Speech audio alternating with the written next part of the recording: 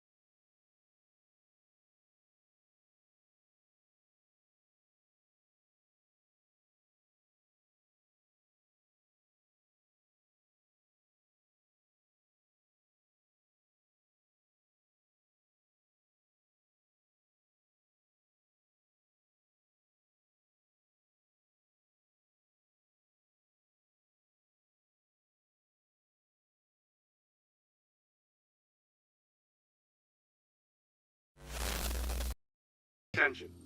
Please come to an immediate halt and hold for your vessel to be scanned.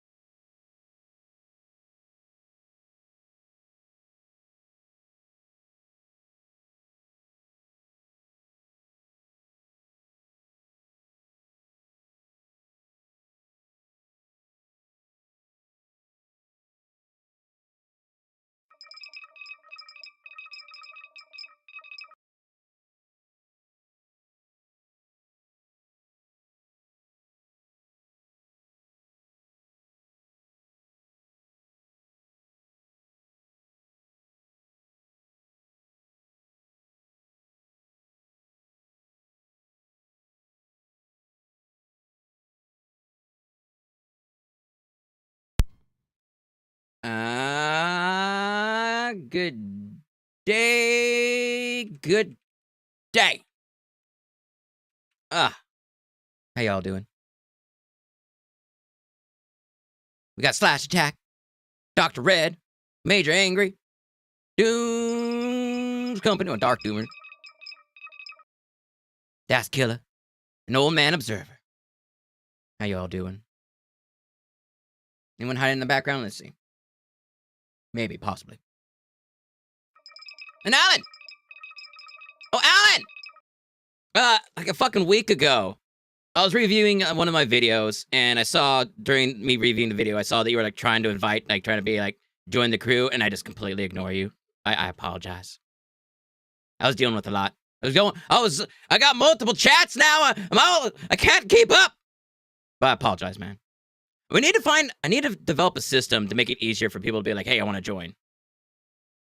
Like, the easiest way would just, you log in and then try to invite me into your party, and I'd be like, oh, this person's probably trying to hang out, and then, I could be, invite you. That'd be the easy fix, but, having, like, a system built into the stream would be kind of nice. But I feel like I might just miss that as well. Yeah, like a redeem or something, but do you know how many times I ignore the redeems? Because it's just like, oh, God, yeah, barrel roll, yeah, yeah, it's a washing machine, sure, whatever. You know? But yeah, something. It'd be nice to have something. Anyway, how y'all doing? Hope you're doing fantastic. And no, Das Killer, there's no cake. There's only cake when someone comes and raids us, and we're trying to be good hosts, and we're trying to provide them a nice little cake and stuff.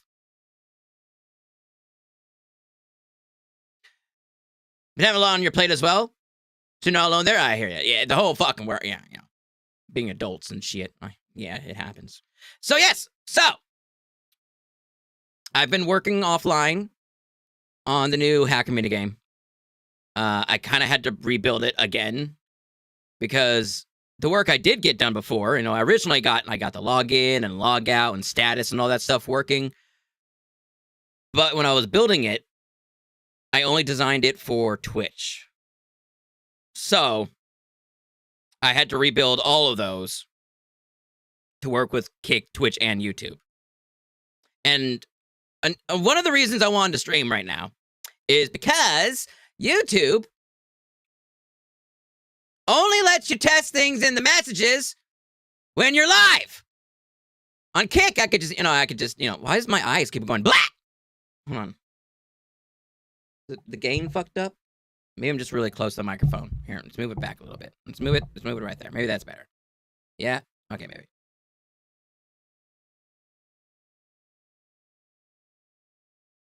You can have a live unlisted stream. Well, that's what I did. I went to go live and, I got all ready. I just didn't actually go live. And then when I was typing in the chat window, StreamerBot never got the messages. On Kick, it works fine when you're offline. It works for you? What the fuck? Well, okay, here we go. Dark Humor, I see you over there on the Yahoo. What the fuck? On the on the Google, on the YouTube. Could someone on YouTube do an exclamation mark login? Just so I could see if it fucking works. Because that's the real thing I wanted to test. Does it work on YouTube? Because it worked on Kick, it worked on Test. What the fuck? There you go. Thank you. All right. Now, I could go here And I can go to global variables. And I can go to non-persistent user globals. Okay, yeah. See, now it's there. Yeah, it totally logged you in fine. So, it works. I want to play... Well, that's not a command. Suck it, father. Oh, not your father, Tails! It's very strange. And on Kick, we got a bunch of bots, per fucking usual. Dear God. Kick has a fucking bot problem. That or maybe I just don't have the systems in place to counteract it. I haven't really done much on Kick to get it prepared. I added, like, the lower third fucking thing. Like, oh, check out my specs. It's all formatted, all fucked up, but, it's there. Apparently Kick doesn't understand what a wraparound when it comes to text is. It's like, oh, it's at the end of the box? But just keep on going then. So, like, all the text is overlapping each other. It's fucking lame. It's probably, I don't have, like, probably, like, there's, like, chat filters and shit that I could probably be turning on. Anyway, so, it's working. I got 3 people on Twitch, and I got 1 person on YouTube. Can someone do a login on Kick, if anyone's there?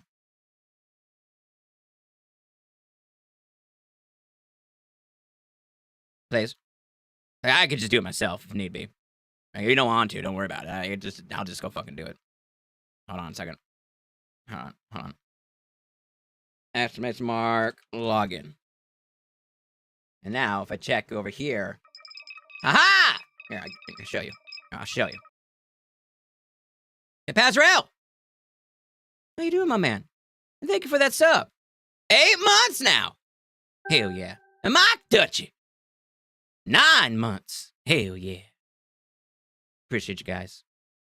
All right. So here, I'll show you what I'm working on. So now, whenever you guys do hacker stuff, at least, well, for logging in, the system's not ready. I'm just testing out the foundation of it being able to save people depending on the platform. And I could go like, oh, it's someone on Twitch, and then I can see their stuff. And like, oh, let's look at Old Man Observer, and bam, we got all his information. We got his encrypted password. We got his local IP. We got if he's logged in or not. We got his password, his password key, and his subnet. Fantastic.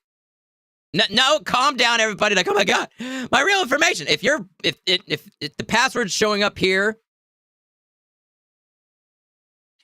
So everyone has an account. It's based on platform now. So you can't be bouncing around from Kick to YouTube. Now, I have been thinking about in the future making it so you can like transfer your information from one account to another. But people most likely will use that to cheat. They'll be like, "Oh, you're the highest level hacker. Can you just copy your account over to mine?" And so I'm trying to find a way. I don't know. I might just keep it. Might keep it separate for now.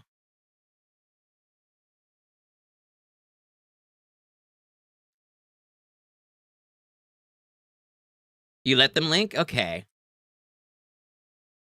Some sort of accounting expert now, are you? Well, kind of. So it's kind of cool. How the new system works is there's a login manager script. There, like a user manager. There's a password manager script. There's a DHCP server script. And there's an AES algorithm script. So it's working like a real computer. There's different things that take care of different, parts of the whole thing to make it more realistic, which is going to help in the long run from what I'm trying to do. So you can't cheat. Not right now. No. Maybe in the future. Because in YouTube, you can't send DMs, so I wanted to have a way to communicate with YouTube folks. Oh. Okay. All right. What I'm worried about is people passing over levels and stats to other accounts that are, supposed to be their other account, but someone else gets it.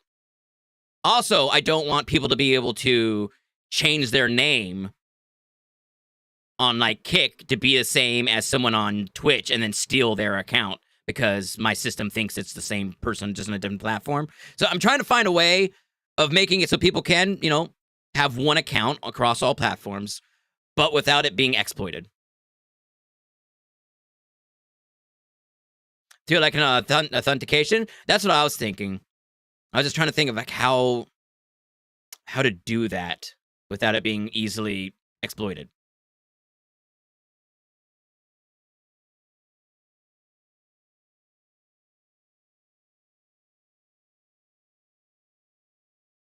But it's an edge case, and it's not a big deal right now, but it is something I want to think about in the future.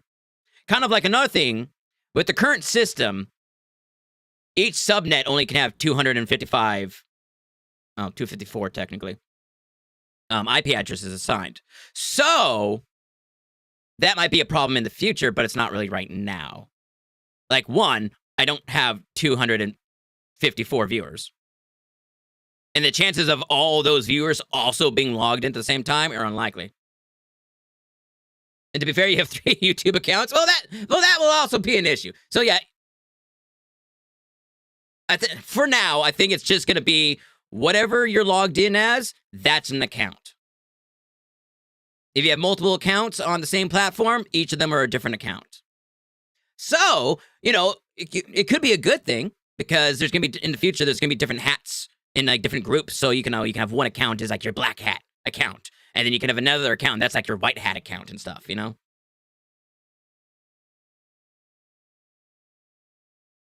But yeah. Anyway, so now everybody gets their information. Look at all that. Look at how fucking dope that is. That's just so fucking dope. So goddamn dope. Wait, Dark Doomer. Did you log out? Oh, you did log out. Okay. When you log out, it wipes all the information. What's this? Oh. A loving doe. A graceful deer. May her breast satisfy you always. May you ever be intoxicated with her love. So said the great Foxbeard. Amen. Gotta love those tatas. Apparently, that's how you know you're in love. It's by the boobas. Yeah. Yeah. Hey, Meg Piano, how you doing? Welcome in. We're testing out the new login system for the new hacker game, making sure it all works. So when you log in, it should give you a encrypted password, a local IP. It should give you a password key, and a subnet. Biometric scanners. We could do that. Everyone has to get a YubiKey. It's the only way you can log into your accounts anymore. You have to use your YubiKey to fucking authenticate. Gotta have that dual authenticate, 2-layer authentications now. I know, super fancy. And it works somewhat realistically. So, like, the IPs are controlled by a DHCP server. The passwords are controlled by a password manager. The users are controlled by a user manager. The encryption's done by an AES, algorithm. This fuzzy old bastard blow mama's tatas. That's not true! And God damn it, Matty Bear's out to get me every fucking day, I swear. Trying to get my money. My freedom. Can't have it. So, I think the groundwork is ready. I think we're good. Very good. Hell yeah. And so, yeah, right now, also, the IP. So, if Das Killer logged out, the 192.168.0.5 IP address would become available for whoever logs in next. Visit Orison. Hey, Planet the city Parakeet. in the clouds. And we're not going, actually, we might be starting at Orison. Actually, we might be starting at Seraphim? Anyway. But we'll get there, right? We might not even fucking play Star Citizen today. I have it up and running. And, Slash, I know you asked earlier. I'm going to be in the PU. Mega Piano, you hold him down. I'll grab his cash. Oh, yeah, so look, Das Killer, you logged out, and when you logged back in, whoever had, number 2 logged out, and so you got that. So it's automatically, refreshing the IPs available for people to log in as. So if you log out, you lose that IP and it becomes available. And it gives the lowest IP available to when someone logs in. It's all, I'm trying to make it realistic. For a fucking minigame. And like every time you log in, you get a brand new password key, You get whatever IP is available. You get a brand new, the encrypted password is actually your password encrypted with AES, and the key is whatever your password key is, which is going to be used in the future for people to break other people's passwords. You have to get their encrypted password, and then you have to figure out what their key is, and then with those two, you can use AES to decrypt their password, and then once you get their password, then you can like log into their system and shit. It's going to be so fucking dope. Or really, really boring, one of the two. Right now, you guys don't get any of this information. Right now, it's purely just testing a behind-the-scenes systems. You won't get your password, though, is the plan. You won't get your own IP address, and you won't get your own password. Because to do so, I was thinking, because everything's going to be posted in Discord, and if it posts your password and IP in Discord, well, then everybody has it. And the whole, oh, well, we could send it through a whisper. I don't know. Whispers are so limited and have restrictions.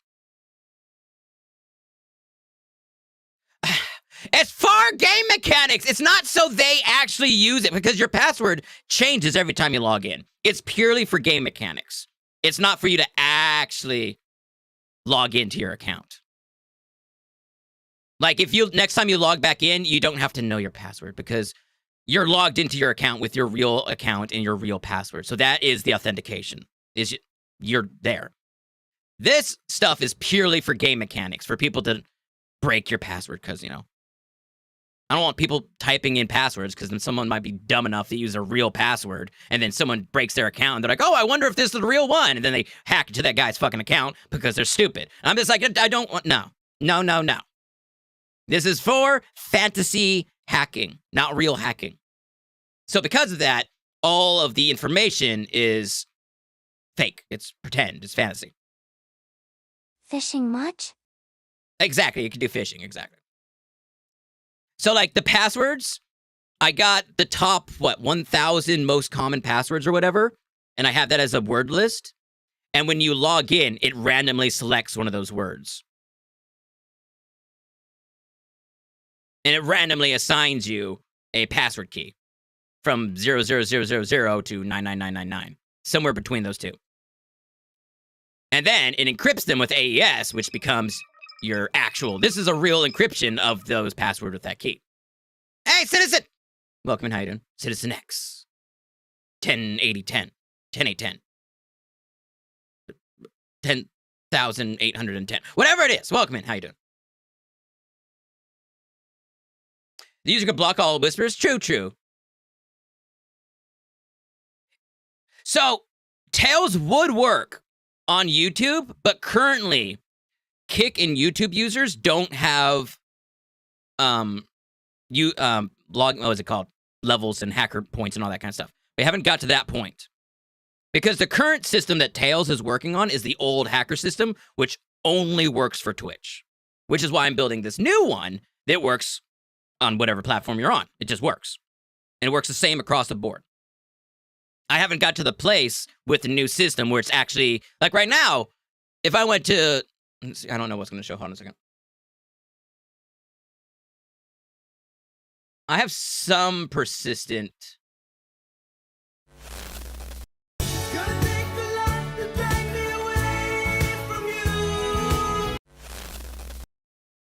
Information. Like right now, the global, like this is where it's going to save your points in the persistent, because, you know, it has to persist between sessions and shit. It's going to save all your information here, like your level, your hat color, your experience points, all that kind of stuff. It's just not doing that yet. It's not programmed to do that. That's coming up. I'm going to work on that. Right now, I just wanted to make sure, can you log in across all platforms, and does it work? So you get your IP, you get your subnet, you get your password, encrypted password key, all that kind of stuff. I want to make sure that works across the board, because then I can use what I've learned, what I have, and expand that onto the other systems. Yeah, so right now it's just log in, log out. That's it.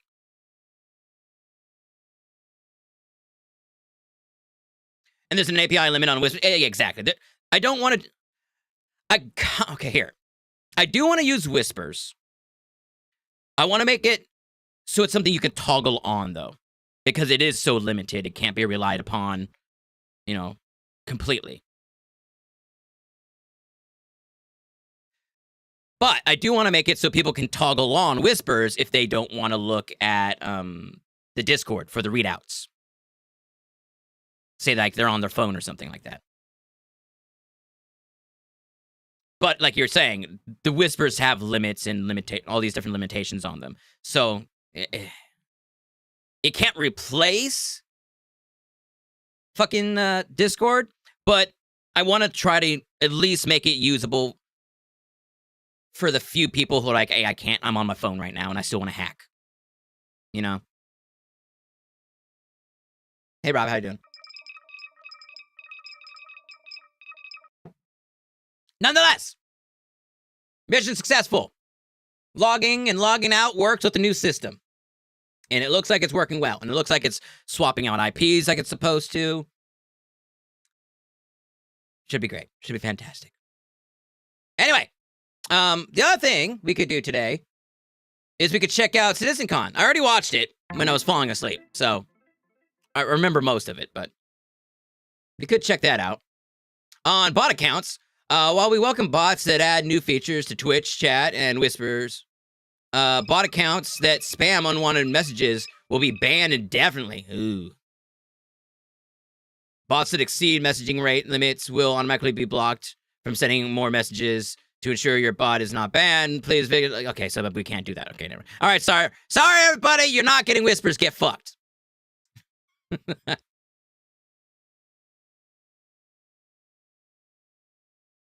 Hence the website. Yeah, I get that.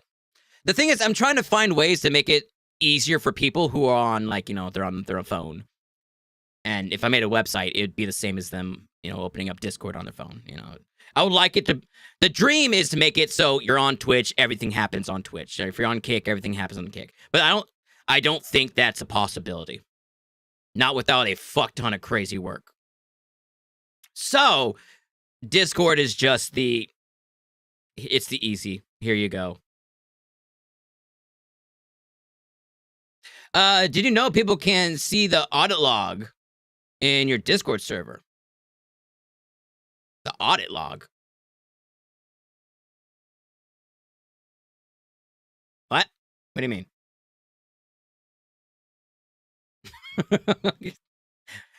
That sounds bad. I don't think there's anything there that I need to worry about, but still. There's something I'd want to check out. Is that a photo? Okay. Audit log. I don't even know where to look at that. Like what? Yeah, like even if I wanted to look at the audit log, I want to know. Anyway. Oh yeah, you can? Well then fuck. Where is it? Is there anything bad in there to show my porn?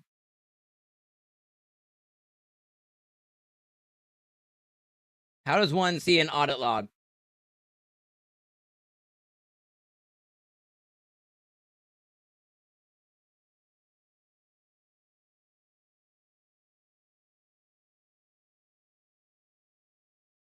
All right, I see.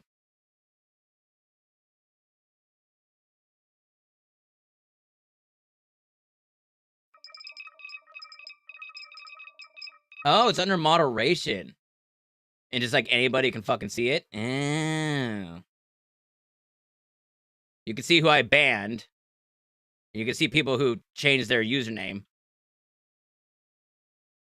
It's not that big of a deal, but it is something people probably shouldn't see. Right? It's in server settings? All right. Hold on. We gotta fix this real quick. Where is it? And we're gonna go to server settings. Audit log. Streamer mode enabled. Yes, I know. It's fine. No, I want to check out the audit log. Fine, I'll turn off streamer mode. so I could check my fucking goddamn settings. Server settings. All right. Audit log. How?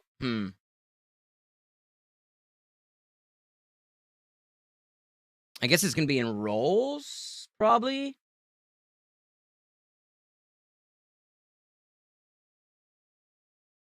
Permissions. View audit log. No. Script kitties. Everyone. All right. You guys shouldn't be able to see it anymore. Wait. Now you shouldn't be able to see it anymore.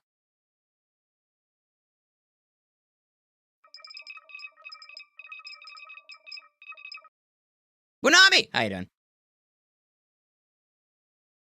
Cat. Also welcome in. Ravenex. Ice plays games. Hope you guys are doing well. Alright, I think we're good now. I think we're Gucci. Oh! Great fox spirit. We call upon thy endless wisdom. Who's got a question? Ravenex, of course he does. Where are Todd's eyes? What the fuck? What do you mean, where are my eyes? They're in my eyeball sockets. My skull. It's not that hard to figure out. Tango T-Rex. Also welcome in. Let's see what the Great Fox Spirit says. Oh, sweetheart, Todd's eyes, such delicious orbs. They What? reside just where you'd expect. Yeah. Winking merrily in the portrait of his face. Yeah. Like to luscious fruits beast in a warm cradle of delicate skin. What the fuck? Why did the Great Fox Spirit sound very much like Hannibal in that moment? I'm a little scared, I'll be honest. Like, what the fuck? I don't like how he was talking about eyeballs. This is ridiculous. I just want to talk to him. I just want to talk to him. I just want to talk to him. I just want to shoot him. And I waiver? Because he was hungry? I guess. He's got the munchies. Looking at all the ladies Todd is Ravenks. What? Do a barrel roll. What? I can't do a barrel roll. I'm fucking testing code here. I'm talking to you guys. But no, since we got all that working, since the new login, logout works as expected, awesome, fantastic. That means I can move on, and I can start working on status and jobs and all that kind of crap. God damn it! I'm trying to just fucking do my thing. Everybody's... Get him away! Ah, let's see. The nakedness of thy father, or the nakedness of thy mother, thou shalt not uncover. She is thy mother. Thou shalt not have sexual relations with her. So said the Great Fox Spirit. Amen. Also, why is the music fucking overlay not there? What the fuck? Hold on.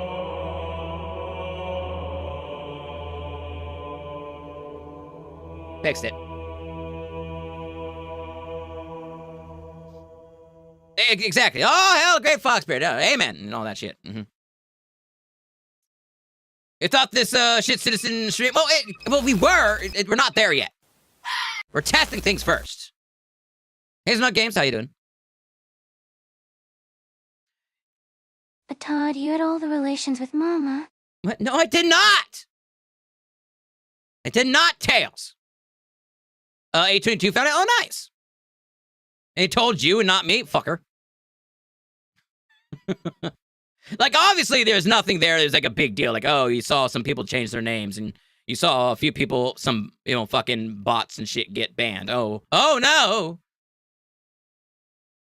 Wasn't that big of a deal. But it is something to get cleaned up.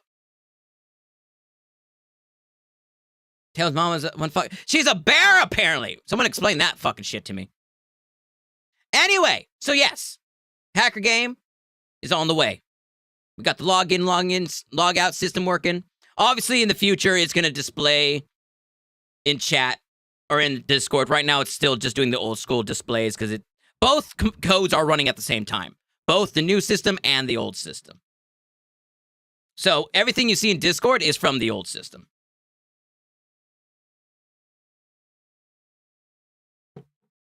So he has set up a few Discord servers, and I don't know why I did not tell you first. Because he's out to get me!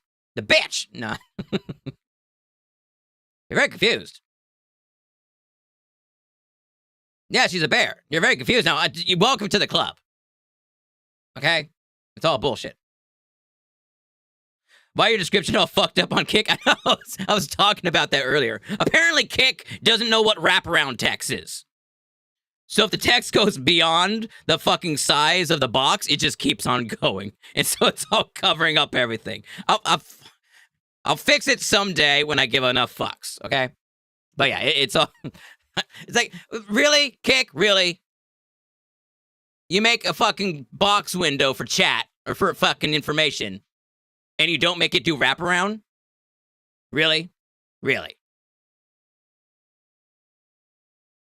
So now I have to fucking format it and change how it fucking works because their shit's Wrap fucking... around or reach around. Not like... Not like that, Tails. Hey, Benami. Wait. I love that I'm trying to get app tooling set up on a cloud environment, and not only do I not have permissions, but the people who manage it also have limited permissions. Somehow this is managed by a third party. What the fuck? I agree. What the fuck? Like, what the fuck? What the fuck? Well, Citizen! Gifting the sub the Fear Stare. Hell yeah. I appreciate that, my man. I really do. I don't know where he is. He might be sleeping. Or he might be streaming. I don't fucking know. Is he streaming? I don't think so. Anyway, so with all the coding testing done, I can move on and I can work on the next steps. Not today, but over time. I'm trying to get it fucking done. Slowly but surely. And so far, I'm pretty happy with it. Now,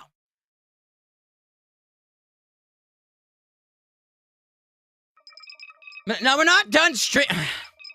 I did the part 1. There's like 3 parts things. Okay, so today I wanted to test out the login and logout. I was thinking about checking out CitizenCon and maybe playing from some Star Citizen. We got the first part done. We're on to part 2 now. Is TikTok next? No. No. I'm not doing it. I'm shadow banned on TikTok, I'm pretty sure. And I don't know if I want that audience in my community. Papa promised at least a 12-hour stream. That's not true, Tails. You're lucky if we get 4. You just got here? Well, that's not my problem now, is it? Damon, how you doing, man? Welcome in. What are you waiting for?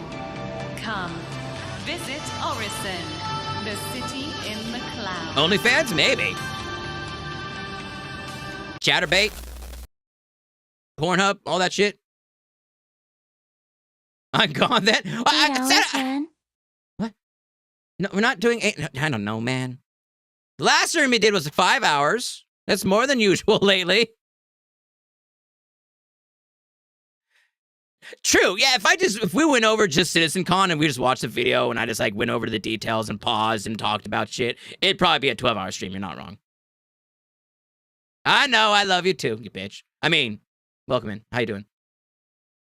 But no. I don't want to do TikTok. I don't feel like that community would vibe very well. It'd be like streaming on fucking... what's it called? Truth Social or fucking Blue Sky. Like, I'm not trying to get... I'm trying not to get political, okay? I don't need platforms designed purely for one political party or another, you know? And I'm not saying TikTok is that. I'm just saying most of the people I've noticed on TikTok are fucking stupid. I mean, are young. And I don't want the kids bugging up my goddamn stream. I fucking cuss way too much for kids to be watching my stream. I already have to deal with Tails. Can you imagine? People coming in here, but like, yo, home dog. Wait, that's not what they say. What do they say? What do the Gen Z and A fucking kids say? Skibbity Doodah and fucking Riz and what's the other stuff and Delulu and the fucking that shit. Fucking man, you fuck. Exactly. I don't swear a lot. I know what you're talking about. Skibbity Doodah, Riz, yeah. Fat drip, yeah. Fat's old though. Fat's a really old slang word. I don't think fat counts. Drip? I think that's also pretty old. Riz is definitely one of the new ones. Unks? I don't even know about that one. It sounds, yeah, I agree. That sounds something bullshit. Anyway, I don't need that shit here. Also, last time I tried to post stuff. So the reason I don't want to do TikTok, one of the main reasons is I was originally posting stuff on TikTok. Like when I was doing shorts, I was posting them on what? Oh, everything's blue. I was posting my shorts I was making on YouTube and Instagram and TikTok and Cats in boots and cats in boots and cats in boots. exactly. And then what was the other one? On X or Twitch or Twitter, what the fuck ever it is. And after doing that for a while, YouTube got all the views. No one fucking looked at anything on Instagram.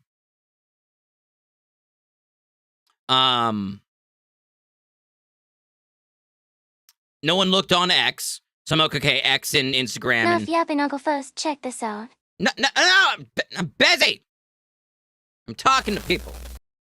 Are you ready for a taste sensation that will make your lips pucker and your taste buds dance with delight? Then step right up and feast your eyes on Todd's Huckleberry Pucker, made with real huckleberry flavor and just the right amount of sour. These gems will have you puckering up for more. And the taste? Well, let me tell you, it's like flavor exploding in every bite. Sweet, sour, and oh so satisfying. Whether you're out for a stroll in the park or hosting a sock and hop in your backyard, Todd's Huckleberry Pucker is the perfect treat for any occasion. They're the candy that will make your taste buds dance and do the twist. So what are you waiting for, folks? Don't miss out on the sour sensation of the century. Todd's Huckleberry Pucker. When life spreads it thin, pucker up with Todd's. Ah, so goddamn delicious with a 99% guarantee. Do a barrel roll. No. We're busy here. No barrel rolls yet. We're probably gonna watch a video. I can't be doing barrel rolls while watching Did the that say goddamn video. Huckleberry fucker? What?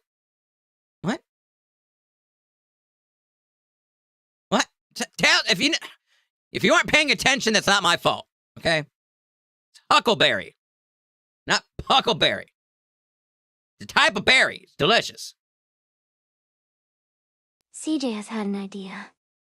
I love the first hour of the video. Oh, for a CitCon? There's a lot I like, and then a good portion of that I just don't give a fuck about. Like, it's a 3-hour video. The first half hour is just a countdown. Then you could say there's probably another half hour of all, like, the in-between stuff that I just don't fucking care And about. we are scared. What? Why are you scared? What? What are you talking about? It's delicious! And then, basically, there's actually only, like, 2 hours of content. It's basically a Star Citizen Live. And that's it. Nah, and a lot of the stuff they talked about is purely like what's coming out in the quote-unquote next patch. Was it 4.4 or whatever? Are we watching the countdown too? Yeah, I gotta fucking make my money, right?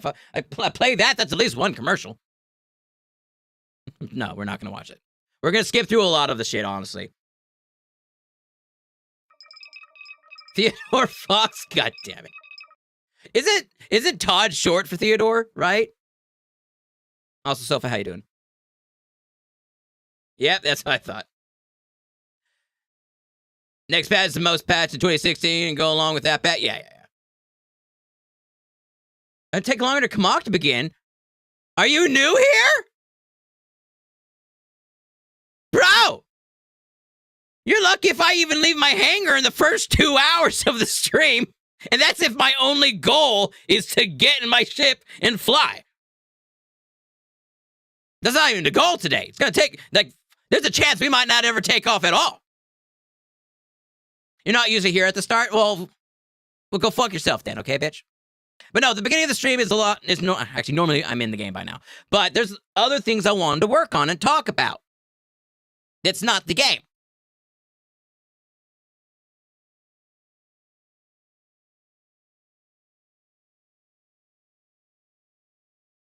Speaking of Kamek, That's lying, Todd. I know what you're talking Papa about. needs more man shampoo and maize. I don't have mange. Okay? Swear to God. Anyway. I think this is the right format.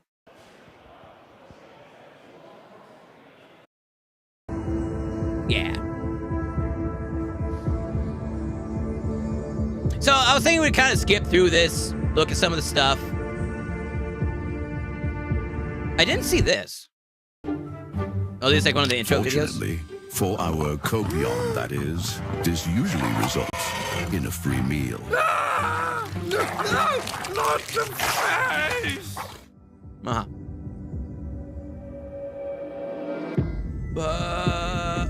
All right, here. Oh, fucking perfect. All right, there we go. 30 minutes? I know, right? Don't stop the countdown. Well, we could keep it paused like this, and so we can... Technically, we've been here for 42 minutes. Technically, if I started the video at the very beginning, we would have been past it by now. But also, we wouldn't have tested, you know, the hack and all that shit. Hit the snooze button. Could hit it. There. Now you got 13 minutes. Get fucked. All right. This year has marked a turning point in Star Citizen's history. Uh-huh. We have finally moved past the question of whether we can build an architecture to deliver a universe with incredible detail at massive scale, seamlessly, and where thousands of people can all play together. Yeah. Server meshing has been working pretty much flawlessly at scale for the past 9 months. It has brought cool, a more but I would say populated and flawless. active verse with up to 700 players online and in the same space at once. That is crazy if you think about it. We were thinking like 300, 400, and they already got it up to fucking 700. That's like a pretty good point. Pretty much flawless. To be fair, it's working pretty damn good. You can't deny that. I wouldn't use the word flawless, though. I would say it's working better than expected. I would say that for damn sure. It's Alec greatly Baldwin. increased Doesn't- server wrong, performance no. and delivered a much more responsive player experience. I couldn't be prouder of the team. They delivered something no other online game does presently.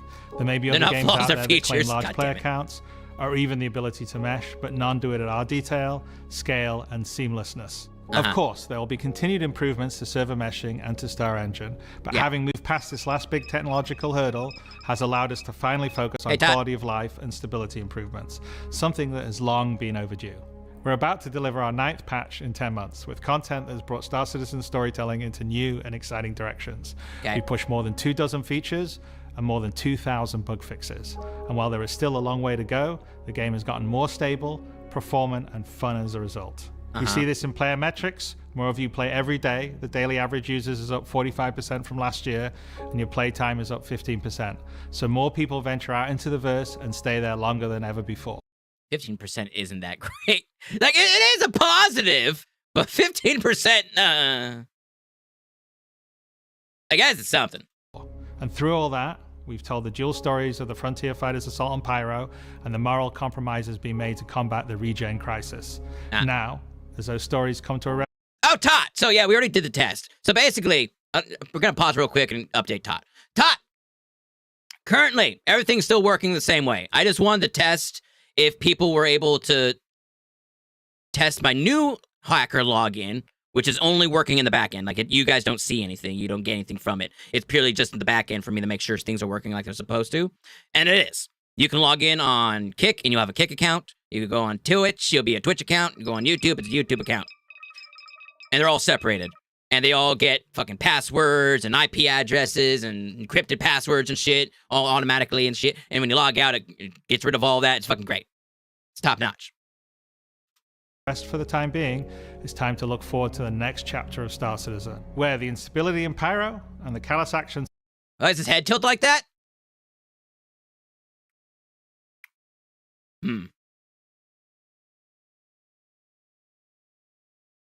I thought of a few different jokes, but I think they're pretty bad. I'm not going to say them.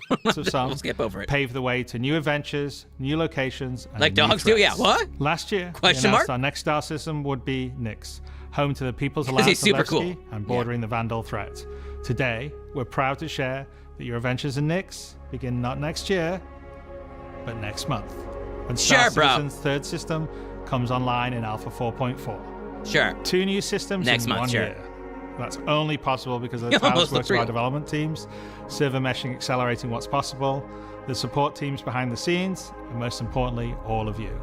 Now, I do miss that we're not all together under one roof this year, but in many ways, we're more connected than ever. Across the globe, many of you are gathering at watch parties, 9 of them with our developers in attendance, and countless others springing up in communities everywhere, and all happening simultaneously today. So even if we're separated by oceans and continents, we're bound together by the same passion for space, for discovery, and for this incredible universe we're building together. Whether you're at home or alongside your crew at a watch party, Rather you have friends or you're all home alone like a fucking loser.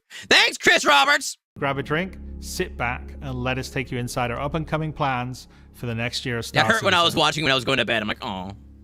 I'm all alone. There's nobody beside me. Nyx, but no content. I don't give a fuck. The only thing I want to see in Nyx is I want to see fucking the Planet Gen fucking Genesis system shit. That's all the fuck I give a that's all I care about. Because that's, well, it's the only thing really coming, from my understanding. Well, that and like the fucking, you know, Levski and the fucking cargo stuff in there and all that kind of crap and the fucking other PvE type shit. That's all coming in 2026. The fucking content stuff, yeah. I think Nyx 1 with the Genesis system will be coming up in the next patch next month. Not next patch, but the next month thingy, Bob. If they get fucking, you know, don't push it back like everything else. But yeah, we'll probably, I just want to get at least Nyx 1 just to kind of see what the Genesis system is capable of. I just want to see what all that work is done and how, you know, I want to see it. Because that is going to be applied to fucking everything in the future. So it'd be nice to see a sample of what we can expect in the future. Like, exactly. How bad are the frames? Can I fly in the area? Are there fucking holes in the ground? I want to see, is it better? I'm sure it's going to look way better, because we'll see it later on. It's not lights treatment. I don't have lights. Right? Go get your X-Wing and go to the swamp area and shit. Do some Dagobah fucking training. The Genesis slideshow. That's what I'm kind of feeling. I'm a little worried about it, to be honest. Stole all your points. Oh, you shouldn't. I fixed that bug. If you still don't have your points, what level were you? I can fix that real quick. Here, I'll play the video while I fix that.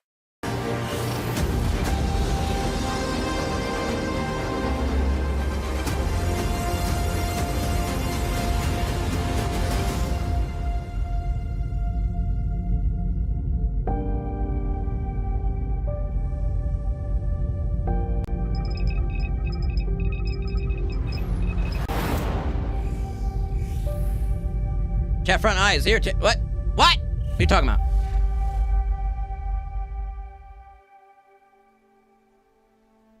With the foundational technology now in place, the content development of the game is no longer restricted, allowing us to forge ahead with building out our first 5 stars. The Ursa, I'll be honest, it looked a little too heavy. When we get to it, we'll show you what I mean.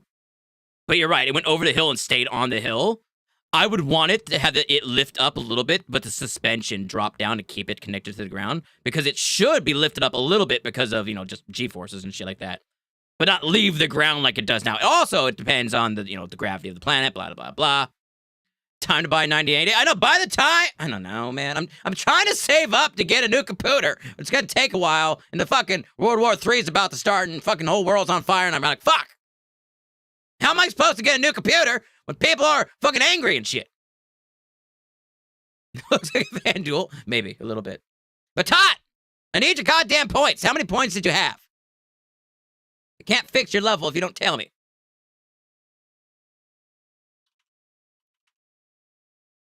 Here, I gave you 100,000. Log in and let me know if it's too high of a level or what level you are now.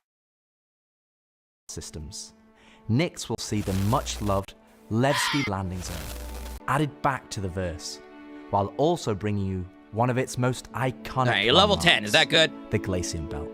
Here, you'll experience a new combined arms operation that will introduce new factions Is that about right? and new All right, cool. adventures for you to discover. With this edition of our third star system, we're also going to do something that's at the heart of the entire Star Citizen experience. Hey, Chef Fox! And that is to build it right in front of you. As we have done this year, you had a limited point. I don't believe you. You don't have 1 million. Such as the Hathor facility. I barely have 1 million.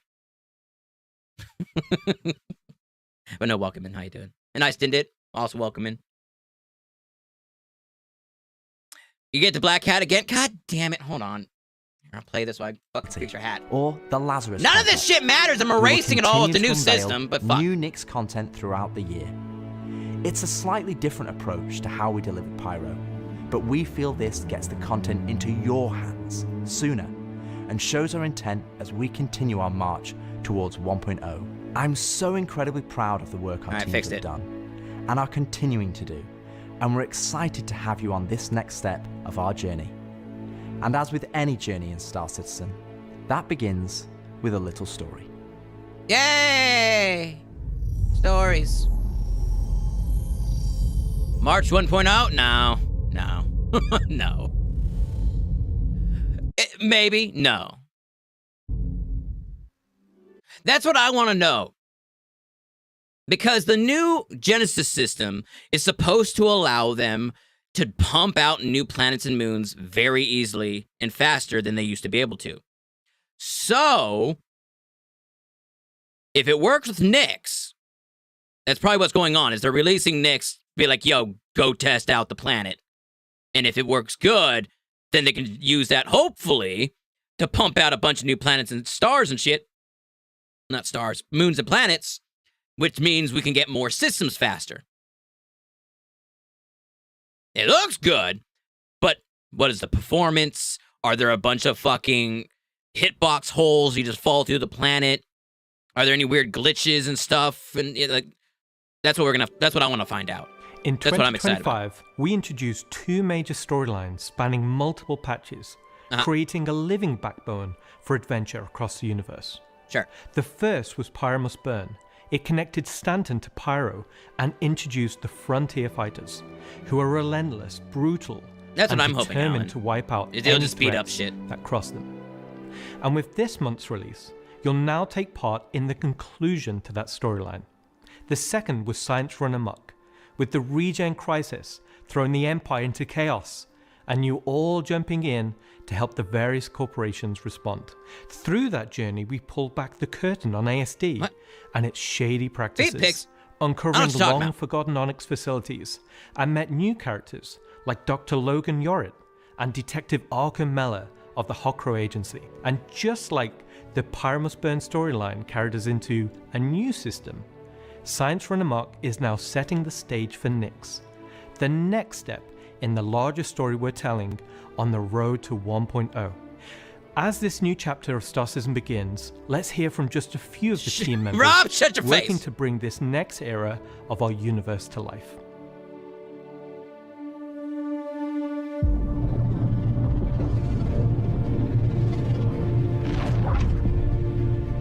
When the Nyx system was first discovered, the United Empire of Earth, the UAE, came out and did scans and kind of found out that the system wasn't really worth settling. The planets were too hard to terraform, the resources were too tough to get, so they opened it up.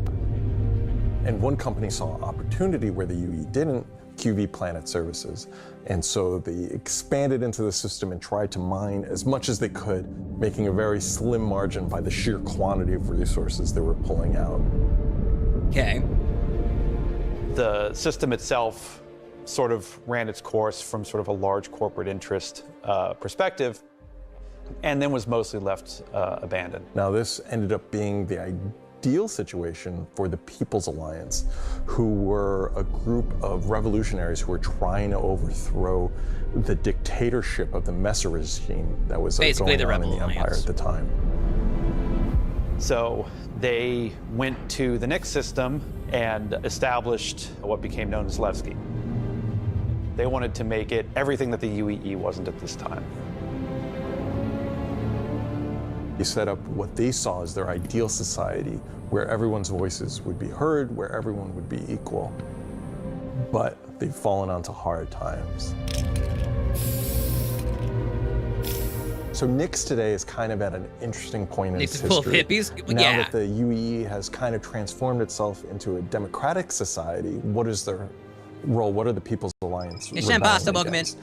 And they still see the Empire as being inherently unfair. They see their role as still trying to create a free and fair society. But on the other hand, they have more problems than ever, and there's new threats lurking around every corner. And they have to ask, are they prepared to handle that? I'm a bit of a hippie, you're not wrong. Do they need to turn to the UEE for help?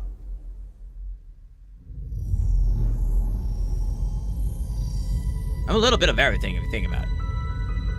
I like to be connected with the world. System is you approach it from kind of two angles in a weird way. What is this system bringing to the gallery? How does this new system plug into it, and what does it bring to the table? I've seen the new ships, not in person. I've seen this video. You want to make sure that whatever it's bringing to the company is unique and has some flair to it.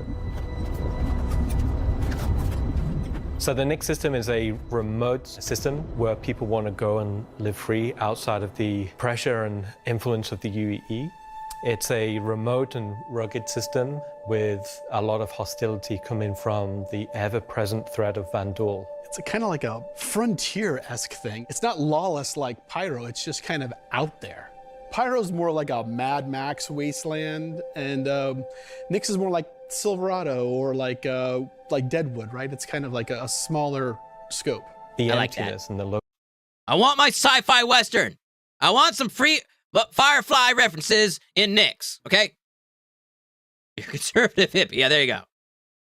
You gotta have a little bit of everything. Basically, take all the good things from all the things and ignore all the bad things. Living free outside the UE? Exactly, right. I'm pretty happy about Nix. The only thing I know they say later on that I want a clarification from them are trees, mountains, and forests. Yeah, dude, yeah. The thing is, once they take the Genesis system and start applying it to the other systems, we might have other swamps and forests and stuff like that in the other systems. Maybe, possibly, who knows?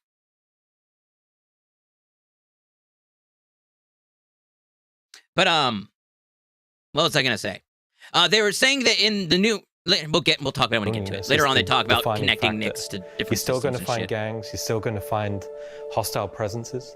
But it's where people go if they want to live off the grid. The People's Alliance is the main peacekeeping force in Nix. They were unhappy with the direction that the Empire was going under the Messers. They got out. They said, we're just going to start from scratch, how you doing? Build our own society, but build it the way that we think it needs to be built. They're not perfect. They're just people, but they're doing their best. They want to help keep Nix safe and make it prosper. They are trying to do the best that they can, but are faced with the realities of dealing with people, which is tricky. I don't think dealing with people is the problem. I think it's the portal to fucking Vandal that's the problem, but, you know, that's just me. The Pyro Star is quite a warm. What the video about? Oh, we're watching a video about the new stuff coming out to Star Citizen somewhat soon-ish. The whole new system, Nix, new planetary tech, shit like that. New spaceships, the usual. It should be good. FBI, open up! Oh my god! We're getting raided by Citizen Spooner doing some Star Wars Citizen. Hell yeah, welcome on in, everybody. Hope you're doing fantastic. I made you guys a cake. It's the best cake fucking ever. I got sprinkles on there for you, and it's not so fresh. Oh my god! You son of a bitch! I just made that cake, and you come in here and smash it, and then flip it and throw it on the floor. Rude! God damn it! Okay, if you want to eat it off the floor with your spoons, that's fine, Citizen Spooner. You know, to each their own. I think that's gross. You could have just, you know, taken a slice, but no. You want floor cake. You want cake with pubes and hair and fucking God knows else what on it. I get it. It's what you're into. That's fine. It's okay. To each their own. Fucking A, God damn it. Well, welcome in, everybody. Nicholas and Harry Floft and Night Stalker. Hope you're all doing. Night Stalker, thank you for the follow. Hope you're all doing well. How was your stream? Wait, 4.5 hour stream? What? Are you being a lazy bitch like me? How dare you? And Nicholas, also thank you for the follow. Captain Dutch Lord, welcome in. 4.5 hours. Come on. What? I'm not like throwing shade. I'm just saying because like I only do 4-hour streams lately too because I'm a lazy ass bitch. But I'm willing to admit that I'm a lazy ass bitch. I'm just saying. Just putting that out there. Cake is bad. Pie is better. Depends on the cake and the pie. If it's like a dry vanilla cake with like coconut, then yeah, pie is gonna kick its ass. But you did a 24-hour for CitCon. That's what I'm saying. You set a standard of 24 hours, and all of a sudden, like, oh, I guess I'll just do a 4-hour stream. You lazy bum. I'm surprised you're sleeping, or not sleeping. Obviously, you're not sleeping. But I'm surprised you streamed at all, to be honest. I was like, what the fuck is this guy doing? Did he do like some crazy-ass stream? But no, I understand. Nonetheless, thank you, man. I really appreciate that raid. But no, it's like, okay, so there are good pies and there are good cakes, like an ice cream cake. I guess it's more ice cream than it is cake, but you know what I mean? It's still fucking delicious. But there's also, like, fudge pies. I've always been more of, like, an apple pie. Maybe, like, with crumble crust. That shit's delicious. Oh. You going for dinner? All right, man. You enjoy your rest of your night. Get some sleep. Enjoy your food. Thank you again. Oh, great fox spirit! We call upon thy endless wisdom. Ravenix has a question for you. He wants to know, why do hippies smell bad? What? They don't smell bad. They smell natural. You just want everything to be artificial. Fuck robot. You smell a man, you're like, ew, gross. When you should be like, oh, that's a man's man. But no, you're like a little pansy, and you don't like the smell. Anyway, let's see what the Great Foxbeard has to say. Darling Rev, your questions are as intriguing as ever. Yeah. As for the hippies, well, they enjoy a natural scent. Yeah. You see, some might say they smell bad because they often skip modern luxuries such as soap. But it's all a matter of taste, isn't it? Yeah, see, exactly. See? Precisely. It's all a matter of tastes. Do you want to taste that smell or not? That's up to you. You think they all may need this permission? Hey, wait, what? Admin access? What are you talking about? Admin access? What? Hey, Lucario, welcome in. Rig question. What? Matter of taste. This Great Fox Spirit planning on eating some hippies? He was talking about eating my eyeballs earlier. He was talking about how delectable and stuff. And I am a little concerned. You know, the Great Fox Spirit might be one of those deities that's like, he does good things, but he also likes to eat people. You know? He might be one of them. I don't know for sure.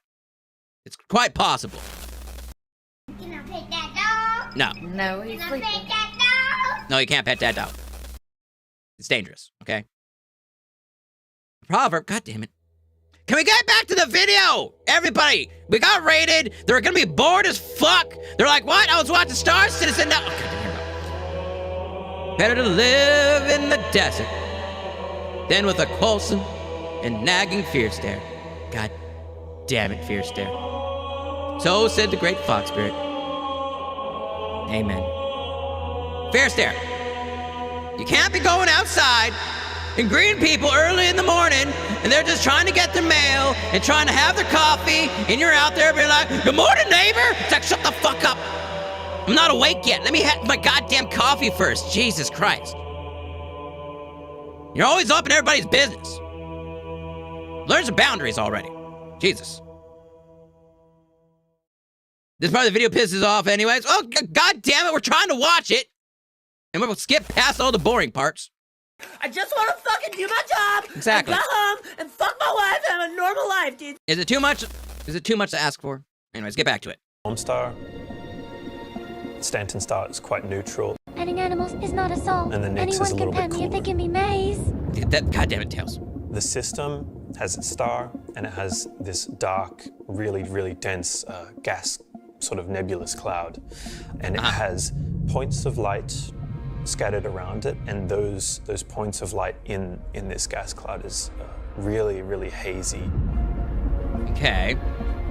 So because Nyx is bordering Vandal space, it was important that we have a gap in the Nyx gas cloud where you could sort of just, in between the clouds, see a piece of the Vandal space. That's kind of cute. It feels so close that it's even like protruding some red light. They just don't know how suns? Well, I'm sorry, you fucking nerd!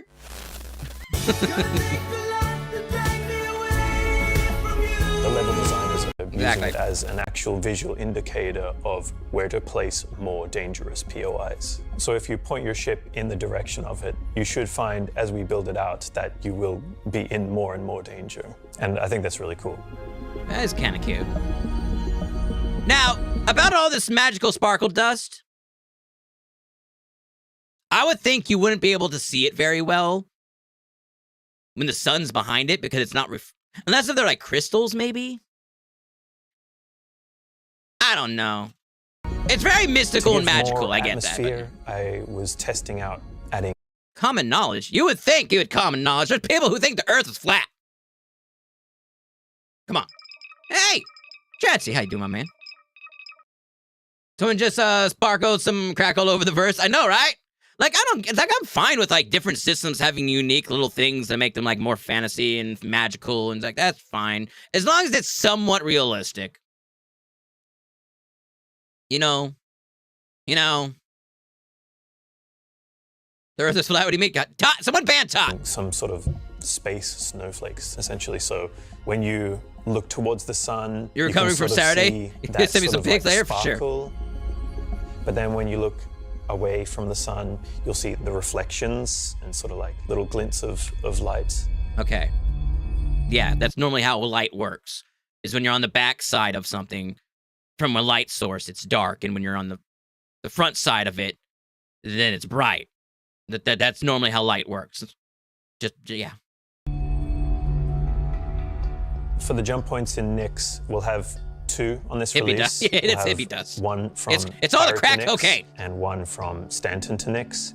It should be going from Nyx to Castra, but we're essentially bypassing Castra temporarily.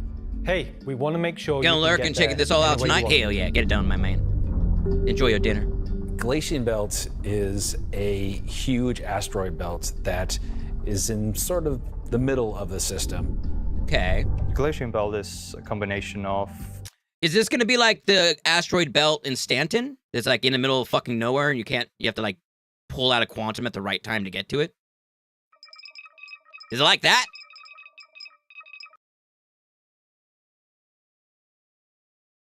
Hey, Castra's gonna be cool. Maybe, possibly. A bunch of technologies that we already had. The asteroid fields we use for planetary rings and the gas clouds. And it's combining them to make something completely new that we've just not seen before. It's full of resources that are still left unharvested because it's kind of a tricky spot for mining. It's not the easiest place to go, but that means that there's still a lot of opportunity for independent miners to go out there. So wait, is the asteroid belt in Stanton still there, or did they take that out? Because they're talking about it like it's never been done before. I'm like, bitch, you guys already had this. Now, it's not going to look as cool. I bet the new one's going to look great compared to the old one. It's still there? Then what are they talking about? Like, I get if they add all the clouds and all these, you know, advancements that they've come. Like, sure, it's going to look a lot better, but we already have a giant asteroid belt that's hard to get to. With valuables and shit in it. Whatever. So the rocks in Nyx are... Hey, Little Shadow, how you doing? Like, thank you for the lurk, appreciate you. Icy look, rocky... Well, the new one looks better. Well, yeah, no shit. It should. Very different from those in the Pyro and the Stanton. One of the big differences too is all of that extra added movement that just adds a little bit of extra flair. There's no flying dead in the flying Stanton. Yeah, probably. Who are trying to elude capture, maybe set up ambushes, that type of stuff. Always feel way more interesting flying in those spaces than just, you know, through empty void. And as we build out the Glacium build over the next year, lots of places to put new content. Yeah, like Pyro. Delamar is a very large asteroid in the Glacium belt that QV Planet Services had built up. Okay. I'm gonna bet Delamain the POI here is gonna be the only probably POI. Maybe some Lagrange points. Maybe not. A mining base on that got taken over by the People's Alliance Delamar, and renamed Levski. When I say Delamar, I just think about fucking, you know, from fucking Cyberpunk, the god dead, the taxis. But that's Delamain, right? It's different. Hey, Black Hole, welcome in. It actually used to be in Stanton. Yeah. I actually been there back in the day. To Levski. Yes, exactly. Now, I've been to Levski back in, God, it's forever ago. I remember flying in, and it's like a big old crater, and once you got near the crater, the gravity would change drastically, and it would cause me to crash more often than not, because I wasn't ready for the sudden gravity change. That's what I remember. Come visit Levski, the city in the ice clouds. Yeah, exactly. Levski is our first and biggest social. It's like a small moon. Yeah. It's kind of like the place where you stop before you do your panning. Shy Foxy, thank you for the follow. So it's kind Appreciate of, you. San Francisco before you got to the gold rush. It's going to be the central hub for trade and hauling and all of the commerce within Nyx and also from Nyx to other systems. Yeah. But it does have a CD underlayer to it. Over the years, you're sort of improving the generation method of those asteroids to culminate towards this specific point to make large, explorable location. When you fly towards the Levski, you see this huge gas ring around it, scattered small, mid-sized pieces of the asteroids. Nyx leads into a system that's controlled by the Vanduul. So, right? I believe so. Yeah. Levski's immediately apparently unique by the fact that it's a facility clamped onto the side of an asteroid. The breathtaking views of looking into the belt instantly gives it a unique charm and flavor. As you approach, you'll initially see a very dramatic borehole that goes all the way through the asteroid. You'll also see Dude, so many people are gonna just full speed through that fucking hole and then get clipped by someone coming out of one of the hangars. It's gonna be great. It's gonna be like a fucking, like, a thing people do. Like, all right, everyone full speed and see who survives. Going out from there and alongside Levski, there will be landing pads along what we call the spine. Lots of industrial jump point to Odin? Okay. Transport systems to bring out the refined mining materials when it was a mining station. Before we were using an actual planet, so we had all of the space available to place all of these structures. But now it kind of meant that we had to create an asteroid which has the appropriate size to. If we took the whole shot of the asteroid, you will see that there is an area to fly underneath. We plan on bringing. This is the whole C stuff, or the whole series stuff, right? The outside freight elevator thingy bobs. I wonder what they're going to do with security, because that fucking shit, like, come on, bro. Someone's going to pull up, start loading up their cargo, and then like 50 pirates are going to be on them. You know? Right? The last time they showed us this, last year, they had a little sneak peek of the Kraken come through the hole. 100%. It was dope. In Hull C gameplay. So this is exterior cargo elevators. So as a team, you will be able to load and unload cargo. Very nice. There's a lot more movement on the... And you can use like a, what are they called? The Argo cargos? Or the ones with like the tractor beams and stuff? You use those probably? Maybe not, because it's right there. Everyone's just going to use a fucking tractor beam. Actually, because it's in space. It depends what they do in the future. You know? Yeah, I mean, that's what people are saying. I haven't tried to get in today, but people are telling me that the servers are all fucked up right now. So it might not just be you. I haven't tried. Here, we could try real quick. Hold on a second. Hold on a second. Hold on, everybody. Let's try to log in just for shits and giggles. Let's see what happens.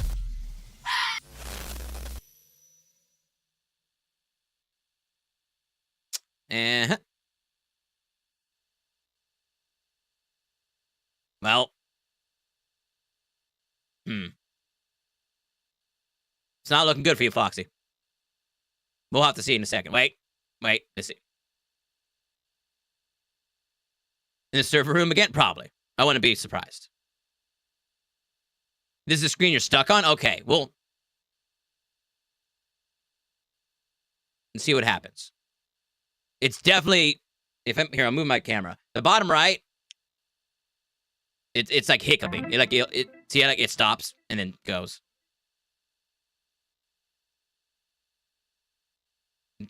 Oh, it's like chugging. It's trying. It's really trying. Wait. Oh. Maybe I'm lucky. Huh. Let's do some quick tests real quick. I got my inventory. I got all my stuff. Check comms.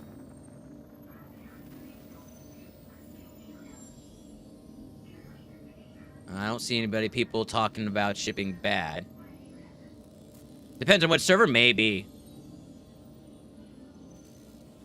Oh, maybe because they're like trying to go into Lorville or something like that. Yeah, because I'm at... Where the fuck am I? I'm at Seraphim. That might be why I was able to log in. It's quite possible. Or maybe I just got streamer privilege or some bullshit, you know? Who fucking knows? You just started playing yesterday? Okay. Well, welcome in.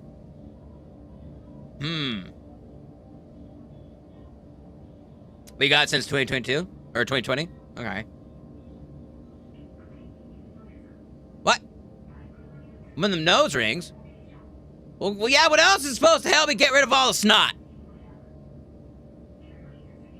God damn it! You're just jealous of how cool I am. Are you logging into a US server? Instead of going to best server? Because normally, when you log in, you know, it's just, you know, it's on best. And that's what I used to always do. But lately, I just go to the USA, because I'm in the USA and all that stuff. I have Tails privilege. I get all your nuggies. No, it's Tails. That's not what... Yeah, I would say try, like, whatever, if you're from UK, whatever, Asia, what the fuck ever. Try going directly to one of those, and maybe that will help. Or maybe you just logged in at a bad time. Or maybe you're a really rude, bad person, and you said a bunch of shit, and your account got banned. That's also possible. But no, go try it out, and hopefully it works.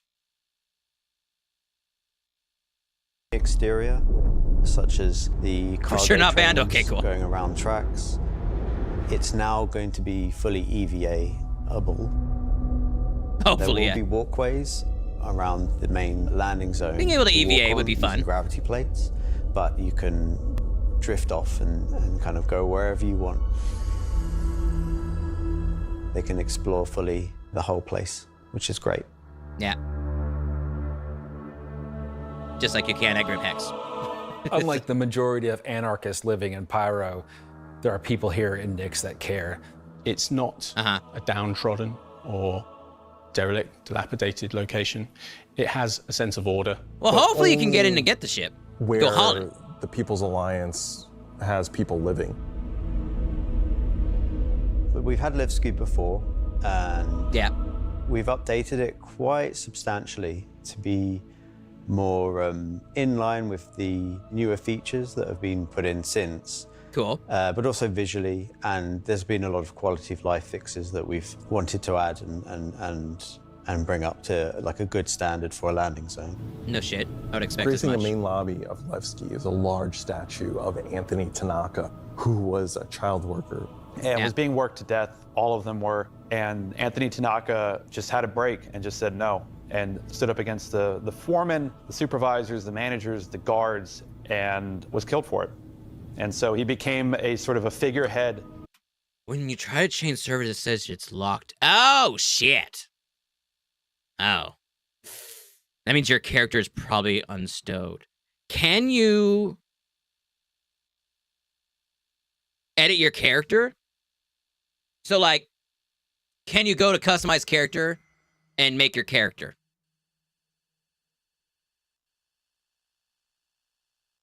Because if you could do this, go through this again real quick, and that might help it. No, that's locked too. Yeah, you're going to have to do a character repair. Your shit's fucked.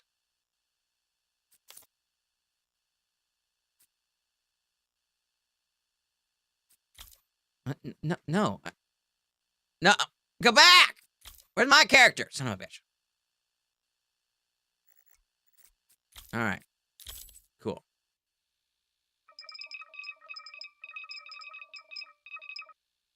Can I get in? I can.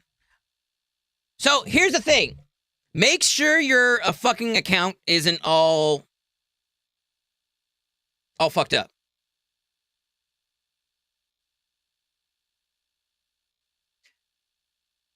Yeah, it depends why your character's locked.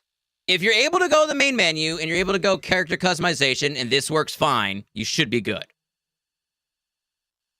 Should be. Right? I'm a fox. My name's Todd. If you can't do that, your character's unstowed. So rather, you're going to have to wait a while, because if it just happened, you might have to wait like 10, 15 minutes, and then your character will be correctly logged out. Because normally it happens when people log out while in combat. Like it says, hey, if you log out now, you're going to be combat logged, and you're going to still be logged in for the next 10 minutes. Well, you can log out, but then you won't be able to log back in for at least 10 minutes or something. If that's not the problem and 10, 20 minutes has gone by and you still can't log in, you're going to have to go to the website and do a character repair.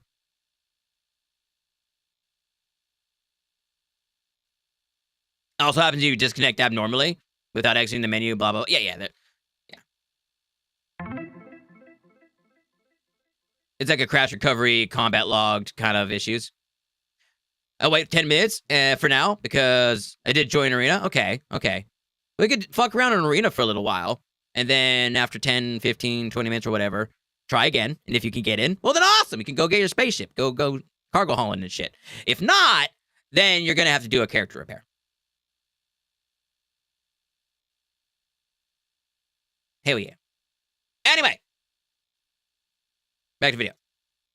And kind of was one of the linchpin moments in seeing the fall of the Messer regime.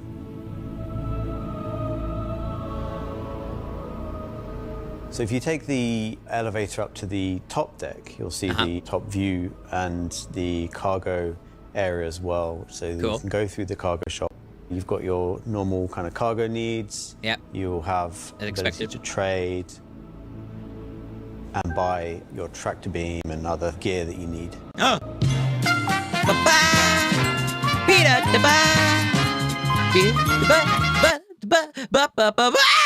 Hey, Gregson. Happy anniversary, my man. 12 whole months. Look at you. Thank you. I really appreciate that one. He's one of us. No. Oh, Matt, it's different. He earned it. You just threw a lot of money at the screen. It's different. Okay? He had to work for 12 whole months to get that. He didn't just fucking take another fucking mortgage out on his mansion. You heard that? Well, yeah. It's just different. You work your ass off to make that money? Yeah. What's your point? I'm fucking with you. But no, Gregson. Thank you, man. I really appreciate that. No, what? You didn't think you've been on Twitch that long, not to mention subbing the Todd the whole time. Apparently, right?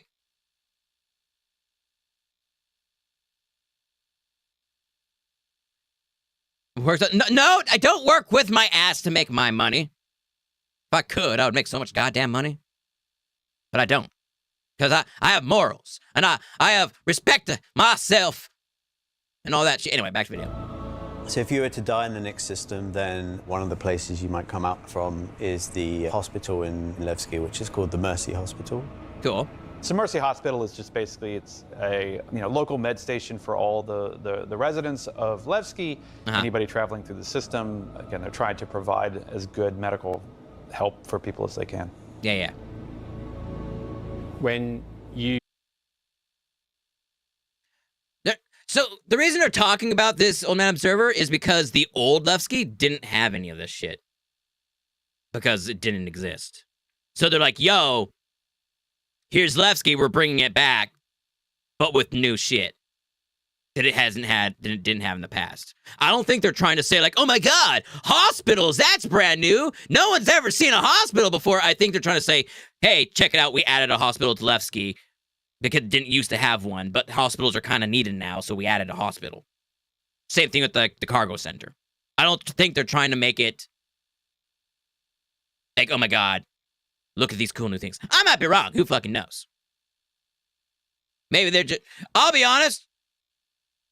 Either way, it's like, yeah, no shit. Of course they added this stuff. Thanks for letting me know, but I just don't... I expected them to add these things. So I'm not thrilled and I'm not disappointed. I'm just neutral. They took a Misk Raptor and turned it into a Pyro environments. Yes. Wait, what? Midfield Marauder. Welcome in. How you doing, my man? They need fluff to fill out the CitCon con. Oh, if that's what you're trying to get at? Oh, yeah, probably. 100%. Dude, this... It's 2 hours. It's basically an Inside Star Citizen talking about the next patch. It's what this video really is. It did not feel like a Star Citizen CitCon video. It felt just like another Citizen Live or Citizen whatever video. I mean, it's just like, hey, here's what's coming up in the next patch. So that's kind of how I'm just going to view it. Because it would definitely, especially when you compare it to last year. Like, Jesus, last year, there's entire single segments that were hours long, practically. Let alone the entire fucking convention being only a couple hours, you know? Like, this is a huge downstep from what it was last year. I'm not going to disagree. So I'm just going to treat it like it's another, Star Citizen Live video. They're like, hey, here's a new video. It's talking about what's coming out soon. Cool. And then I'm moving on. You arrive at the... I do feel bad for all the people who got together, though. And they're like, oh my God, let's have a party, CitizenCon, woo! And then they get this. Like, oh. That'd be a bummer. First time I'm happy it was honest and content forward. I'm fine with it. If you don't compare it to anything, it's great. Kind of it's one of those situations. The thing is, last CitCon was huge. They went over everything. They went over a bunch of stuff they wanted to do for 1.0. They're talking about building space stations and building ground bases. They're talking about a whole new fucking weapon and systems and scope systems. They're talking about water physics and whole new pyro and all that crap. And they're talking about fucking, you know, what else? The fucking new armors, the different classes and shit and skill abilities and Star Citizen cloth and fucking Genesis system and all this shit. So much fucking shit. And then this time it's half of it is stuff we already knew they were working on. And it's just them being like, here's an update. So it doesn't feel like a CitCon video. It feels just like, and if this was to come out like the other videos do, when it's just hey, here's what we've been working on. Here's an update for the next patch. That's what it feels like. It just feels like one of those videos.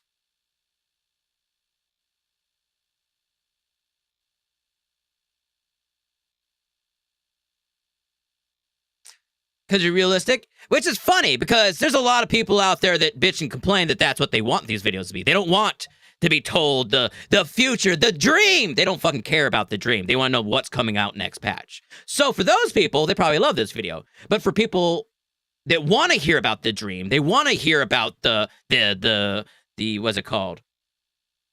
The image, the future of Star Citizen. You know, it's going to be very, oh. Okay.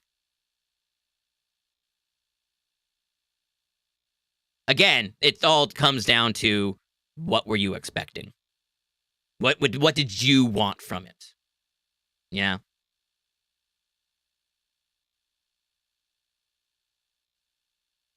With that, if you ignore all that and do what I did, is once it got about halfway through the video and I started realizing, oh, this is just going to be what's coming next patch.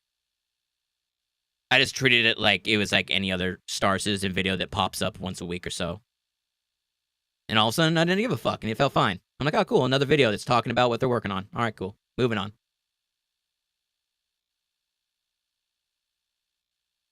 No, roll?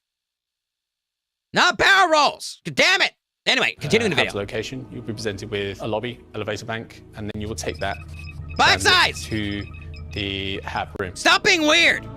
You're making me uncomfortable. So within that room will be pods. Welcome in. And that's where the original miners would have lived. They're not the nicest. You did miss the cake. Citizen Spooner came in with a raid, and there's a bunch of cake, and you missed it. Senzo! Welcome in, how you doing? They put more into the Voyager bar than the CitCon Direct, right? That's true. Do it. Hi, Kevin! Exactly. And they're a bit messy, but they're a home for people in Nevsky. Uh-huh. If you head down to the lower view deck, you'll go through into the Grand Barter, which is your main social and commercial area of Levski. This is where you will see market sellers selling their wares. Yep. There will be stalls, there will be kind of more embedded shops. And that includes things like Corderies, which is your armor shop. And also conscientious objects, which is for weapons. Cool. There's also one of my favorite places, Cafe Musée, which is where you can go down into some of the more rocky depths and grab yourself a drink. And nice. You never know who you meet down there. If you explore a bit more around the Grand Barter, there's other routes around and little side passages. All right. So it's basically... There's another shop that's away from another that area Grimhex called Teachers.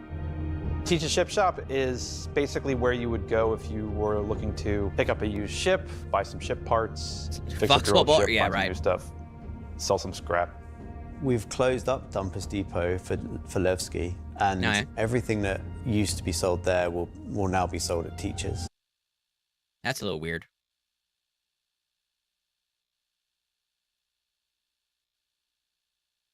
I wonder if they're going with the rule, or the rule, like the, oh, Dumpers Depot is associated with the UEE, and they're trying to be, you know, disassociate and disconnect from the UEE, so Dumpers Depot wouldn't work.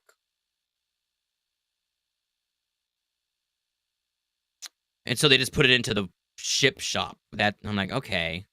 I guess that works. I think it'd been cooler if they made a whole new company that's like, the off-brand of Dumpers Depot kind of thing. Instead of it being, which technically where they're putting it is kind of like an off-brand type of thing. But it would have been nice if there's 2 off-brand companies instead of 1 off-brand company, in my opinion. Another new area, as well as the cargo shop that we've added, is a refinery deck for Levski. That's where you can take your processed goods, not just from Levski, but from the rest of the Nix system, and refine and sell those goods there. Yeah. As a lot of the content in the next coming releases for Nix is going to be mining related. So it's super important that Levski is a really like an old school nice general store? Yeah, maybe. Mining type of gameplay. So we're really happy to bring Levski back into the game. It's been gone for quite a few years now. Oh, yeah. I think it really provided a unique environment of it's run down, but the people who live there love it and are working their hardest to make it a great place to live. This is a location that has a lot of nostalgia for you guys, and we don't want this just to be a re-release. We do want you to go, wow. It's not going to be as complete as Pyro was when it first came out, but it's going to be our first iteration, and you're going to be able to see it grow as we work on it. Wow! God damn it. Hey, see, it's Digital, how you doing? Hey, it's Levski. Hello, right? Isn't that cute? I wish they... I get what they're doing. Pyro still isn't complete. I know, right? We still don't have the solar fucking, what are they called? Solar blasts or fucking whatever. Stanton's not finished. I'll be honest. I think the reason they're pushing out Nix, and it's probably just going to be Nix 1, is purely to test out the Genesis system. That's it. It's just testing out Genesis system. They want to make sure it works with all their systems and all that kind of solar loads. Yeah, exactly. And they want to make sure it doesn't break fucking server meshing and blah, blah, blah, blah. And they want to do that so they can be like, cool, it works. And then they can copy paste it to all the other planets and bring everything hopefully up to date over 10 years or whatever. That's what I think is going on. I don't think they're releasing Nix because Nix is ready. No, I think they're releasing it because they're like, hey, we have one planet with the Genesis system up and running. Let's test it. Now, I guess what they could have done is kind of like what they did with Pyro, is did like a, what's it called? A testing branch or whatever, when people went into play it in Pyro, but it wasn't like the next patch. It was just like, hey, go test it out on the special PTU type server. And then when they got their information, they just shut the whole fucking thing down. Like, they could have done it that way. But, whatever.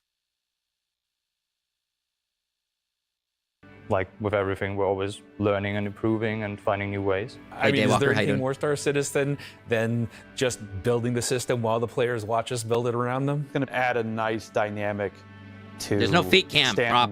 And be a much more calming of, style system than Pyro. The preview, yeah. would have played it before are going to love to see this come back, and the people that haven't seen it before, it's going to be a great new location. This is the first time that I'm going to be able to touch Rob, stuff I'm watching you. Kind of bring my own content to the game, and that's really exciting to me. Levski coming back into the game is a huge milestone personally for me. So I worked on the original quite some time ago, so seeing it come back and updated and improved and better is fantastic. That's pretty cool.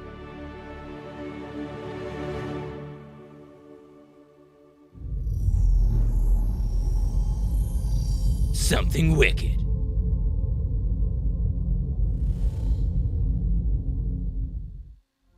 So we've talked about Levski, we've talked about the Glacian Belt, sure. But you're probably asking yourself, what's the new gameplay activity we're going to be doing? So let's find out. Welcome to Nix is... It's also worth mentioning that previous CitCons happened back before they could actually develop things quickly. With the new dev pacing, and they actually got years of content within 1 year. It's dramatically different. Oh yeah, 100%, I agree. That's why I'm so excited about the Genesis system, because one of the benefits about the Genesis system is it's supposed to allow them to build out planets and moons way faster than they used to. Like, I want to see how fast, because what's going to happen, Nyx is going to come out, everyone's going to flood Nyx, test out the fucking planet tech or the Genesis system, and if they're like, yo, it's good, I wonder how long from that point it's going to take before they start deploying the re-releases of, like, Hurston or fucking, you know, Microtech or what the fuck ever, you know, with the new Genesis system. I wonder how long it would take for them to do that, because that can give us an idea of how long it takes for them to go and push out a brand new planet. Like, is it going to take years, months, weeks, days, hours? Who fucking knows? So that's what I'm most excited about, is how quickly with this new tech can they push out new moons and planets, because that is going to allow them to push out new systems even faster. Because one of the main things slowing them down is planets. You know what, Dash Killer? We're going to skip over a bunch of it. It's fine. Okay? It's fine. Swear to God.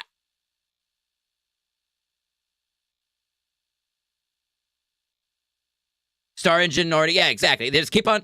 It's what's really exciting is they're working really hard on building systems that are gonna help them do things faster. I was talking with Sigolian earlier on his stream. One of the things about that, though, is once you make a system that gives you more free time, you tend to fill that free time with something else. The thing is, you're still getting stuff faster, and you're just getting more. But, you know.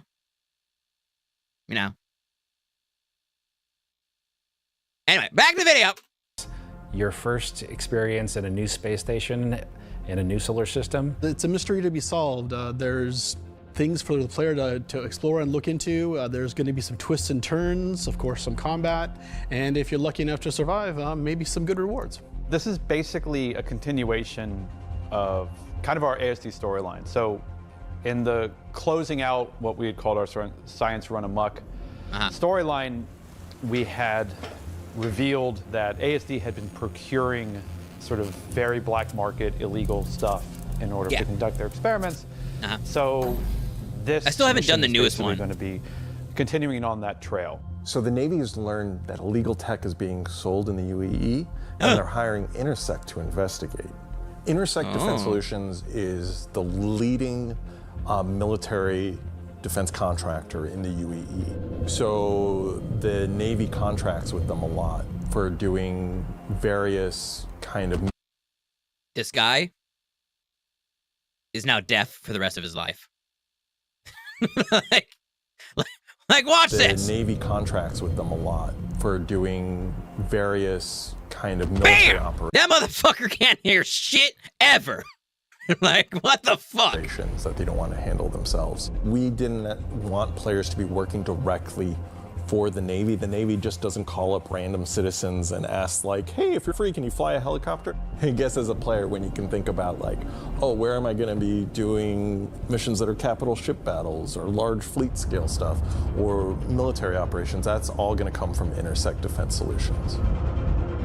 Intersect have discovered the source of the illegal tech is in the Nyx system and an old abandoned QV Planet Services logistics station that's come back online. So they want the players to figure out what's going on.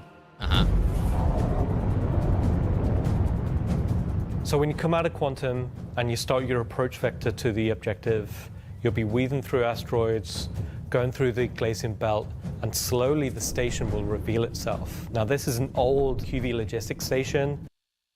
It looks like a Pyro station.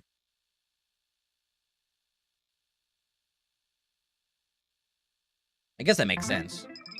Hey, Tron Spaghetti, how you doing, my man? Welcome in.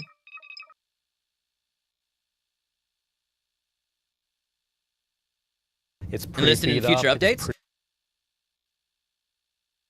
Well, you're able. I know. Wait, was it? There's supposed to be like a main story you're able to play through in Star Citizen come 1.0, and at the end of that, you earn your citizenship.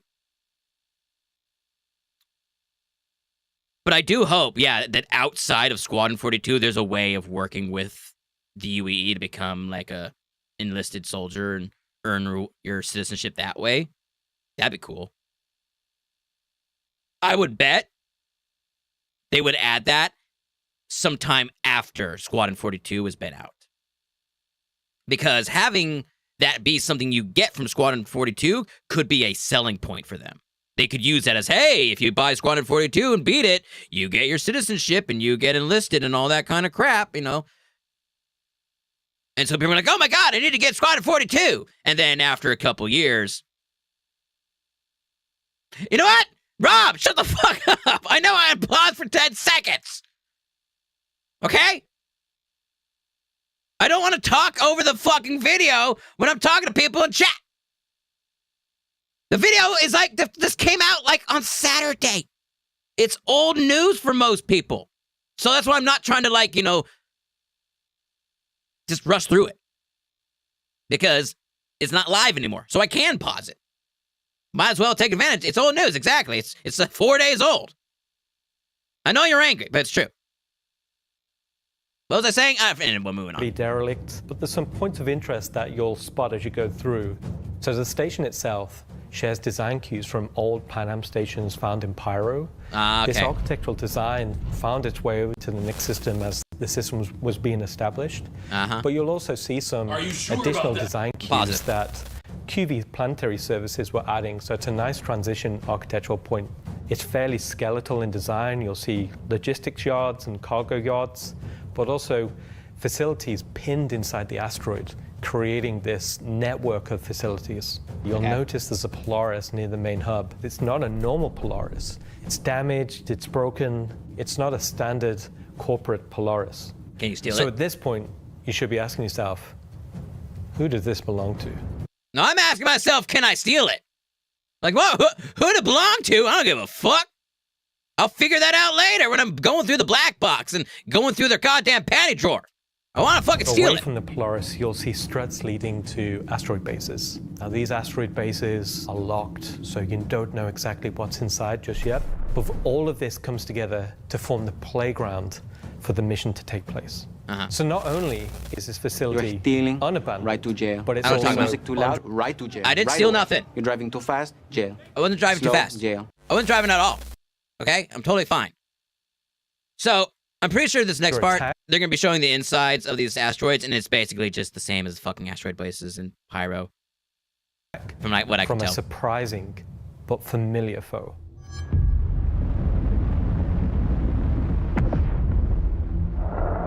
Oh my god! Bandul! It's like being attacked by a player in a Vandal ship, but easier. Well, depending on the player.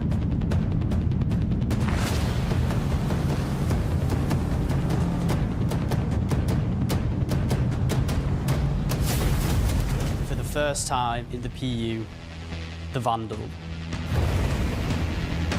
By NPCs. That's like, they keep on saying, oh, it's a... Now, here's the thing. What is going to make these cool is that when you kill them, can you go get the Vandal bodies and have an actual Vandal in your ship? That would make it pretty cool. Because it's not going to just be another fucking human. It's going to be the first, like, alien hostile body, you know? So, what I also want to know, people could probably answer this because people have been testing the ship in the PTU, right? Is it gold standard? I want to know, is it gold standard? It just came out. Brand new. Is it gold standard? Not quite? Maybe? What the fuck does that mean? Does it have a penis?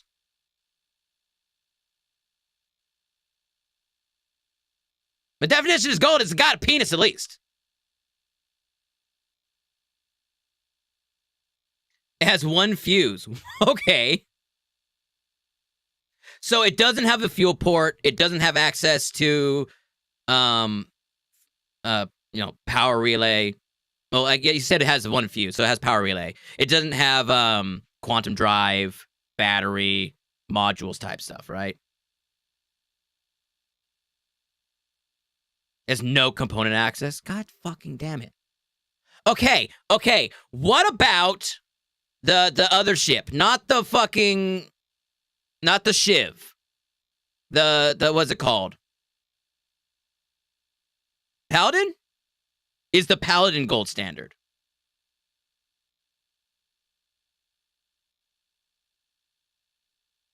Paladin is gold standard. Okay, thank God. So out of the 3 new ships, only one of them is gold standard.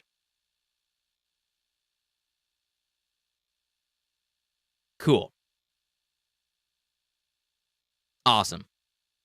1 out of 3. I'm so happy. What pisses...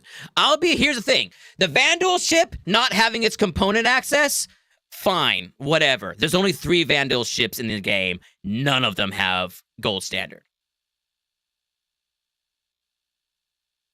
So I'll let the Vandal ship slide. It has a fuel, or it has, you guys, it says it has a fuel, a fuse. That's something. That's something. You know, that's something, I guess. And then the fucking Paladin is gold standard. Awesome, cool. I love it.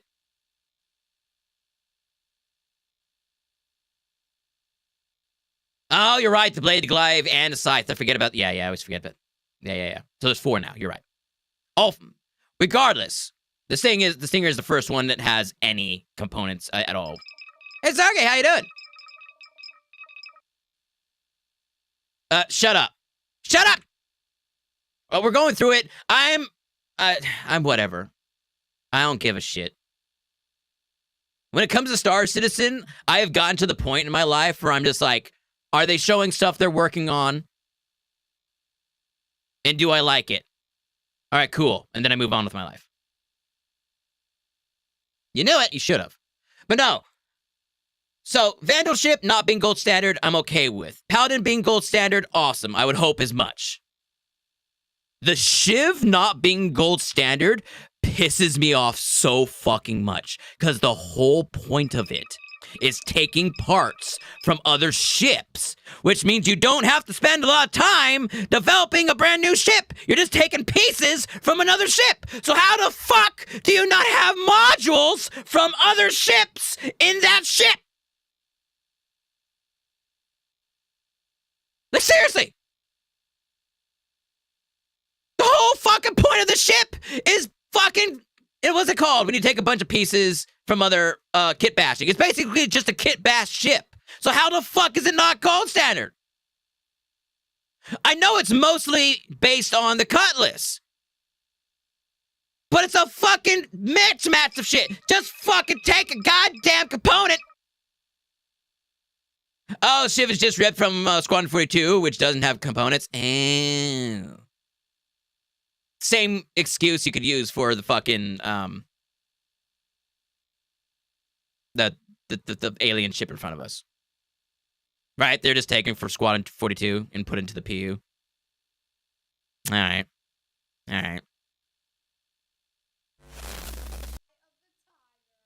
Son of a bitch. Are you sure about that?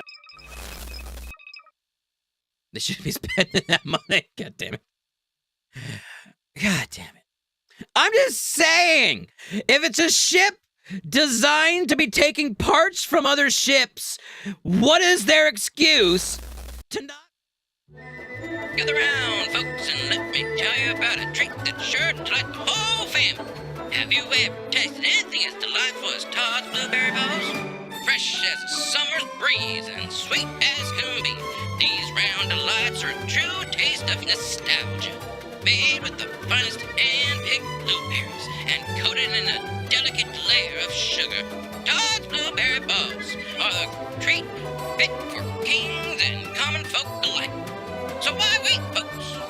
Treat your taste buds today with the goodness of Todd's Blueberry Balls today and experience the divine taste of lifetime.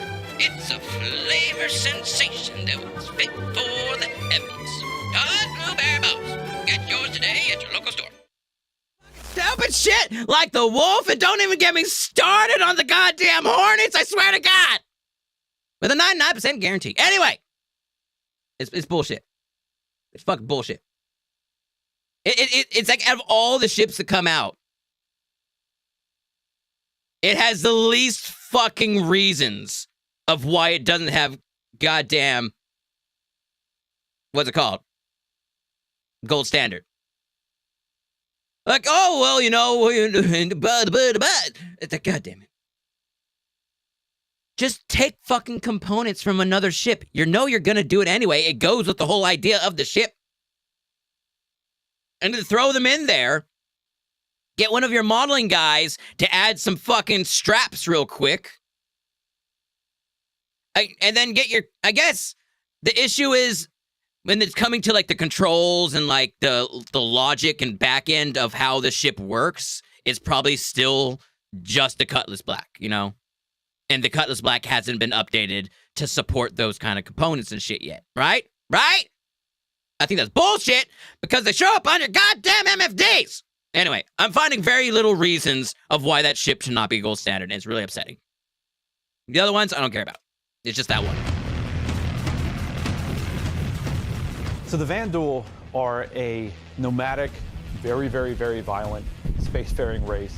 I'm sure there can be more combo. If they made a whole entire like such in the Nyx system, a whole entire like shop for that guy, like we're already getting 3 weapons from him, like FPS weapons, and we're getting a ship from him. I'm going to imagine there's more in the future.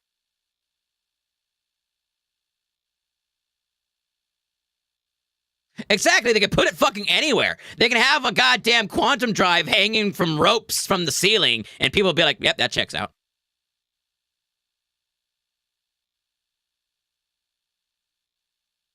Yeah, same thing with like the Tana. There's a lot of ships that just, there isn't that much space in them. It makes sense for gold standard stuff. So it's gonna have to be, you know, beefed up a bit. Like even the fucking, like the MSR. Did you see what they did with the MSR's fucking, what's it called? Shield generator? They made it a size bigger and then just laid it on top of the other components. Like what the fuck?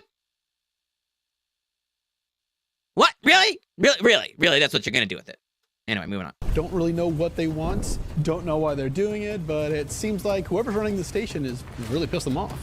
They're Vanduul, they kill everybody. Rioting in the system. And you're right next to Vanduul space. Unaffiliated to any clan. Like the fact that they don't like these people has, like, I wouldn't question it. I'd be like, oh, look, we're close to Vanduul space. Oh, look, there's Vanduuls here. I'm not going to be thinking, oh, they probably have a vendetta against the space station. No, I'm going to think, oh, look, there's a Vanduul in the area. They're going to probably kill everybody. But that's just me. And the small groups coming in and picking at them. But as time goes on, those raids are getting bigger and more frequent. Firefly engineering room? That'd be kind of sick for like a shiv. Just like wires and shit hanging everywhere. And a new craft for the PU, the Vanduul Stinger. The Stinger does look fucking dope. Contacted by some civilians on arrival asking you for help.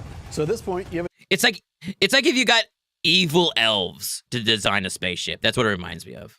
a choice. You can either bug out, mission over, or join the fight. This will be the first time since the PU launched that you'll be able to fight against Van. What? God damn, son of a bitch. We're trying to watch the video here, Greg Sim. And that was not gaming. How you doing? Welcome in. Hope you're doing well as well.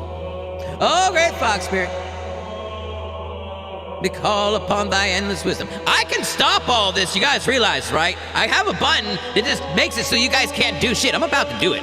If you don't let me get through this goddamn video, I'm gonna be very upset. I'm trying to be fucking entertaining, and it's not working very well right now. What was the question? Maytag sponsor some bullshit? See what the Great Fox Spirit says.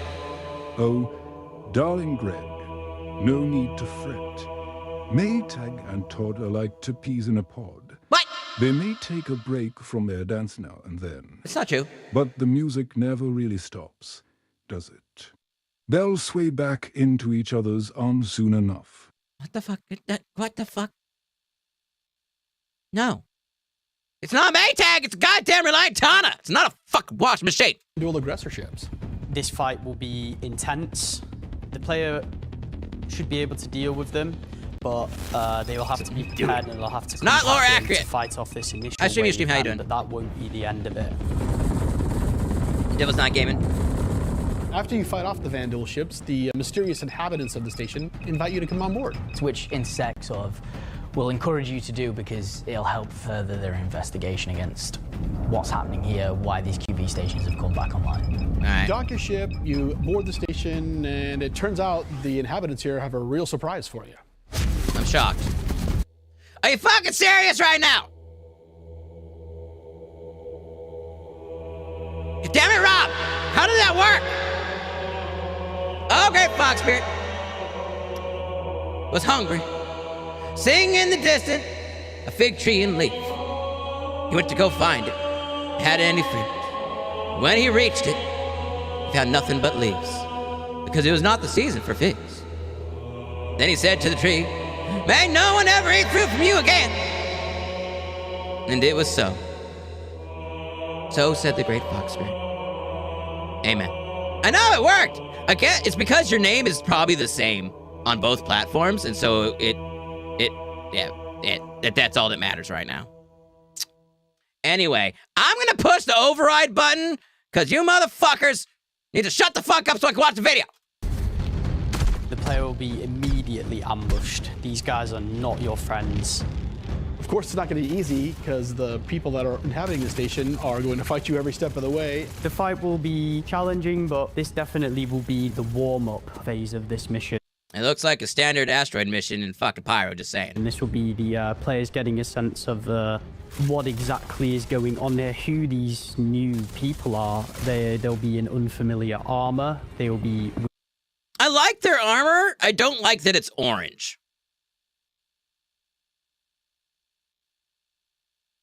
But I do like it's like scrappy, fucking strapped together like pieces of metal and shit.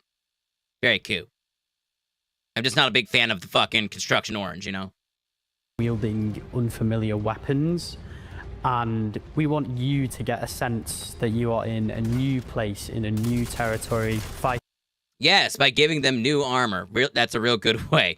The fact that you're reusing the goddamn assets from the asteroid missions, don't worry, don't pay attention to that. A new faction.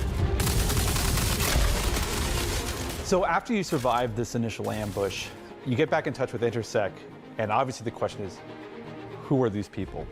Why are they attacking? Why are the Vanduul attacking them? At this point, there's more going on here than anything. The Vandal's attacking them because they're the Vanduul. The directive from Intersect is to explore the station and collect as much information as you possibly can. Stop looking! Don't judge me! Along the way, just because I'm cute and adorable. You get to explore some new areas. It's not just the space station. There's the disabled capital ship. There's asteroid bases nearby with obvious installations there, other forces that the Vanduul have been attacking. There's a debris field. Explore the locations in any order you want and try to find out who these people are and why the Vanduul are after them.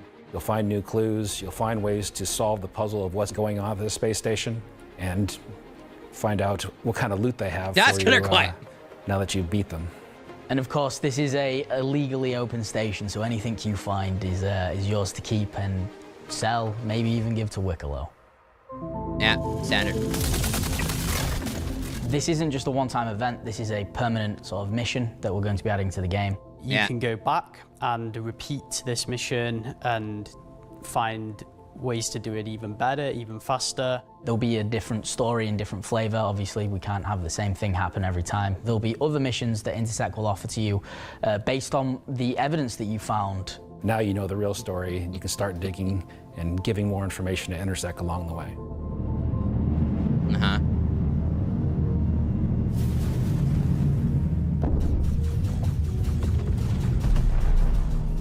Is it just me, or is all the space combat so far have the new audio tweaks where it's like it make it more realistic?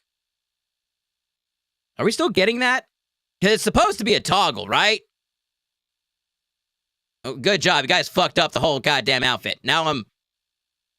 Move on. I'm super excited to finally see the Vanduul in the PU. I'm excited to bring cool Fan Duel ship combat to SC. Players in the PU will now get to face down these awesome ships and get a taste of like we already have it in I look like an undercover cop. Where you get to fight the Vandal swarm, and being able to do that in the PU is going to be, I think, a heck of a lot of fun. Yeah, it'd be cool. So this marks a great milestone for us for not only pushing hard and adding great content this year, we're also being able to introduce the next star system and introducing the next landscape to tell new stories and add new gameplay beats into the ever-expanding universe. Okay. So we'll leave 4.4 there. If you're at one of the watch parties, please raise a toast to... That's 4.4. We're supposed to get that stuff.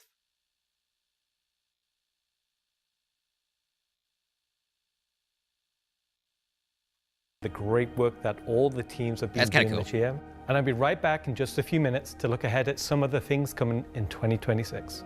Okay. So, that new mission is supposed to come this year. But it's also CIG saying it, so, yeah. I don't care! I don't fucking care! We're skipping by all this crap. So if you want the healing communities of... Is there anything that happens during this? I don't think so. I don't think so.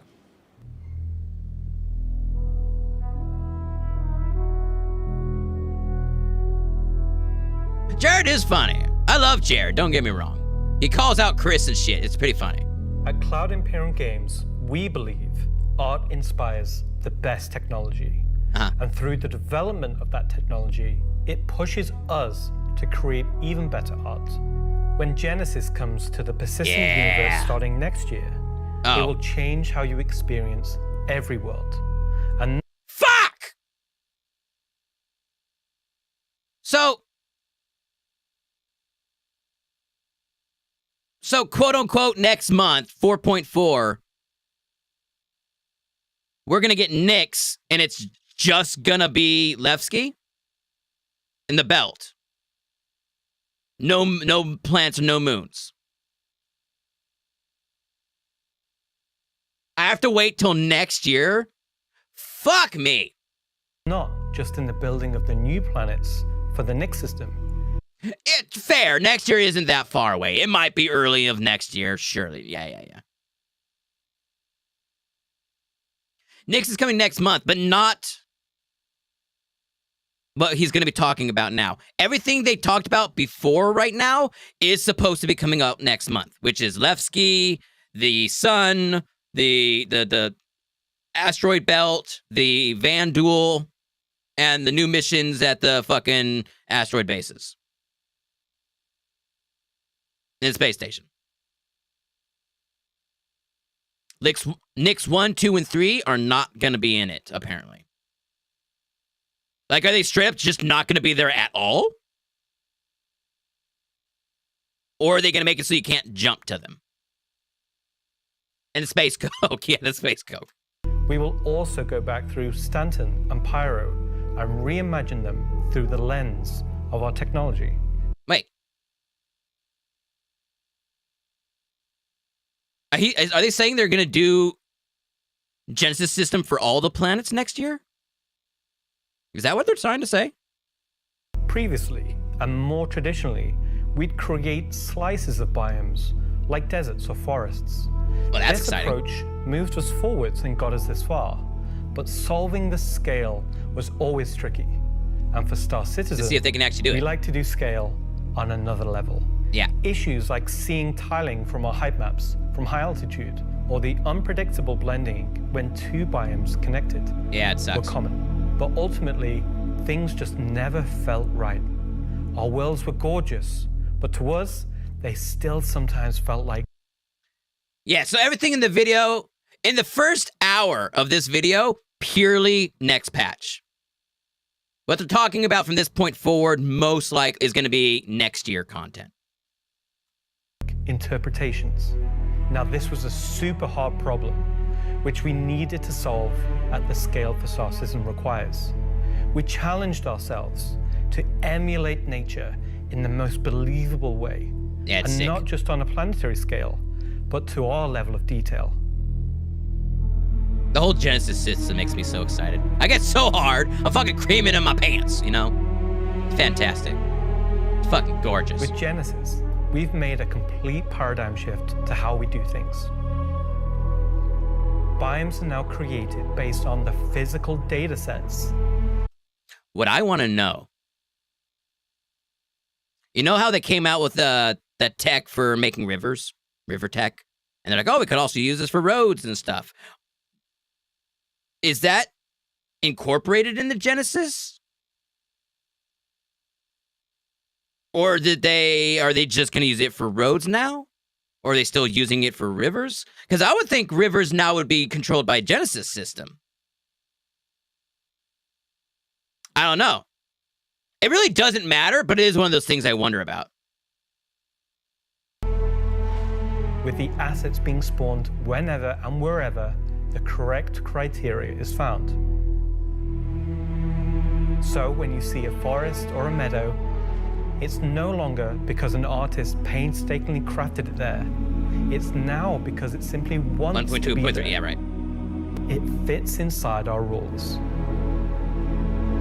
Genesis also ties into our other gameplay systems.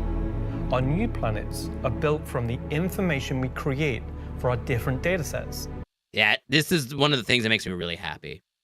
Like, oh, you need a specific kind of berry? You're going to have to go to where that berry makes sense it would grow. It's not going to be oh, you'll find them in Sector B because that's where they put them. It's like, no, it's like, what does this plant require to grow there? That's where you're going to find it. What kind of rocks are you trying to find? What kind of minerals you're trying to find? It's going to make sense because that information then could be used for exploring gameplay. When people go out and explore and scan planets and shit and be like, hey, I found a hot spot for so-and-so. And then they could sell that data to a data runner. And it gets more and more into the future gameplay that I've been hoping for. And this system would allow that to be a realization. Also, space cows! Are they the only creature fucking ever in the grass? CIG? Can we get some rabbits or something? Or add cool foxes, and they can't die, and when you attack them, they shoot you with fucking laser beams out of their eyes. Yeah. Yeah. That's what they should do. Not copiums. Copiums are like hyena, tiger, lion thingy bobbies. I want a cute little fox that's just like, you just see it like bouncing around and fucking, just happy-go-lucky, bouncing in the grass, and then you shoot at it, and it gets all mad, and its eyes goes reds, and then fucking laser beams comes out, and you get chopped in half and you die. That's what I want. Charge the freaking laser beam. Exactly. Soil types, soil amounts, geology erosion data, to name but a few. The mountains look fucking amazing. Yeah, dude. Now tell the terrain in general just fucking beautiful. The geology looks like it would be suitable for it. Like just this right here. Scree piles exist below sheer. The new tech for scattered rocks also they're going to talk about in a little bit. Fucking, oh, hell yeah. Cliff faces. And where rocks have broken off over time due to erosion. Of course, these new tools still give us the ability to direct the... I really hope that when you ram into one of these, you don't just explode. I would like that it wobbles or it gets ripped open and shoots fucking acid all over the place. And it's not just a plant that when you run into, you fucking die. And nothing happens to the plant. You know? Look and feel we want. Like, look at these guys in their speeder bikes. I want to see one of these fuckers hit one of these things and fucking explode into a fiery explosion like in fucking, what was that one movie? Titan AE? Or some shit like that? There's all those floating gas balls and they're flying and they hit one and it fucking explodes into fire and it's great, it's cool. Just, same. The attention to detail from the tallest mountain to the smallest flower is still our core DNA. With Genesis, we can now keep that detail-orientated mindset. Look how fucking low res this guy. These fucking branches are. Like, they're straight up missing parts of the branch because it's like super low texture. Like, I get it, you're not supposed to be this close to a branch in the game, but still, I did notice it when I was watching the video. But then you get to this and it just looks fucking basically almost photorealistic. It looks so good. Focus on the quality, and it provides Space Chicken with the 4 legs, there you go. Genesis provides our planets with the ultimate sense of There are winged animals in the game. There are flying animals. The fucking Morocco's? The what? But yeah, like bigger ones, and yeah, the fucking flying whales and all that shit. Yeah. Exploration and adventure. Discovery in the purest emotional form. We want you to find that perfect place. Yeah, Maracas. With the planets providing an abundant resource to harvest. This is a major part of what exploration is for us. We want that feeling of finding a corner of the universe that you'll fall in love with, and where you want to settle down and build your home. Yeah. Oh! Oh my God, it's beautiful. Hand you over to Will to go deeper into what we have built that I want to get so Genesis deep to realize our vision. As a reminder, some of the visuals you'll see will evolve and change as we continue our technological I would love just to hang out in these areas. Hone in on the final look for Nyx. It's why I still go to fucking Microtech sometimes. Is just to go to the grass areas where there's flowers and trees. Hard bite the Prodigen. Welcome in, how you doing? I know, the FPS is the real question, right? Like, it's gonna look like this. And then you die and you respawn. Thanks, Ian. So, in case it's not already clear, Genesis is our name for a group of technologies that are improving our ability to... So I wonder if that river tech is part of that group of technologies. Because I think it was. I think it is. I think the river tech was like the earlier stages of the Genesis system.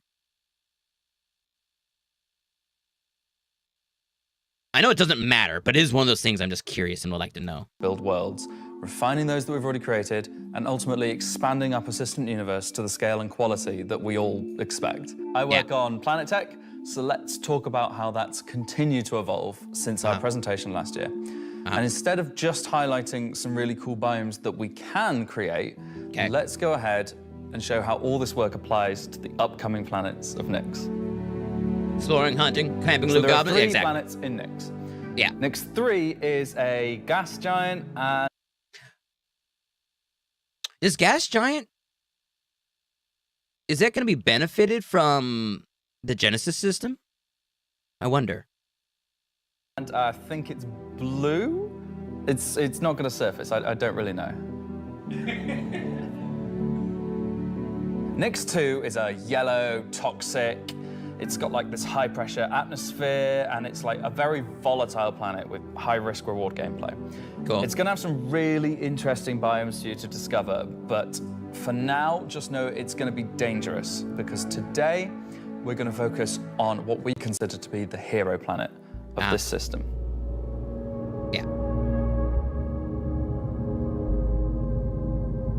Oh, by the way, for everyone having a goddamn heart attack right now, be like, oh my God, I can't use redeems and shit. You can use them right now. And they'll play whenever I unlock it. And it'll just be like a fucking wave, a fucking goddamn tidal wave of fucking redeems. So if you want to you want to spend the points, you can. It just, you won't be until later. You'll have to wait. You can still move the camera around. You can still change the costumes, but that's it. Nyx 1 has got a rugged, remote beauty. It's got a diverse set of biomes, from weathered rocky mountain ranges to vast sweeping forests and grasslands, and from damp, expansive wetlands to claustrophobic, festering swamps. These core biome concepts give us a fantastic platform to hone our technology. Delayed gratification? I know, In some I know. cases, because the current tech couldn't do them at all, or because we want to completely step up our game for them. So, let's approach this planet in much the same way that you, the player, will, from orbit. Enhance still works? The Goddamn, whatever. appearance of the planets going forward is far more tied to what is present on the surface Previously, we had different data that drove the orbital and ground coloring. That's because the orbit was designed to look like vegetation that we'd place on the surface, and the ground coloring was trying to be a mix of soil, rock, and the organic compound coloring that forms the kind of colors there. Now we author much more of the data in a unified way. Like, that looks fucking great. I'm excited about that.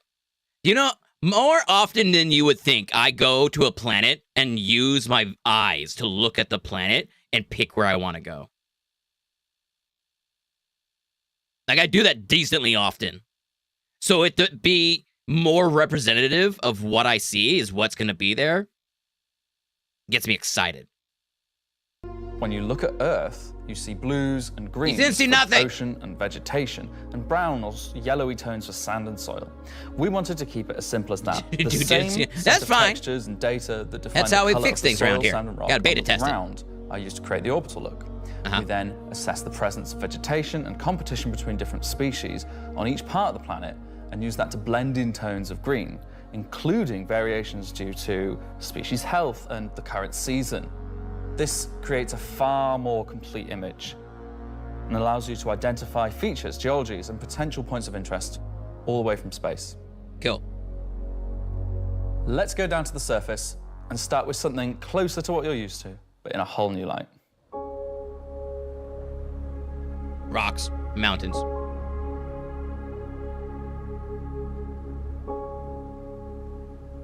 When we approached the surface of the planet, we wanted to start by focusing on just the soil and rock.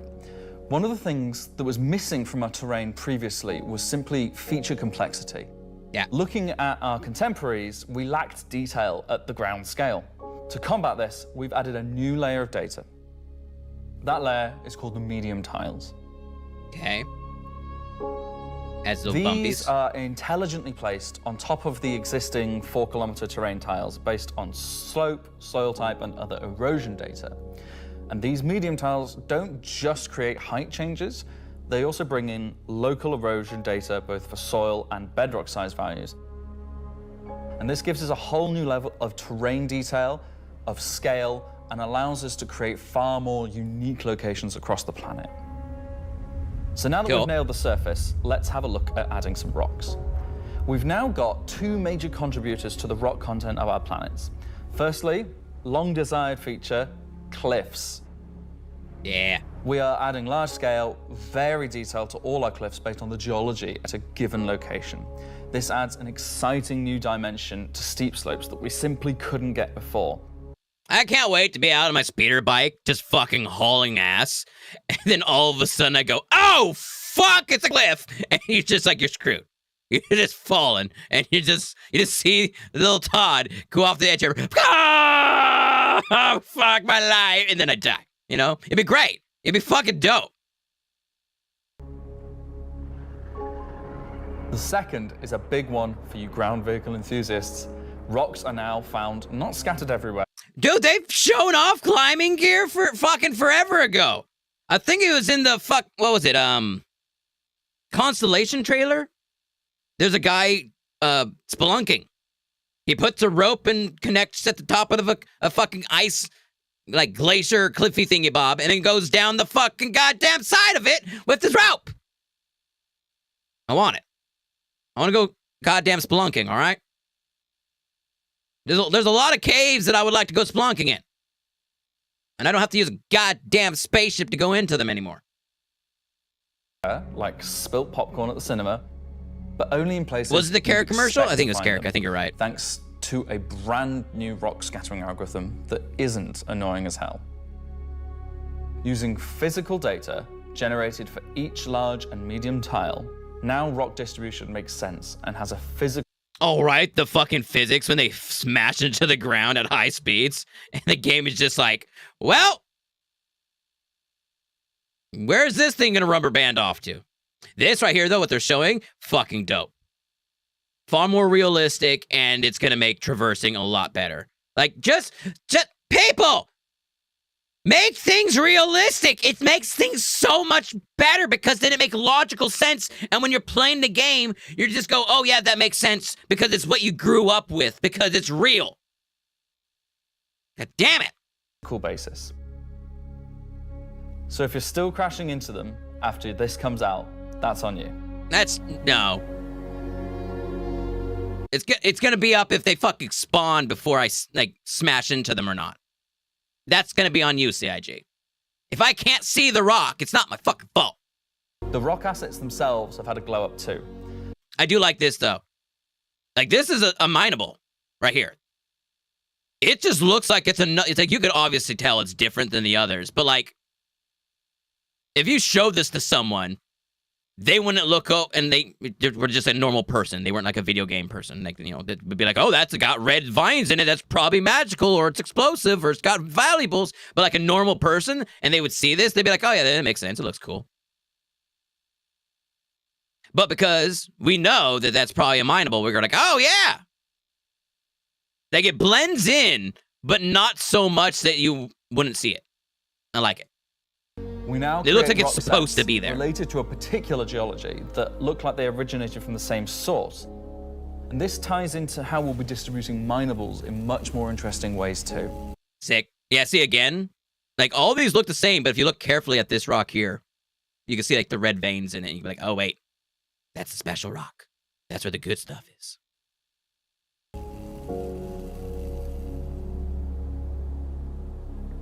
So now that our base terrain and rock scattering looks good, yeah, let's add some vegetations and explore some additional biomes. Yeah, the grass is fucking amazing.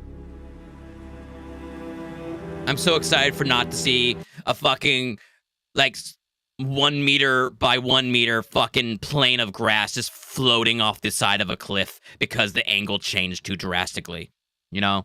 Next one's forests and grasslands are full of trees. Rocks are cool. You like rocks. Rock formations. You never seen rocks before. You're probably a low flyer. Low flyers normally don't see rocks. Sorry. And they're found in all sorts of elevations, like mountain valleys, open plains, and dense meadows. When the river guy becomes a grass guy, when we start to add a bit of fresh water, they begin transitioning into more wetland-type biomes. And while forests are super cool, let's focus on the grasslands and wetlands today. Grass looks sick. So, I want to go run through it. How are we making these look so great?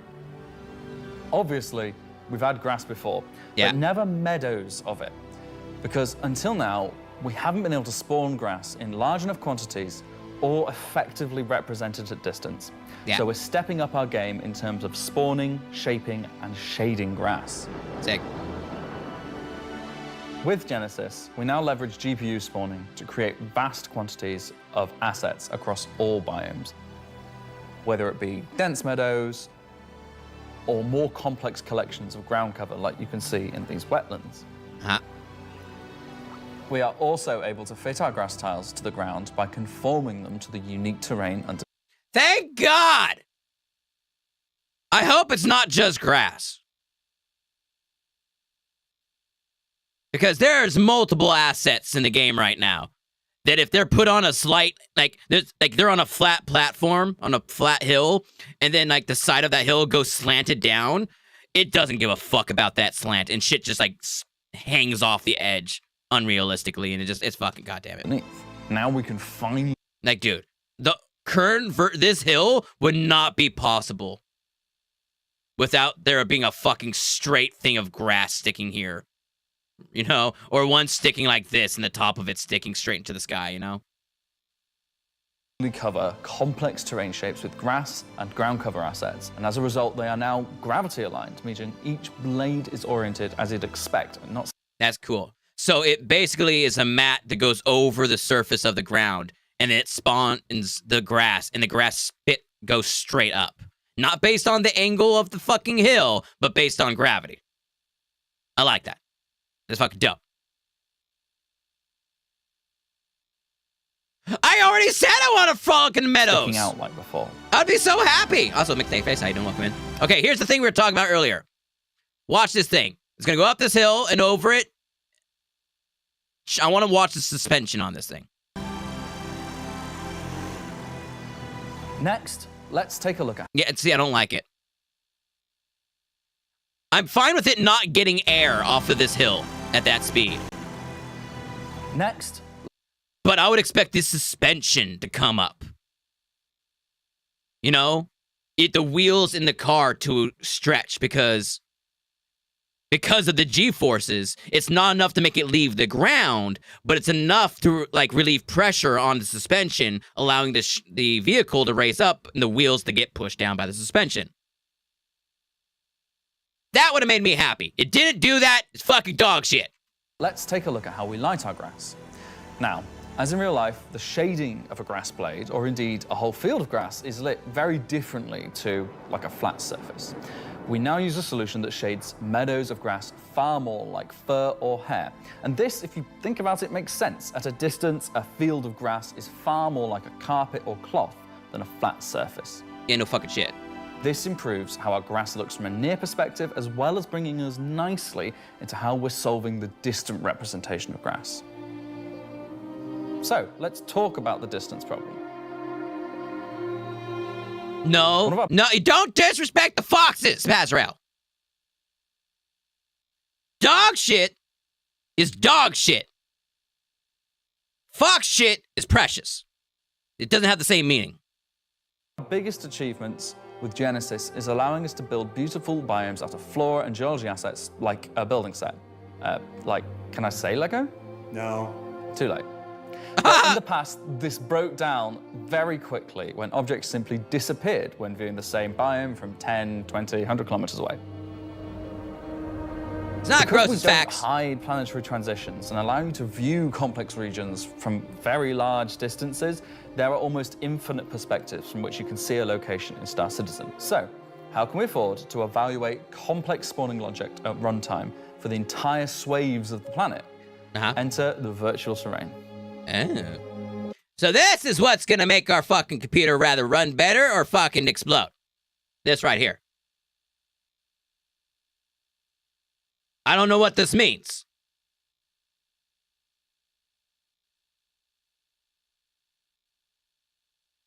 I wish they'd explain it more. Virtual terrain, or VT for short, is how we now cache and represent our terrain at varying scales. This has been the enabler for all of the lovely advances in terrain complexity and asset spawning we've shown so far. And it's also how we now evaluate and represent vegetation from a distance. When creating the... Oh, you're not going to explain it at all. Okay, cool. Thanks. You're not going to tell me what those numbers means? Nothing? All right, cool. God damn it. Remember when they used to release videos for nerds? They wanted to know the details? And now they're just releasing videos for fucking Call of Duty players?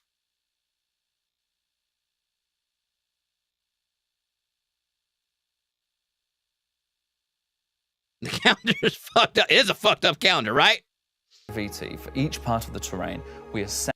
It's the terrain score. Everyone knows that. Cool. What does the score mean? Is it how fucking... Like, I'm guessing it has something to do with the resolution of the render. But, like, I just wish I knew a little bit more. You know, it's bingo card. It can be a bingo card. Covered the ground, and if so, what shading should be applied? For all of our biomes, we're now able to use the same shading model for the distant representation as the close-up asset, whether that's our lovely rolling hills. Which is cool, because that means when you're in space looking down, you should be able to see and be able to go like, hey, that area looks like the kind of place that have a lot of vegetation, and blah, blah, blah, blah. And you can go down there and be like, oh, shit, I was right, because I know what the fuck I'm talking about. You know, that's kind of cool. That's going to make explorers and people that, like, study this shit fucking useful. They could just use their goddamn eyes. Who's the Lost Tex? The Lost Tex, why are you trying to add me as a friend? Are you here? Do I know you? I'm not going to add you unless I know who the fuck you are. Some more dramatic rockscapes. Those muggy wetlands. or even our festering swamps. So yeah, we didn't forget about the swamps, and they're coming to Nyx 1 as well. Built using the lessons learned and all the technologies we've developed, these swamps... Tuxabu? Is it you? Is it you, motherfucker? Oh, the fucking alerts are paused right now because people are going fucking crazy and I'm trying to watch a goddamn video. You guys are fucking interrupting me. But if it was you, let me know and I'll add you later. Now spring into existence from the planetary data. This biome combines all of the elements from the other biomes we've shown you No, today. Tot. From water interaction, Yeah, it's you, okay. denser spawning, unique ground coverage. And I think it creates something really unique.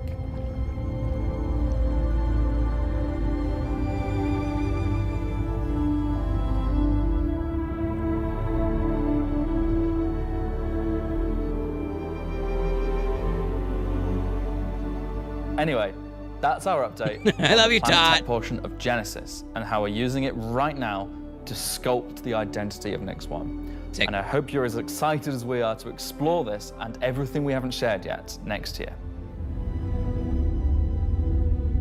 I'm excited about Glenn Genesis. As you can system. see, Genesis is now inspiring everyone here to create planets of the quality and believability we've always strived for. A meeting of technology and art that I truly believe will set our worlds apart from anything we've done before. And with that said, let's move on to a little travel between systems, literally. Ah! Up until now, our mission system has been specific to the star system you're in, meaning a Stanton mission has to take place in the Stanton system, and a Pyro mission has to take place there. We've never been able to link these together, but with the introduction of our third star system, it's time for this to change. And that begins with the introduction. He's not that old. Also, Juan, how you doing? Welcome in. He's probably like 40? Maybe 30? Yeah, dude, Genesis is the main thing for me, 100%. I feel the same way.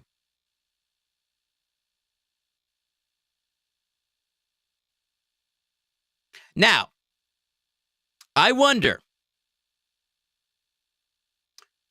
will we be able to go after bounties if they make it into another system with this? I hope that's what it leads to in the future. Of interstellar cargo. It's like someone has a bounty in Pyro or in Stanton, and then they run off the Nyx or Pyro, what the fuck ever. You can go hunt them down wherever the fuck they are. Obviously, I would prefer if it was the newer bounty hunter system when you have to be like, do detective work and shit and not just fucking follow a goddamn god marker. But you know. What are you talking about today? System-to-system hauling missions. Hauling is back. It's like working in the USA and sending money to Mexico. Exactly. If you don't let anybody find out. It's not allowed. But in the future, maybe, possibly. You're gonna be 51? Jesus Christ, everyone here is so fucking old. Any sign of the base building, right? No one said Holly was gone. He doesn't even play the game? Sheriff Fox, that'd be fun. These I just like the idea of going after somebody and then going into a bar and asking the bartender, like, hey, have you seen this man lately? And they're like, oh, yeah, he came through here just a few hours ago. I think he's headed off to the fucking space station. And you're like, oh, shit. So you run to your fucking spaceport, you're getting your ship, you start going up to the space station, you scan all the ships out there, and you see the motherfucker. You're like, oh, shit, there he is. And you got, attack him. Or maybe he lands and you got to go into the space station and track him down and knock him the fuck out. And everybody's like, oh my God, there's someone with a gun in the station. You're like, hold that, calm down, everybody. I'm a bounty hunter. I am legal. I'm allowed to have my goddamn weapon in the space station. Everybody calm the fuck down. I'm here for this criminal scum. That'd be cool. I'm not old. Exactly what they say on the tin. Missions where you're going to start in, say, Stanton and end in Nyx, taking various volumes of cargo between the stations. So there'll be high volumes of cargo that kind of fulfill the purpose for the Hull C and the other series of Hull ships. And there'll be a few sort of more direct routes. So you might pick up some cargo from Ruin Station in Pyro and go through the jump point to Stanton and drop it off there at one of the LEOs. So if you've never sort of experienced the... Yeah, I know. I know that most of the people who watch me are a bunch of people who are retired. I'm totally okay with that. Because that means I don't have to hang out with a bunch of people who are delulu, right? Is that what they say these days? No cap, right? Right? Swiggity, swiggity, coming for that booty, kind of. I don't know the lingo. But I'd much rather hang out and talk to people with some form. It's delulu with money, exactly. God damn it. I'd much rather hang out with people who have a mature mindset that we can have rational, logical conversations with.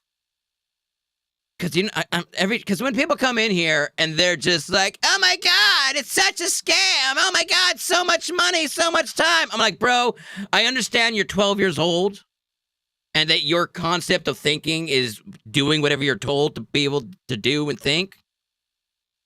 Shut the fuck up. You're wasting everyone's time, you know? I'd much rather talk to somebody who's able to have a back and forth. Because then there's a chance that I might be wrong and I can learn something from them. Instead of a bunch of kids coming in saying stupid ass fucking shit, and I'm just like, no, that's not true. You have to take this into account. You have to think about that. And they're like, no, you know you're wrong. My fucking goddamn YouTube feed tells me otherwise, and you're just old and stupid. And just like, I don't need that in my life, you know? So I'm very happy that there's a bunch of 65-year-old virgins. Exactly.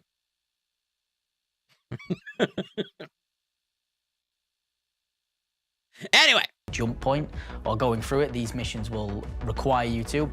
Exactly, Wux. Exactly. Welcome in. I know I don't have that many fucking clips for you lately, Wux. I'm not streaming as much lately. Dealing with real life crap. Trying to update my goddamn hacker fucking minigame and shit. I apologize. I did see you got one of my videos in recently of me getting pissed on from the goddamn water fountain in fucking Loreville or whatever.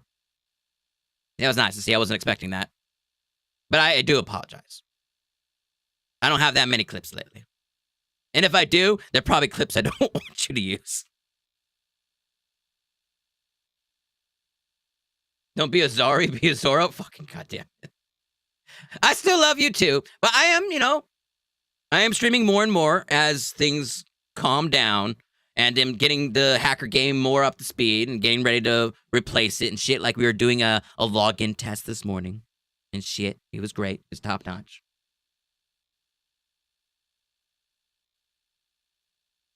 People like you living longer, so continue bitching like you do. Exactly, see? I just gotta do things my way. And everything will be fine. They're no way limited. You can do them in any sort of ship you want. No, I don't mind. No, here's the thing. Your age does not fucking matter when you want to come hang out here. I know that God damn it. Don't take that out of context. What I'm getting at is if people want to come hang out, I don't care. Okay?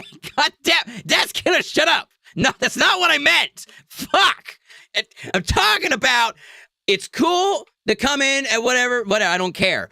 All I care about is if you have a mature mind. Because there are people who are fucking, 20 years old. No cap, no, shut up! Everybody shut the fuck up. God damn it.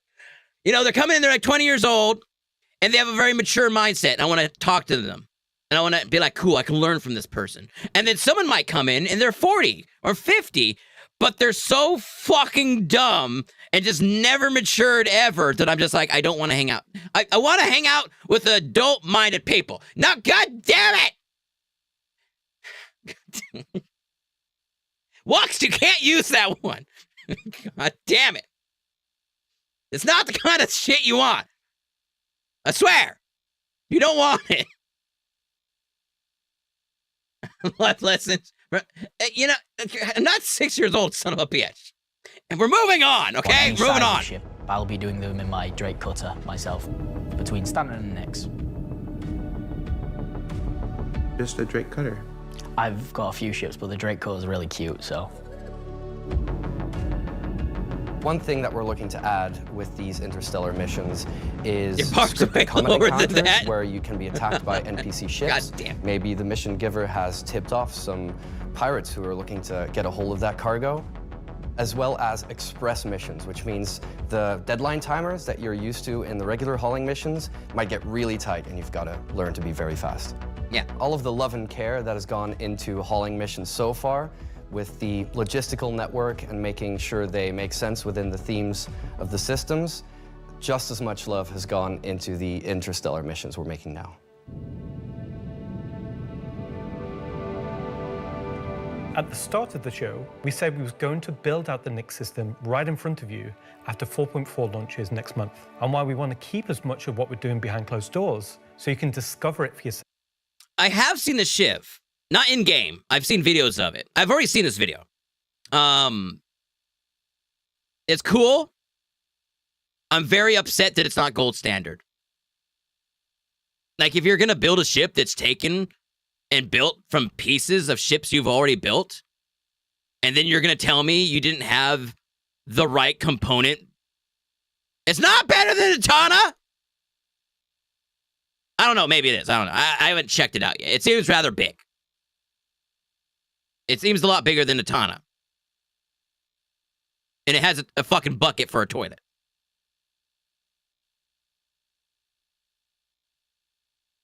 It is gold standard? The Shiv?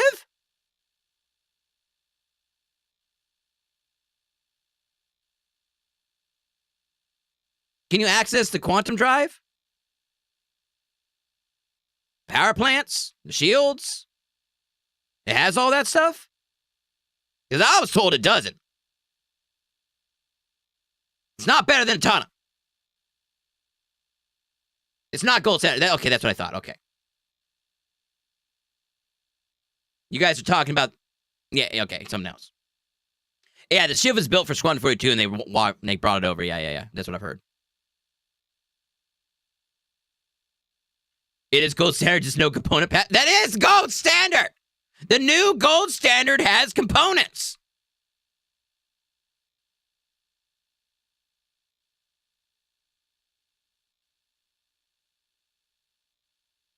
In my book,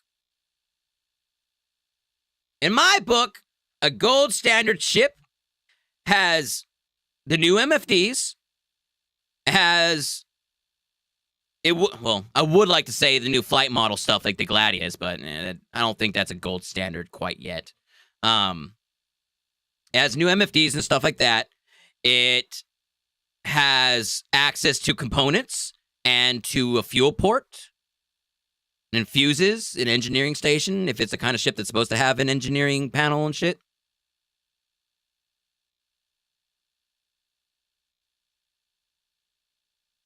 You know?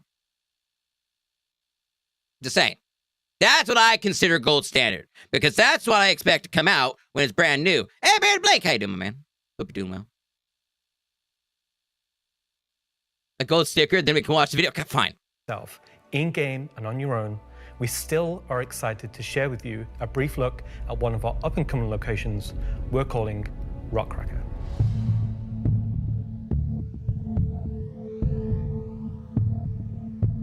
Thank you, Daskiller. I appreciate Okay, it. so Rockcracker, Jared, is our internal name.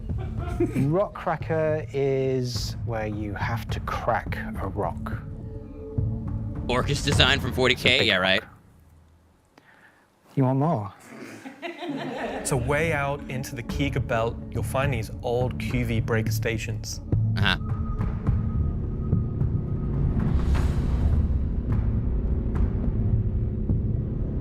These were originally industrial facilities breaking apart large asteroids and mining them down. But since they've been mothballed and been left abandoned... I'll be honest, we're probably not going to play Star Citizen you're going to have to today find by the time we're done with this video. inside and thinking about how do we bring this facility back to life. Cutting a big space dirt? Yeah, basically. It's not just about flipping a switch.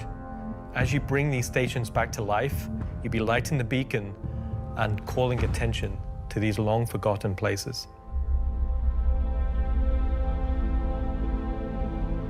One of the main features is the laser head, which will require certain things to get working. Like a Death Star. It's up to you and your friends to find how to Hawthorne get in. space, yeah, pretty much. There'll be a variety of options. Whether you're discovering the bowels of the station and mining your way through long-forgotten tunnels, or you're going through them. Well, it's not supposed to be hollow. In the pre-res here, it is hollow, but it's supposed to be all jagged and diamond encrusted, kind of. They show a concept picture of what they want to look like on the inside. Main laser entrance. Now, as you're traversing through the facility, you'll find the old engine room. Now, there may be ways to bring the facility back to life, kickstart the engines, and bring power to... Now, when they say stuff like that, I'm like, are they trying to be like, ooh, maybe? Or are they being legit and being like, hey, sometimes you'll go here and you can bring it online, but sometimes you'll go there and shit's just too fucked up, you can't bring it online? Like, is that what they're saying? That, you know, sometimes it will be repairable and sometimes it won't be? Because that'd be kind of cool. Or are they just trying to be like, maybe we can go to the store. Maybe. It's like, shut the fuck up. You know? Like, I want to know. What? Are you making fun of me for talking? It's my goddamn show. I'm allowed to talk in the fucking shit. You're not here. Different parts of the facility. Fine. Maybe eventually bringing the laser... See, maybe! See again, maybe! I hate it! ...back online and cracking some rocks. The secondary gameplay loop is FPS. You're all fucking combat. Pair, just be honest with me. You're not there by yourself. There may be squatters and outlaws in these stations trying to stop you from what you want to do. It might be work if it wasn't recently activated, like in Hawthorne. Yeah, probably. It's probably gonna be something like that, right? 100%. Oh, it's eating the sausages. Oh, I see it now. I'm sorry. I thought you were trying to be like, oh, look, this guy won't shut the fuck up. It's not that, though. At least that's the excuse. But you might, maybe you're just trying to dodge a bullet. Maybe you're like, no, Todd, you misunderstood what I was saying. I wasn't calling you a slut. You know, I was calling your fucking whatever. You know, it's like, no. Now I am. God damn it. I knew it. I fucking knew it.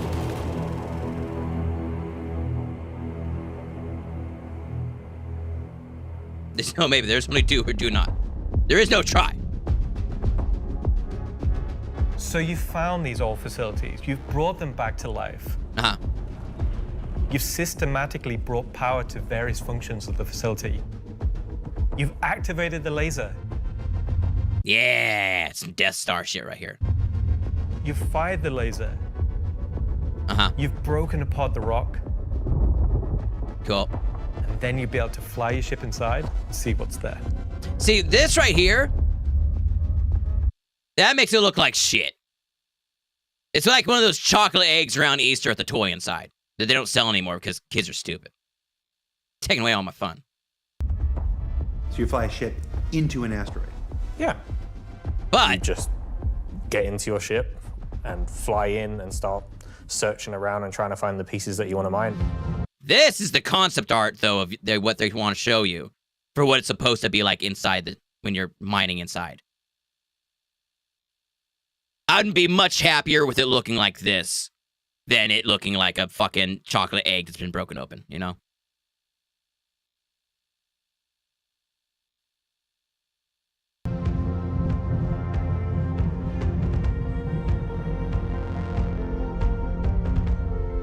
See this right here? I'm really excited. That looks like shit. Why would you show that right after showing this? Like, these are two different goddamn experiences.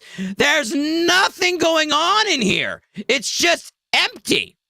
And then this is like fucking crystallized. It looks like the inside of a rock, you know? Like those rocks are full of water and you cut them open and they're all crystals and shit and they look like this on the inside. Anyway. Rock Hacker, because it's a sandbox activity, You can kind of go to these whenever you want to. This content is for players who enjoy mining, who enjoy exploration, investigation. Like geodes, yeah. And don't mind a little bit of FPS content while they're there.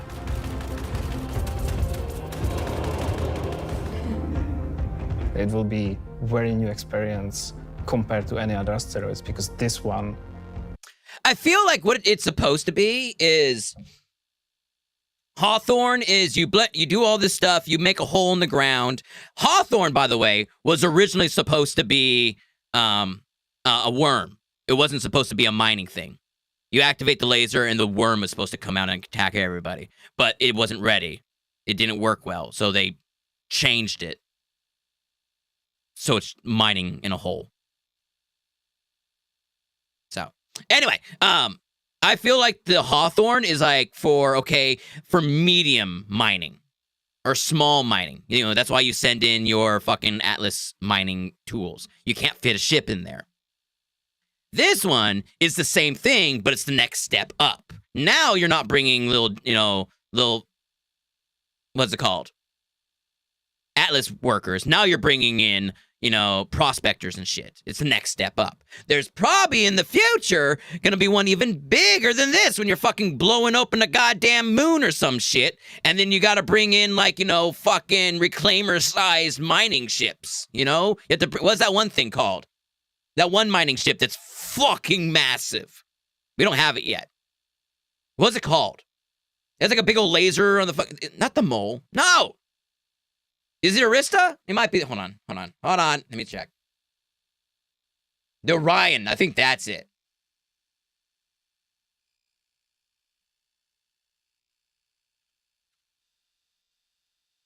Yeah. This bitch. This. Wrong button. This guy. That's for the next level up. Or maybe there'll be a stage in between them, It's a video game, so I'm thinking, video games normally works in threes. So it's like small, medium, large kind of thing, So small would be Hawthorne, medium would be the mission they're talking about now, and then large would be breaking open a small moon and for this bitch to go mining in it, That's my image of it. That's what I think. Because whenever they talk about shit like this, I stop and I go, how would this work in a video game? How would they do it in a video game manner with what they have done? And I try to take all the pieces together and I go okay, that makes sense. So to me, the first thing I thought is Hawthorne is small version. This next one is medium version. And there's probably going to be a large and then an extra large version in the future. I'm just guessing. I don't fucking know. And not scientific. It's not being a dumb fuck. Kind of basic. Like Alan in Mind will crack open and show its secret. And one presumes you can make a decent amount of scratch in an asteroid that's big enough you fly your spaceship into it. It wouldn't be worth doing if you couldn't make a good amount of coin. Yeah. Making promises not for the the devil. CitCon team. Yeah. They've got to balance it. I just look that way. Don't judge me. It's for people who want a lot of minerals. When crafting comes in, when all the other mechanics and features that we want in the game for 1.0 come in, I'm not being it'll basic. be a place where like an organization. That's not what I meant by that. Or a group of Stop taking my fucking words and using them against me. And just get a monumental amount of minerals. So that's a look at some of what's coming over the next 12 months. Wow, one thing. Cool. In addition to what we've shown, there'll be new mission packs tailored to the People's Alliance and their struggles. There'll be events that invest you into the evolving storyline of all three systems we'll have in the game. All right. And of course, when we begin populating these with new planets, there'll be a whole host. So we are getting Nyx with no planets. That's going to be weird. I guess if you can't quantum travel to them, you wouldn't really notice. because the planets are like basically dots in the sky with the other stars. You wouldn't know that it's missing. Of ground-based POIs, settlements, and structures inhabited by those trying to make their way in the verse. And all of this in service of building star systems that complement the massive corporate yard of Stanton, the lawless ganking of Pyro, and now the new frontier of discovery for the Nyx system. Should I say ganking? You already did.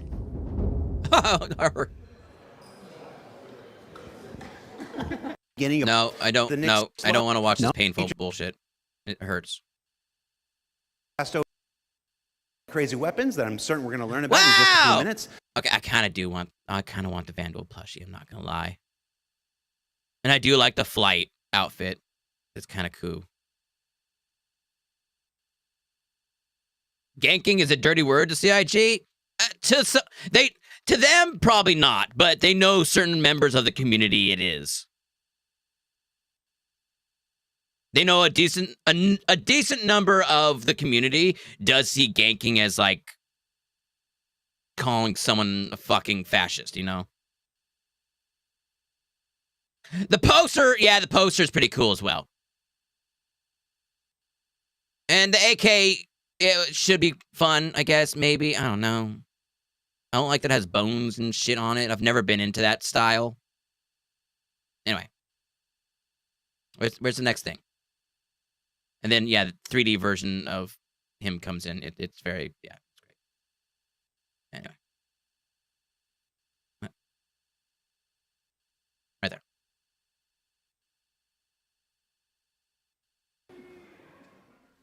Hi, my name's John Crew. I'm the Vehicle Director here at CIG, and welcome to Talking Ship, where we're going to talk about 3 new ships coming to the persistent universe. Being out-murdered in a PvP zone? Well, you know, people see things differently. They're fun, but not cool looking? All right. The last year has been pretty fashion is very hectic in important. terms of vehicle deliveries. I think we've delivered the most we've ever done in a 12-month period. You'll be able to find the debone version in the loot pool.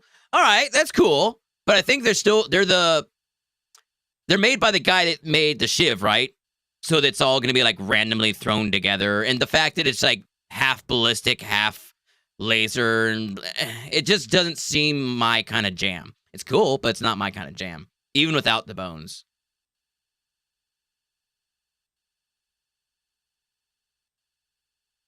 Fascist Citizens is half the game, exactly. And we've covered all the way from tiny little snubs all the way up to capital ships. We've kind of filled out a few little gaps. We've introduced some new ships by some old manufacturers.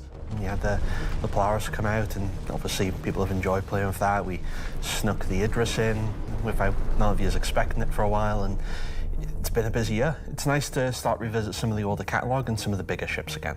Yeah. I think my favourite ship from the last year is a tie between Oh yeah, the Wolf Zane's and gonna love Golem. that shit. Favourite ship in the last year? Probably the Wolf. He was using the predecessor, the shotgun. The salvage shotgun. He's been using that for a while for that character, so it makes sense. Like, that's just kind of his jam, you know? I feel like it's the obvious one. I'm trying to think of something else, but I really like the Wolf. Everyone's mentioning the Wolf. The Wolf's everyone's favourite. It's all right. The Wolf, it's not gold standard. Obviously, a return of Kruger. And dude, I had a wolf come after me a couple days ago when I was in my Tana. Fucking shredded that bitch. The dead rig, yeah, that's what I'm talking about. A completely new aesthetic to the game. The Wolf was, it was kind of everything we set it out to be, and it revived an old manufacturer. We've not seen anything from a while, so yeah, I'm going to say the Wolf. The Golem, I think, is just an incredibly well-formed ship in such a small package. It really just shows off that Drake aesthetic, giving you the absolute bare minimum needed to perform a role. I don't think the Golem is not very popular. I like never ever see that bitch. I don't think I've ever actually seen it in game.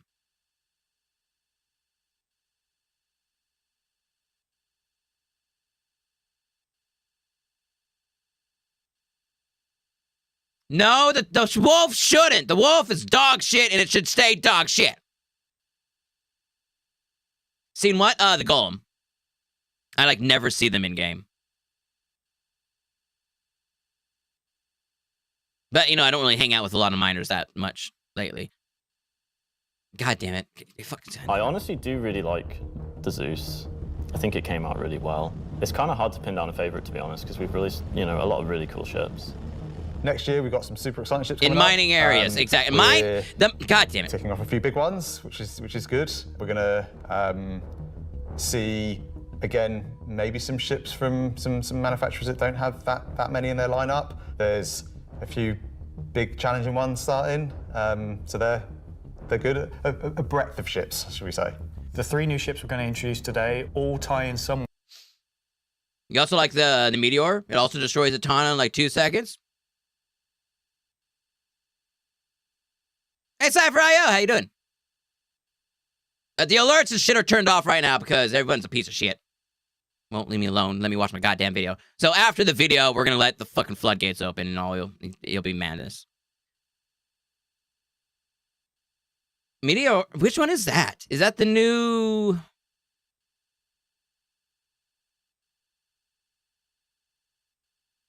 Which one is it? Piece of shit chat. Yeah, exactly. God damn it, Walks! Son of a bitch! That's really not gonna help my case. You can't put the shit together and make it look like, God damn it, You know what? Fine. Go with it. I don't give a shit. People know it's not true. Going out there trying to get me canceled for no reason. You're just jealous. Oh yeah, it's the new Mantis. I don't know if it would be a Tana, man. Like if it got on target, but I would think the Tana can outmaneuver it, right?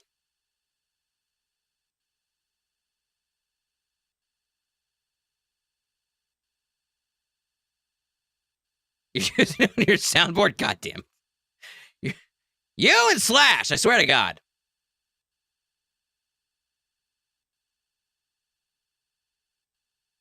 God damn it.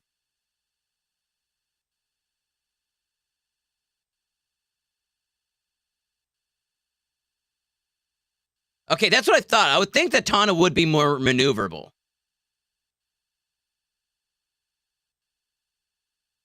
Again, it really depends of the situation. In the future, it's going to depend if you're in space or Atmo and other variables. It's going to depend on the pilot, blah, blah, blah, blah, that kind of stuff. But just on paper, I thought the Tana would be more maneuverable. Way to the primary factions fighting over the Nyx system. We'll start with the People's Alliance and Anvil Aerospace. Anvil is a very military-based brand. It's been a brand that's in Star Citizen for a long time, fighting for lots of military contracts and lore, often up against Aegis, and to the point it actually beat Aegis in the past. You will be familiar with a lot of their ships' designs. It's not a wash machine, it doesn't have a red cycle. Earlier this year, we introduced the Anvil Asgard, based on the Valkyrie chassis, which is an extremely popular offering. And this year, we're bringing the concept ship we introduced last year, the Anvil Paladin, to life. The Paladin is a gunship from Anvil Aerospace.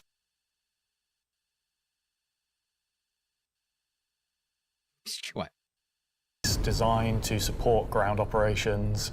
A gunship is a ship that's designed to stay in a sustained firefight while dealing a lot of damage, also taking damage. We don't have a lot of gunships in the game. They're true dedicated gunships. They are quite a tricky archetype to control in game without being too powerful. It's designed with a lot of I would hope it would firepower slap, yeah. It high looks like if it's armor and actually health, crewed, but very low it would kick some maneuverability. ass. It's multi-crew. It's just built purely for battle. It's got... The thing is, you're dedicating 4 people to that bitch, Oh, good point. Versus the Redeemer. The Redeemer only requires 3 people, though. Right? Top and bottom gunner. And then the other gun can be slave to the pilot, right?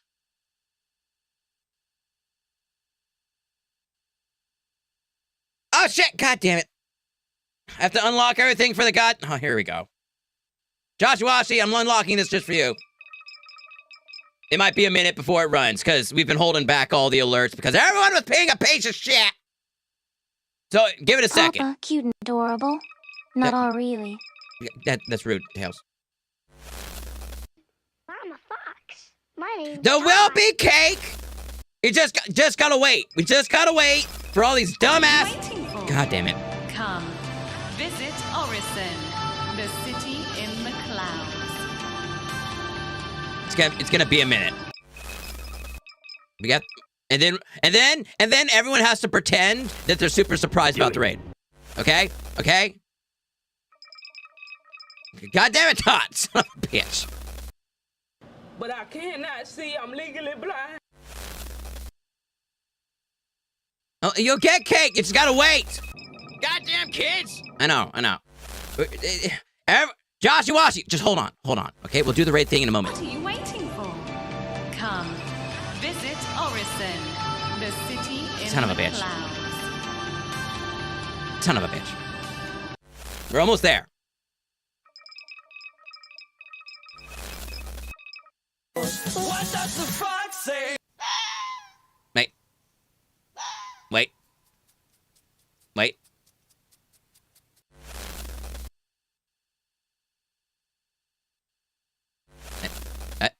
You are without doubt the worst God damn it. pirate I've ever heard of. Really? God damn it. Hold on. Oh my god! We're gonna raid it! Out of fucking nowhere! But Joshy Washy, I'm so fucking surprised! Oh my god, it came out of nowhere! Oh, I made you guys cake. It's delicious cake. It's the best cake ever. It's got sprinkles and everything. Oh my god, no, you smashed the cake! You bitch. God damn it. Y'all happy? You happy now? Are we there yet? God damn it. Yeah, yes, Tails, we're there. We have arrived. Joshy! How's your adventure in Star Citizen, my man? Hey, Hunter X, thank you for the follow. Appreciate you. Fuck my cake. We went through. Oh, god damn it. Oh, great fox spirit. We call upon thy endless wisdom. It's all calm and collect around here until Joshy showed up. And then I had to fucking open the goddamn floodgates so I could do all the goddamn things. And now I've got fucking son of a bitch. Why no cake? There was cake. There was 100% cake. Okay? It was smashed and thrown on the ground. It still exists. You just have to be brave to eat it. But only the great fox spirit knows the true answer to such a question. Oh, sweet revenge. Imagine the cake as a tantalizing dance. Okay. It's not about not having it. What? But rather the anticipation, the yearning. The pleasure in the waiting is a delicate frosting on the cake of desire. So like edging. Is that what he's talking about? It's like that? You just you're holding out. You're just working closer and closer, but not all the way, and then eventually when you reach it, it's so much better or some bullshit, right? It's like that. Surprise, motherfucker. Exactly. Surprise! You couldn't hold on any longer. It's all over the floor. No, Joshy, man. Thank you. I really appreciate that. Mama's cake. No, God, Tails. No, it's not true. Okay? Okay. I'm about to pause everything again so we can continue this fucking video without being interrupted. And thorns shall come up and fierce stairs palaces, nestles in the brambles and the fortress therefore. It shall be a habitation of dragons and a skulk of foxes. So said the great fox spirit. Amen. You know, I can't judge Fierce Stare what he keeps in his palaces. You know, to each their own, right? You did ASC stuff? Oh, nice. I still haven't done the new stuff. I still need to do that. Eventually I'll get to it. But yeah, I need to do the ASD stuff as well. I hear it's dope. I've done some. I think I've done like once, maybe twice, but I haven't done any of the newer stuff. Okay, push the button. We're safe. Everything's calm and quiet again. Jesus Christ. I swear. Anyway, welcome in, everybody. How y'all doing? Hope you're doing top notch. We're currently watching through CitCon video because that's the thing people do, right? We were working on the beginning of the stream, checking out the new login, log out system for the new hacker game I'm working on, or the updated version of the hacker game, I should say. And it worked out. The test was successful. Okay? And so now I need to program it more to get it ready to like fully take over. And then once that's all done, then I can delete the old hacker game and we can move over to the new hacker game. You saw a player and he jumped 20 floors and you never saw him again? You know, when it's time for people to go, it's their time to go. You know, it was like what's it called? It's like the Rapture. He was sucked up into space by the great Jesus aliens or whatever. So you're getting it soon, TM. Exactly. Precisely. You know the beginning area for research? Yeah. Yeah. He jumped over the wall? Oh. Well, someone had to do it, right? You want to be raptured? We all do it. At this point, I'm like, yeah, let's do it. It just fucking end it all. Just send the fucking rains of fire and fucking boils and frogs or what the fuck ever. I always get mixed up the fucking rapture and, you know, the 7 plagues and shit. I don't know. I stopped caring about that shit a long time ago. Just flip the switch. Just do it. What are you waiting for?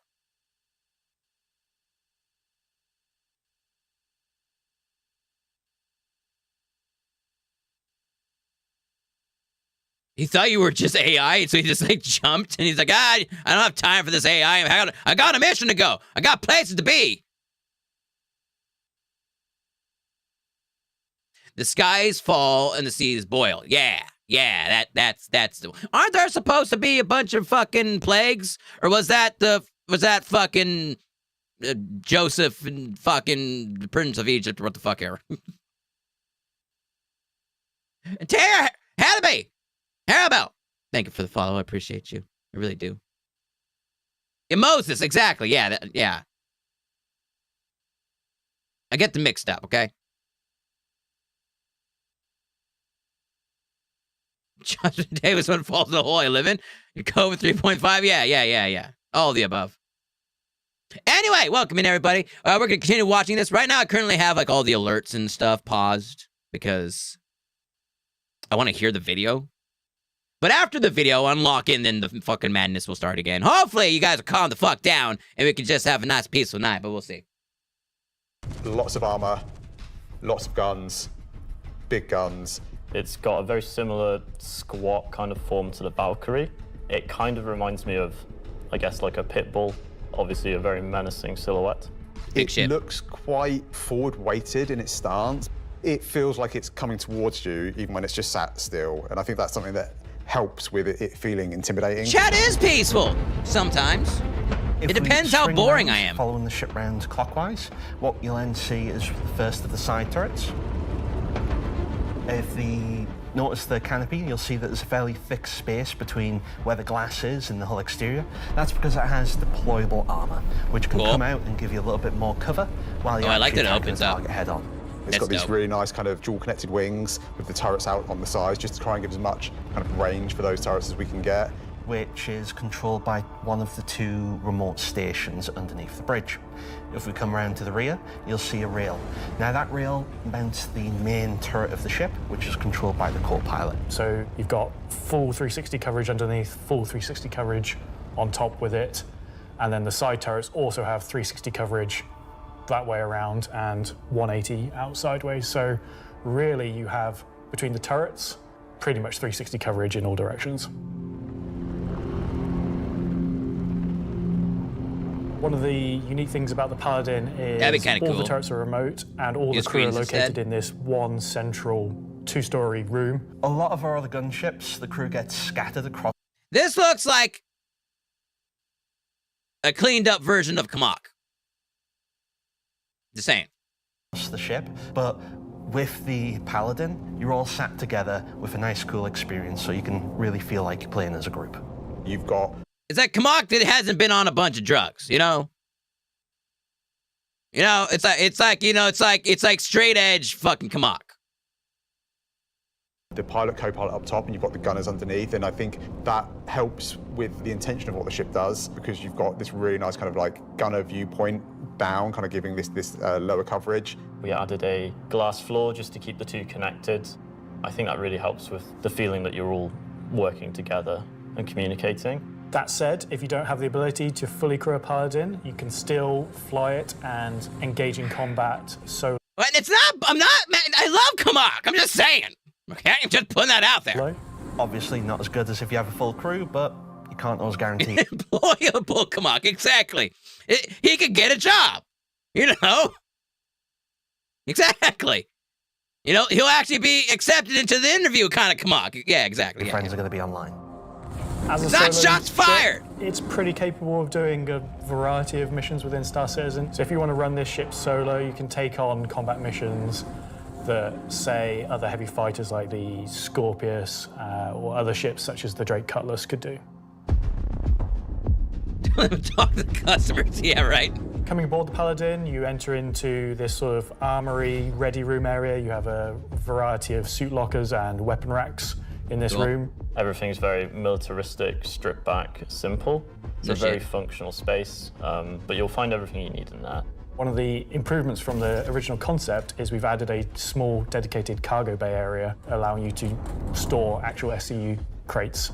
Forward of that is the route to the lower gunners, and then upstairs you have the bridge area, and then off that central area you have the dual living quarters, one on the left, one on the right, and then at the rear you have the main sort of... You think you've seen this a fuck ton of times? Well, because it's yeah, there's a lot of ships like this. This company has the most ships in the fucking game right now. So every time they put out a new video for one of their new ships, it's like, oh wait, this looks familiar.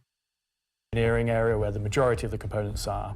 Also within the upper traversal area, you also have a little sit on a breakout stump. area with seating, That'd be food kinda cool, machine, toilets, etc. Be all zen. I think it's a very cool looking ship. I think Pretty we much an did a really Asgard, nice yeah, job of exactly. taking what was there in the concept and adding an extra level of detail and trying to kind of push things forward. I think it hits the nail in terms of a really solid military ship.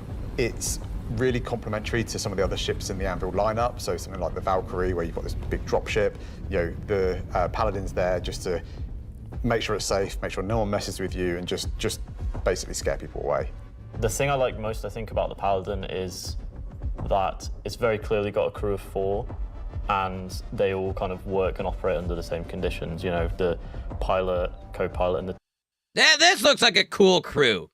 It looks like realistic. It doesn't look fucking fantasy Master Chief bullshit like all the other fucking times. It's like, no, they're in like traditional like flight gear. They look like a crew of pilots, you know? They don't look like a bunch of fucking kids coming out of Comic-Con. 2 gunners, they're basically all equal on the ship. There's one toilet. You need shit everyone's and got then the edit? same style Yeah, of to it, room. man. When Have a they're good at day. work, everyone's at the I hope you find some great clips. I'm sorry I don't have any. But good luck, man. I hope you have a great shit. front of the ship together. Yeah, boy band. Yeah, it's really right. odd to me that you call that. You like that there's one toilet for 4 people. Well, you know, it's you all work together. You're all equal at work. You're The toilet seat never gets cold. Toilet seat never gets cold. Yeah. So that's the Anvil Paladin. Whilst originally a military-built craft, it's the perfect ship for folks on the frontier trying to defend against threats. And talking of threats, let's move to our next ship, a replica from Hesperia. It looks like the top turret being able to go on those railing. It looks like the same rails they use for what else uses it? The X-wing thingy bob uses it. I think one of the spirits has it, right? The M1 or whatever. Yeah, Scorpius does it. Doesn't the M1 also do it?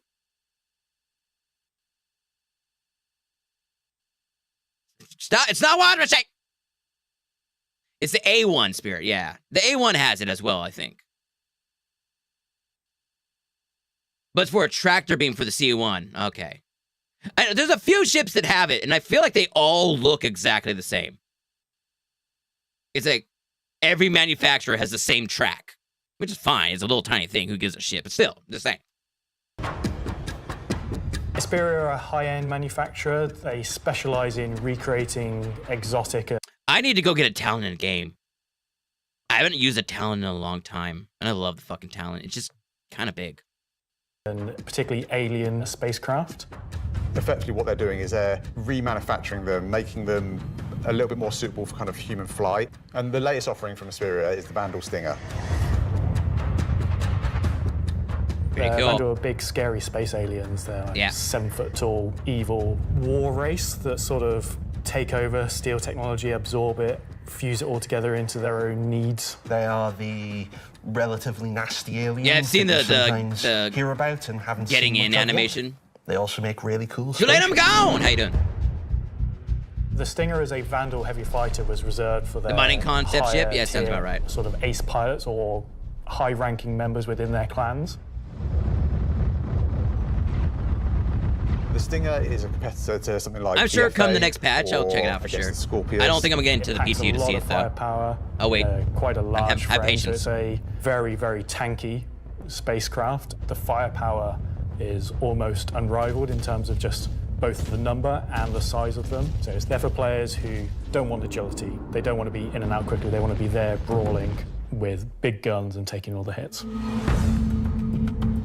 One thing Xperia have done differently with the Stinger is they have done away with the majority of the bespoke weapons. They heard everyone's complaints about the glaive and blade and have stripped off the original Vandal weapons to allow customization for standard human weapons. With the exception of the single-size 5-gun. It was Hey, too so well off-roader. integrated How you into doing? the whole, even Not for fuck! Xperia to remove. All the additional weapons are generic mounts, so they can be swapped with any of the existing lineup that we It's have not in the tanky, game. and yeah, By they'll doing this, adjust it like provides everything greater else. flexibility to the end user, and this is something Xperia wanted for the civilian market. For that one bespoke weapon, the size 5 plasma cannon, functionally it is the same as the existing size 5 plasma cannons on the Scythe and Glaive, but it is a sort of Gen 2 model and wraps it in a different aesthetic compared to those models. You'll see they're very much older Vandal styling. This is much newer Vandal styling, but That is cool underneath it looking. is the same weapon that people have used for years. Oh, that's Our job as the sorry. vehicle You're not, artillery on God the damn it. PU was to take the Stinger from the squadron team and prepare it for life in the PU. We took an opportunity to take, this really well-established art style and, add extra details where needed. So the exterior is a real blend of these kind of hard surface, kind of rare alloyed kind of wings, and then underneath this real kind of organic structure. that People kind of melt the webs ship all the already? ship Eh, together. fuck 'em. It connects I don't the give a thrusters shit. in, it connects all the kind of underside of the vehicle and pulls the whole ship together. You can tell it's very different from the Vandal ships that are currently in Judging the a PU. ship by If you how take, it for is example, now, the way the cockpits are and it's kind of like constructed, whatever. Up at the front, we've got this big kind of bubble There's too much dome changing that in the gives future cockpit to- quite a unique shape. Like, you have, when I say people get ships, you should get them, one, for how enjoyable they are now, 100%. But you also got to realize, what is it supposed to do in the future when we have all the systems that we're supposed to have in the future? Like when they say, oh, it's tanky, well, we don't have armor right now. So if its main purpose is it's strong, you're not going to see that right now. You know? It's not a thing that we're going to have. Matoto! Welcome in. So we don't have the alerts going right now because everyone won't fucking let me watch the video without interrupting me. I keep interrupting myself. So we have them paused, but it saves them. So when I unpause them later, it's gonna be a wave of chaos. compared So don't to some of worry, our other it's not ships, wasted. And also gives the pilot You a just have unique patience. position within the ship and kind of gives great visibility out the front. Boarding the Stinger is a little unusual compared It's not to a wash machine, Dallas. other ships, obviously being alien in nature. You're going through a ramp at the rear, and it leads you kind of straight up into the belly of the ship. There's, lots of organic detail, rib cages, kind of strange alien forms. No worries. Entry of You the don't need to be cockpit, sorry. the seat kind of comes I was down letting you towards know. you, and you kind of climb over the back of it a bit like a motorbike. You're basically riding into the cockpit. It feels very much like you're being carried inside the cockpit. That sounds like a real bad situation if you ever need to get out real quick. Like, oh shit, I need to eject. Hold on, let me back up.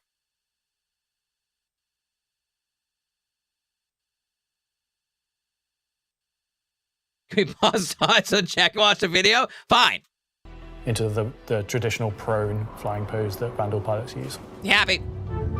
You happy now? I'm very happy with this thing. I think the team done a really good job of making something that feels different, it feels alien, but it suits our lineup of ships and it suits our universe. I think the guys did a really good job of respecting the, the direction and vision from the original Stinger and Vandal ships and Squadron. We've tried to take a lot of inspiration from movies and other science fiction material, but I think it sits well within the Star Citizen universe. No, it's so we dope have looking. Paladin for the People's Alliance. We have the Stinger for people that really like Vandal and want to try and pretend to be them. But what about the other mysterious faction we have running around? Get out of my face! So Gray Chowdhury got his start. Paladin looks sick too. He was working a cargo center out. Is that a new cowboy hat? CIG? And not the white one? Can I have it, please? Odin, he started being able to get his hands on some stuff that other people couldn't. Items. I hope there's like a cowboy western theme to the clothing we can get in but you wanted Nyx. Anyway. That make me happy. I think Gray is interested in, happy customers. Gray just sees themselves as a conduit Cat Bane, to yeah, get right. these things in the hands of people who are would appreciate them. And I think that his latest offering is really going to turn some heads.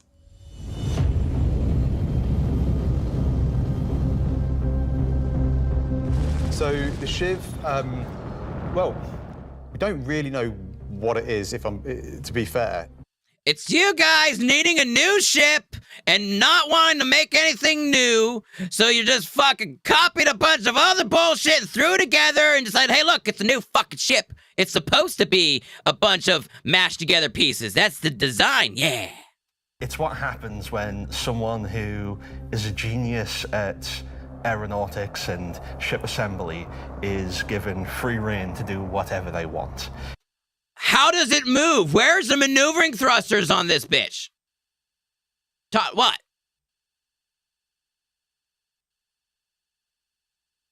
They've had these ships since 2019? Yeah. They're fucking from Squadron 42, right?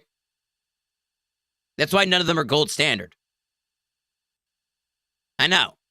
I'm very upset. It's the best of whatever they can find lying around, put together to make something truly unique, wonderful, arguably beautiful, and just released out into the universe to see what happens. At first glance at the exterior of the Shiv, I think most people will probably recognize there is more than a fair proportion of the Cutlass visible there. And they're going to have to rebuild this ship when they redo the Cutlass, because the front landing gear, they already said they plan on changing because it's so shit.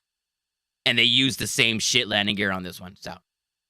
You found a secret commercial for the Gray's Market Ship Dealer. Oh, that's cool. You love your ship? Hell yeah. It's a cool looking ship. I like the concept, the idea of like throwing a bunch of fucking random pieces on there. The thing is, I see thrusters, I see engine here. I see engine here. You want me to send you the video? As long as it's not fucking, getting rickrolled, okay? We got retro thrusters, and then you got your another thrusters here. But where are the maneuvering thrusters? The ones that make you rotate? Huh? I'll have to look at it more in game. It's had quite a few changes to it. As you look a little bit closer, you'll start to pick out elements from other ships. You've got, main... God damn it, Slash. Coming in here. Fuck. Being a little shit. Hold on. Hold on, everybody. Hold on. What is this?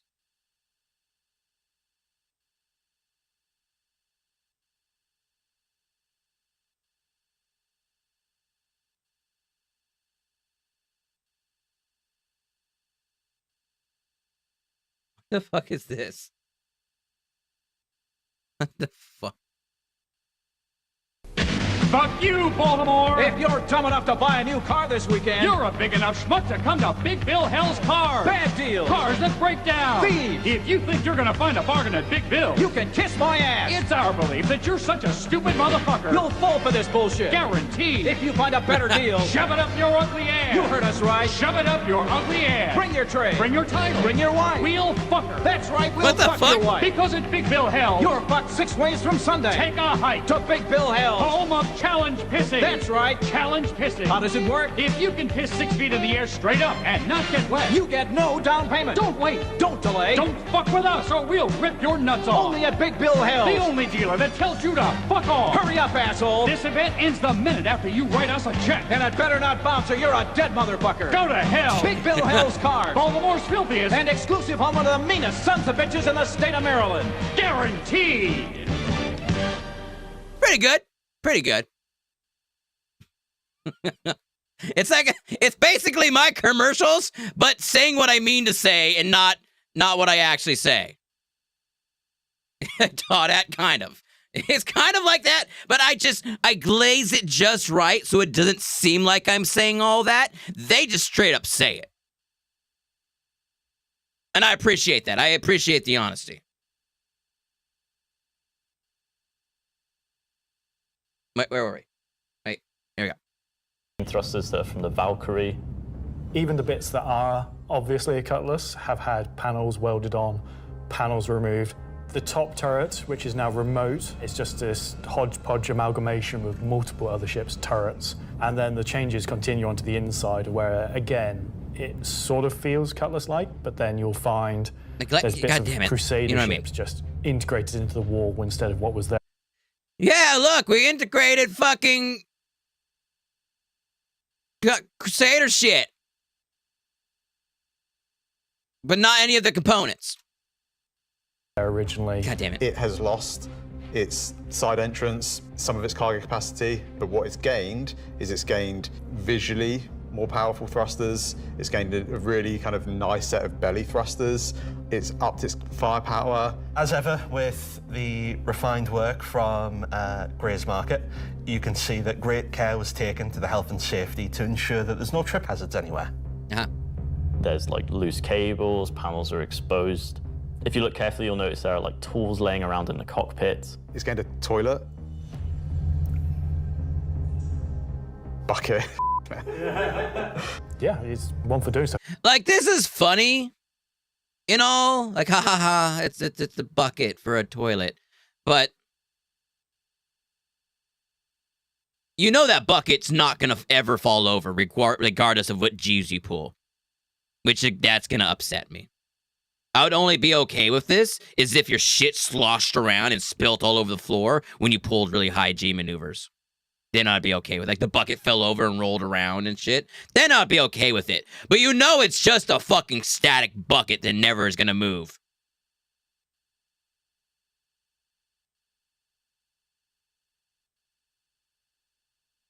It has two, you're right, there is a second bucket for you washing your hands. Neither of which seem to have water in them. I like the idea of them making a ship that's like someone scrapped together other parts of ships into one ship because it's all they had. I like the idea. I just think the execution is lazy. I'll be honest. It feels lazy to me. Especially compared to other ships. It's just like, really? Bucket? A bucket? Come on. Come on now. And you need a second one to wash it. If there's like if you look into the bucket and there's like bolts in the bottom to hold it in place, then I'm fine. I just know that's probably not what's going on.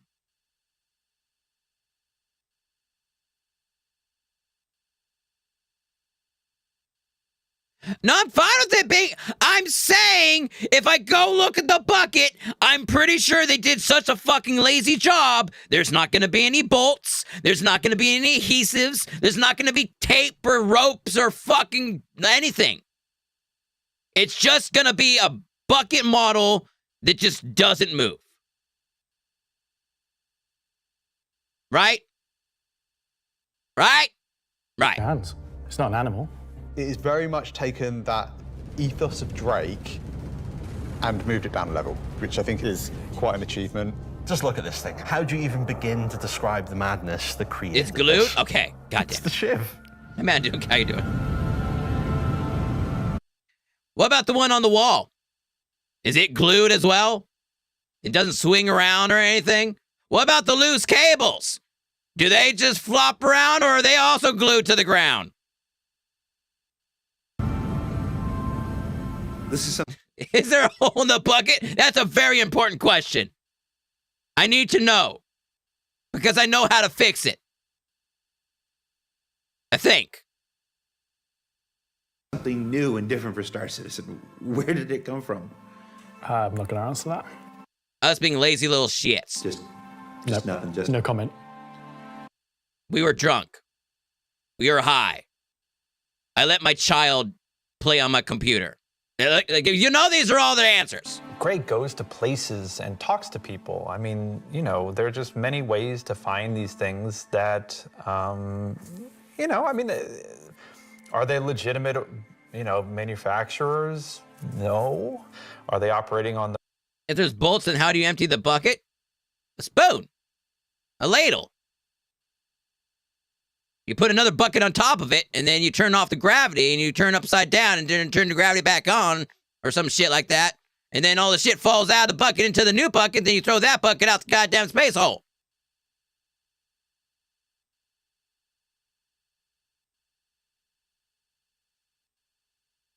Exactly, you can throw it over Hurston, exactly. The right side of the law? Maybe not, but, you know, money's money. Does Gray have a motto, an ethos to live by? It probably comes down to... You gotta do a don't barrel ask roll. where I got it. Don't ask how we got it. Don't worry about it. Oh, you can get vent slugs, yeah.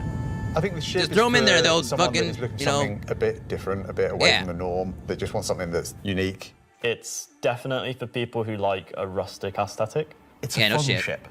But it's also really strong, to be honest. And it's absolutely a statement. I'm happy with the 3 ship offerings. They are obviously very combat Magnets, heavy. that can There's work. something we wouldn't normally release all at once, but honestly, all of them are a different statement and they're all cool. As always, super excited to release these ships into the game and just see how players react and play with them. It's always fun to see the quirks and the shenanigans that people get up to with them. So that's Talking Ship for another year? So. Yeah, you gotta do the thing with Lexi. Talking weapons. So I've just been informed that we have to do a bit of a timeshare agreement this year, so we have to throw it over to Alexi for Talking Weapons, which is an extremely original name.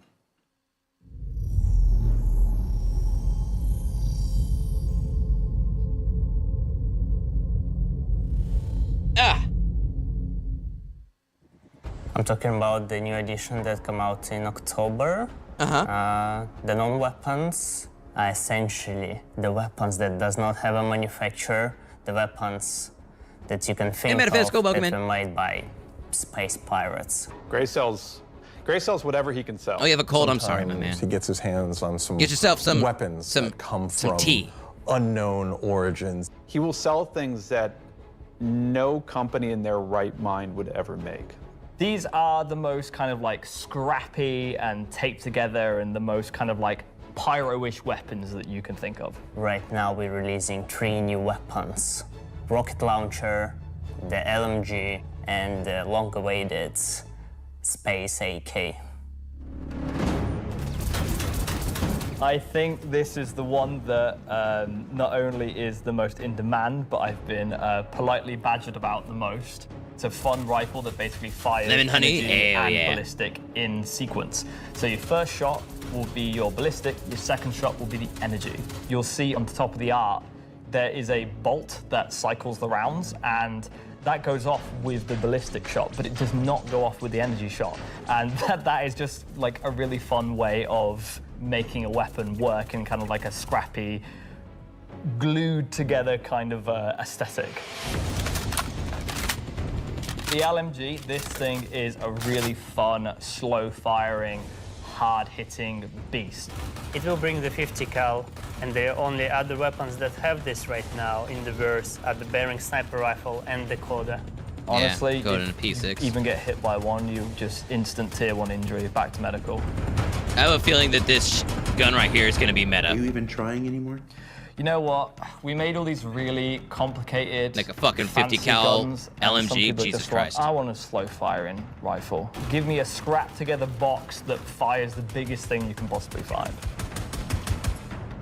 We don't have a rocket launcher of this caliber. It will be 3 grenades straight together that you pull into the tube and fire towards your enemies. The cool part about it will have an arming distance, so you will not be able to just point it towards an enemy. It's also going to have a lot of spread.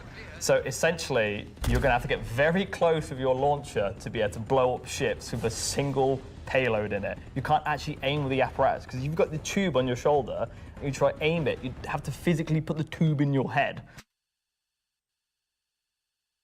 Let's rewind it for a second. It's going to have a lot of spread. So essentially,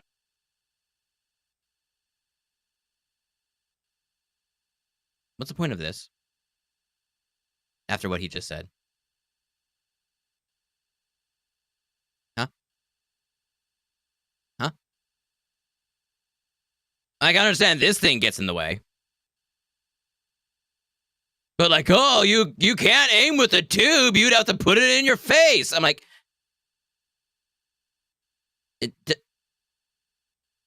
does this man not know how guns work?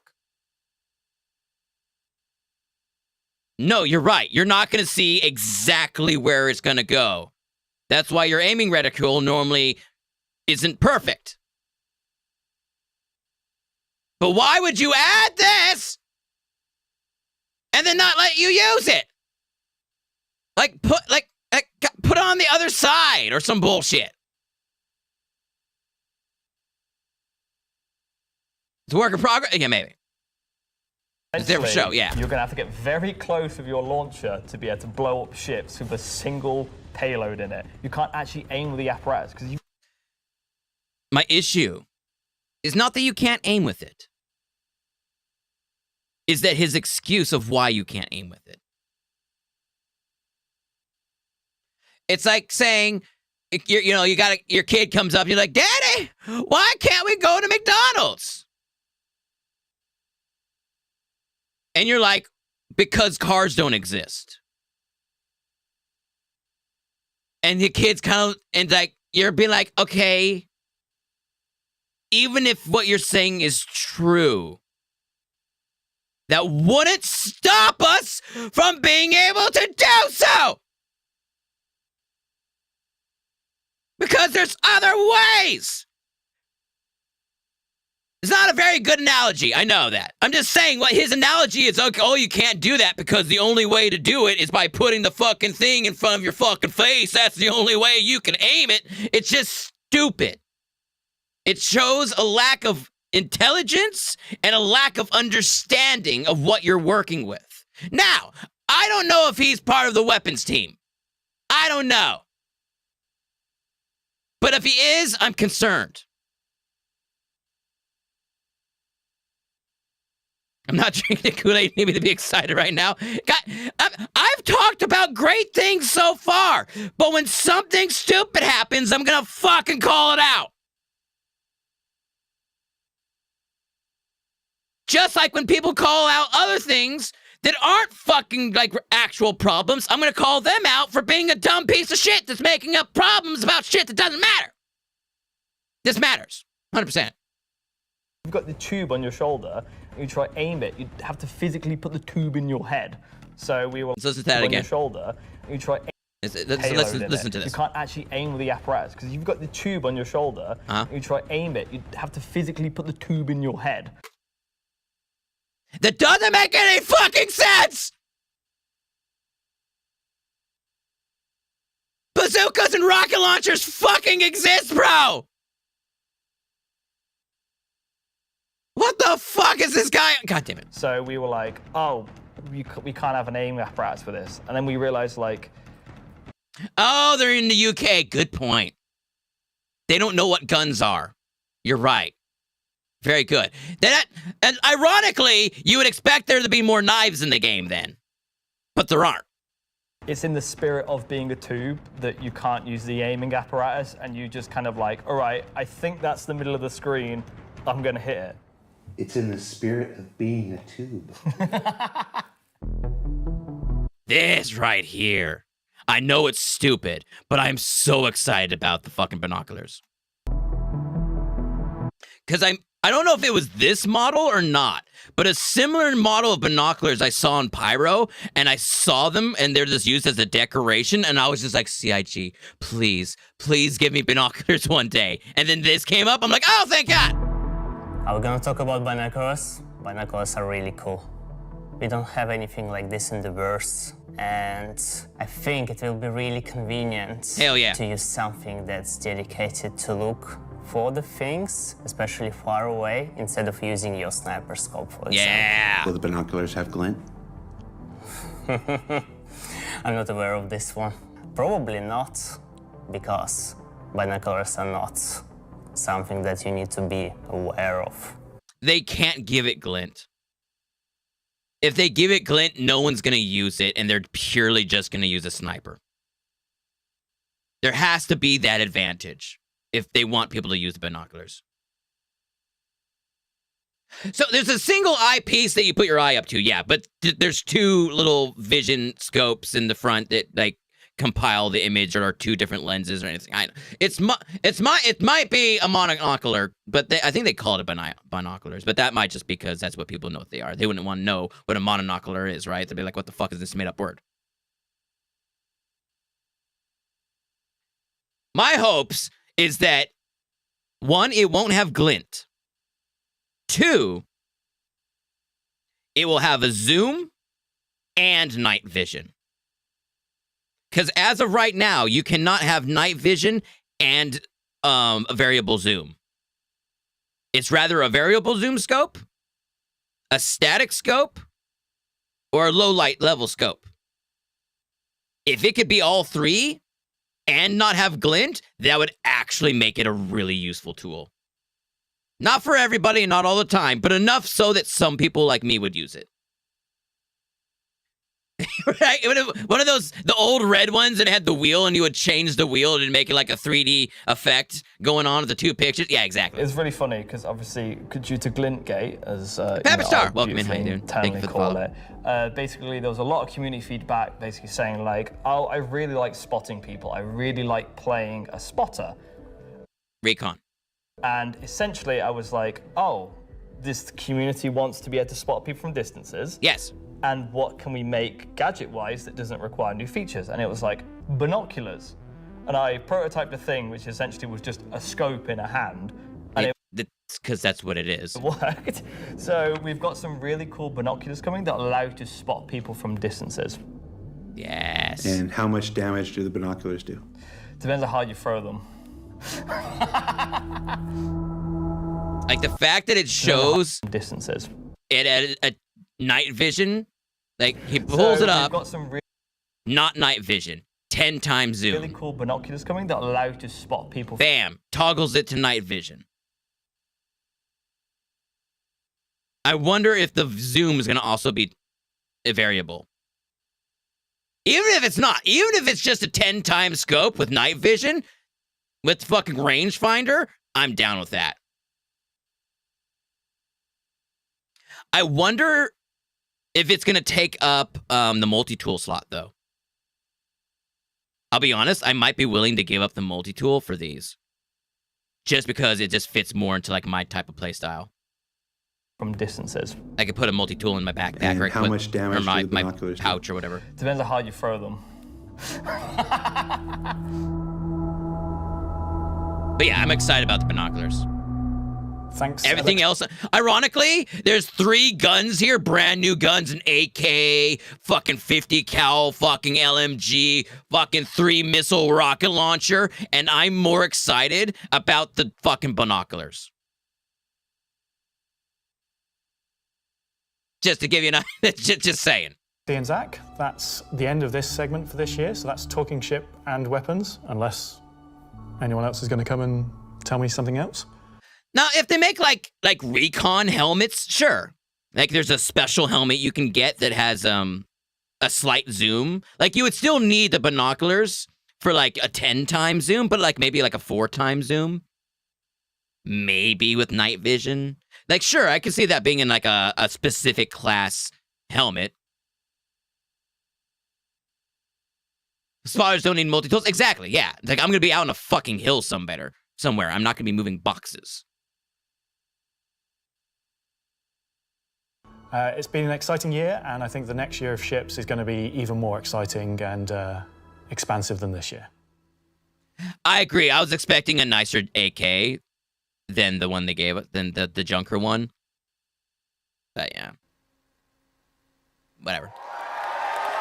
Alright, we're here to skip past this part. Uh-huh.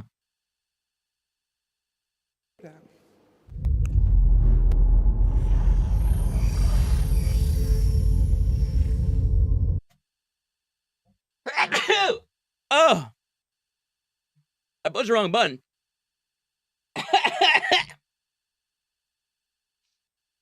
Oh my god. I'm dying. I'm gonna play a video.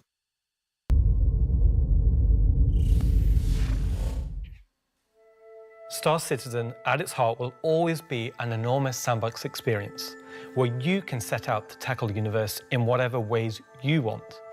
But that doesn't mean we can't shape parts of the universe here and there to better suit our needs. That goes for both you and us. Let's start this part of the show with a look at how crafting is going to change everything from resource gathering, refining, and even combat when it comes online in the next few months. First version of craft. So, I've been noticing since I've started multi-streaming, there's been a big delay. Like a good minute delay for the stream. Like when you guys say something, I respond to it before you guys, like, I don't know what's going on. I think it's the multi-streaming. I don't think my computer can handle it. So I might not stream to Kick. I might stream just to YouTube and Twitch.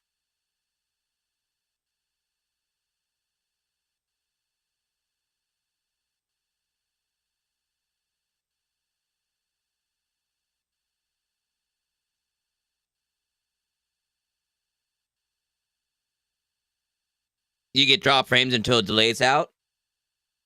Yeah,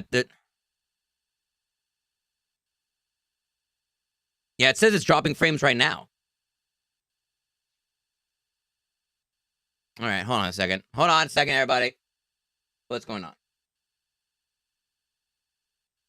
What's going on here?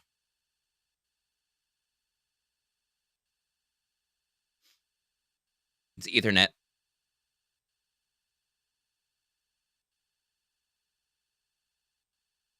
Yeah. I think my ISP just won't let it. Because my ISP only allows 25 up. Even though I get 500 down.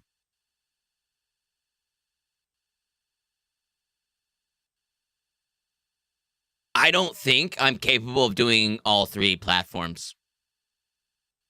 I might just have to do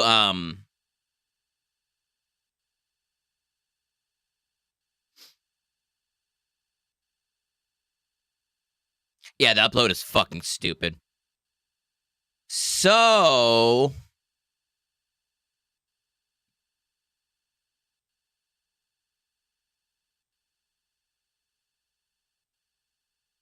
I might have to not stream the Kick anymore. Or what I start doing is I get a restream or something like that. I might have to do that. Because Adium, I think it performance-wise is fine. It's purely my upload from my ISP is just fucked. I just don't have the upload for 3. I could probably do 2. I could probably do 2. I don't think I can do 3. Restream is awful, though. I know. I would need to find something. Kick? I might kick. Like, is there, like, right now, is there anybody even on Kick right now? Like, really? Is anybody watching me on Kick?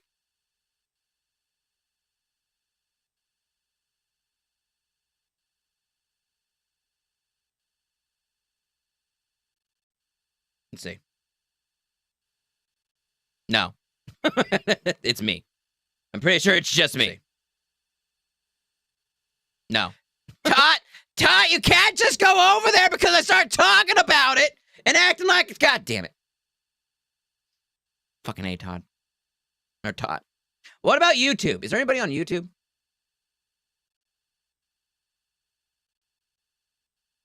Anybody watching on YouTube?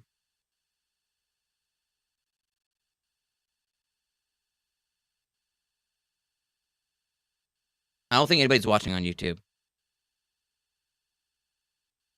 I don't think multi-streaming matters. Like, maybe I'll keep up YouTube just because I think I can do at least 2. At least 2.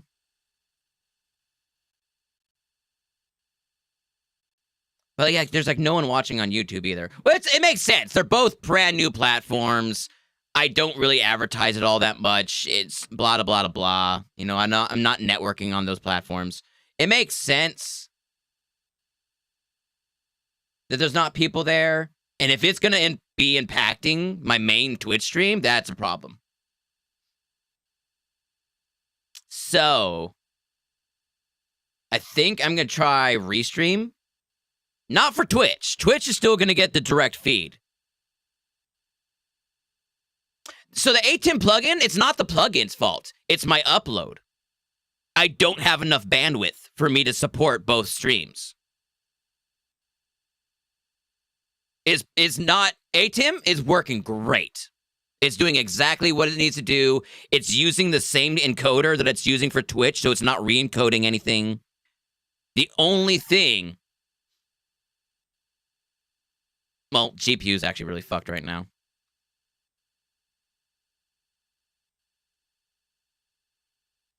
But that's normal.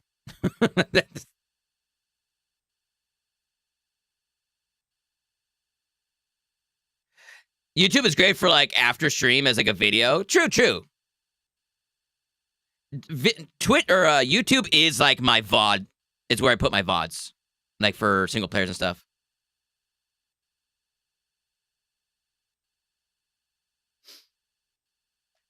So I'm not going to get rid of both.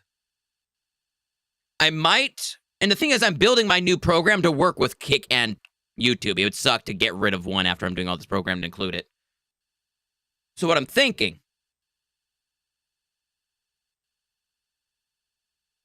is,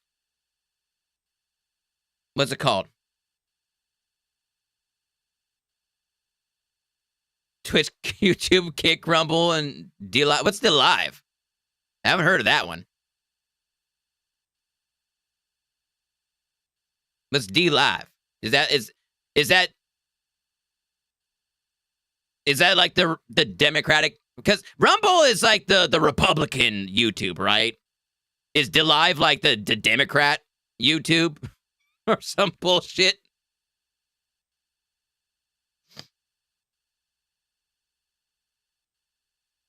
If you don't know, Rumble is 100% a fucking right-wing platform.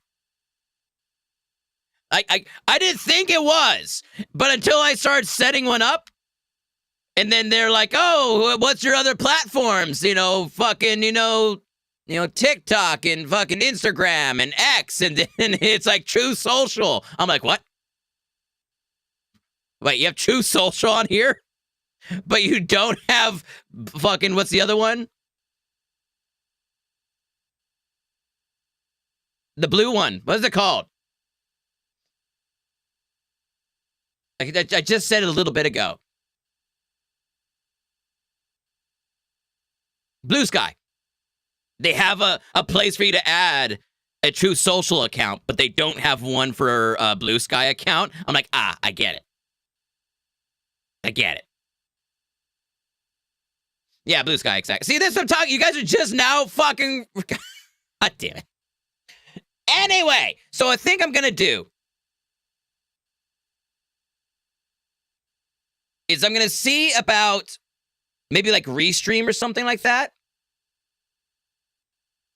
You have GeoCities? All right, cool. God damn. See what's going on. Basically, I'm going to try to find another way of doing multi-streaming without it requiring me to upload to each of the platforms. Because I just don't have the bandwidth to do...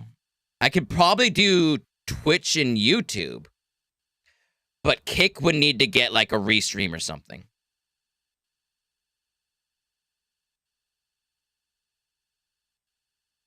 Bonfire! Hello there, welcome in. We're decoding and trying to figure out how to fix things. Because right now, my multi-stream is adding quite a delay and desync to everything. Dude, it's so annoying. I get 5% of my download as an upload. Streaming 8-bit? True.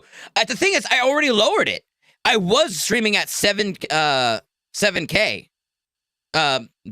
For fucking, you know. Oh, fuck, my brain right now is turning off. For the bit encoders and all that stuff. Fucking, what's it called? What is it called?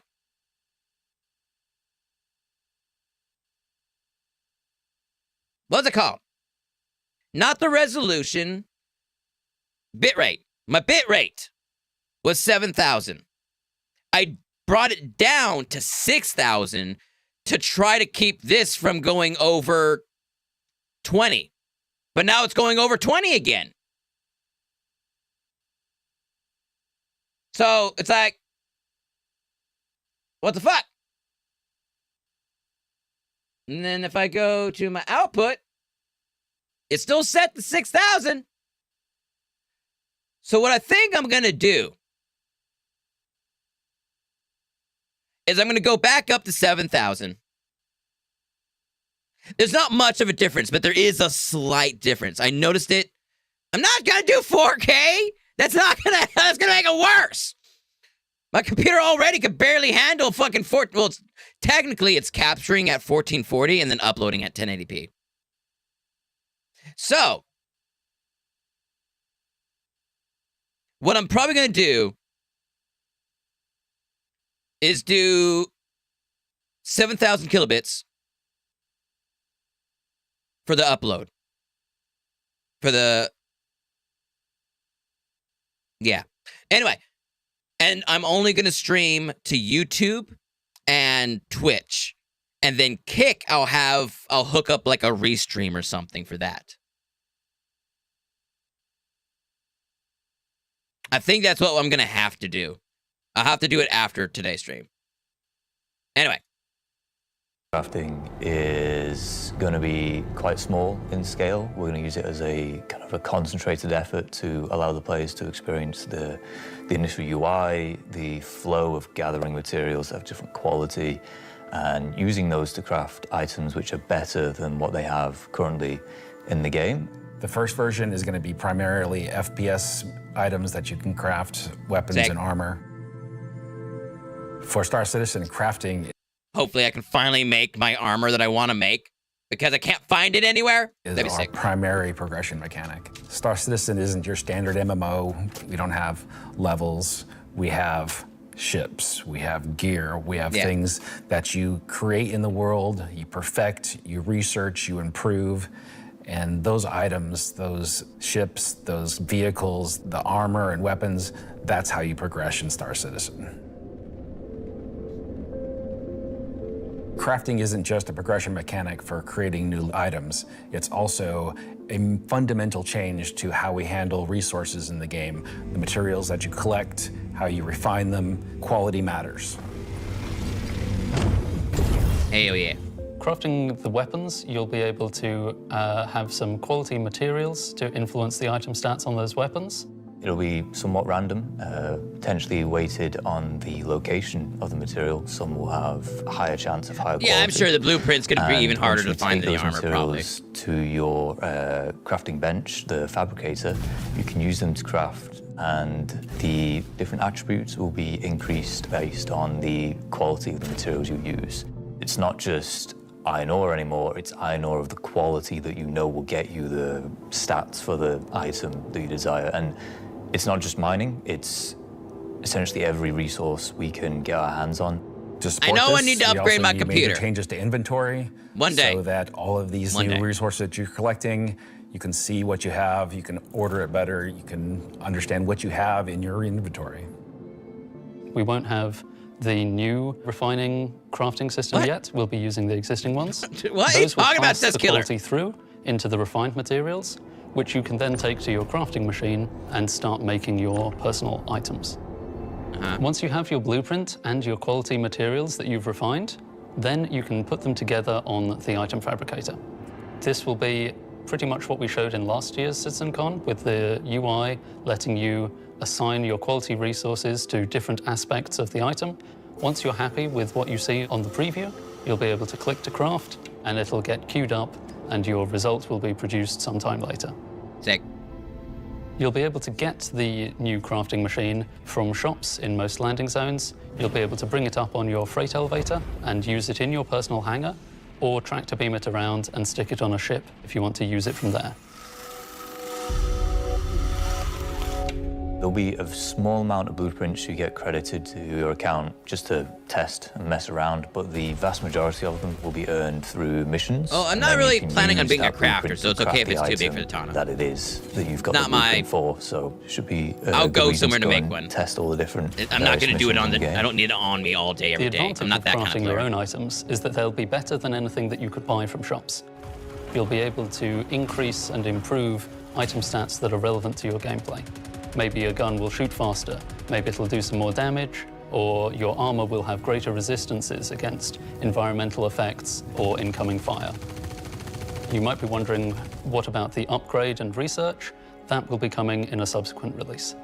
We're happy with this initial scope for crafting. It's going to be so valuable for us as devs to kind of get the metrics in, get the feedback in, because then we can make the changes that, you know, they only become obvious, so to speak, when you have kind of mass amounts of data and mass amounts of users using it. So I'm very excited to get it out in the wild. It's our intention to get crafting out on tech preview by the end of the year and get the testing we need so we can release it when it's ready. I wish we could do that, like little weapon checks that's whenever we want. one way you'll be crafting your own experiences in the Star Citizen universe. But what about us? Where do we get to hone in and craft a bespoke experience here and there, specifically tailored to individual or small group play? Well, that's where instancing comes in. And I'm going to let Benji tell you a little bit more. This is where I get concerned. We're bringing instancing to Star Citizen in 2026. Why are we doing it, and how will it work? So if you've played any content in 2025 in Star Citizen, you know that most of these areas were in actual PvP zones where other players could interfere. Instancing is a like the real means to world. create an environment where designers can create tailored content that's tuned to a specific group size, but it is also protected from outside interference. It's not to say that we don't love PvP. I'm a PvP guy. PvP me, bro. No one says that. But like most MMOs, a good balance between a dangerous overworld and a protected instances is needed. So, if it's like you get in an elevator, you go down the elevator, you get into a new instance like we do with our hangars, I'm fine with that. Sure, whatever. But if it's like an open area you can fly into, and then that gets instanced, that's bullshit. I don't like that. Because that just leads to many fucking edge case problems in my head. You and your friends are hanging out, and you're flying down to a location, and you get close to the location, and someone so happens to be at that location already with an open instance, so it allows other people to join it, but it's almost full.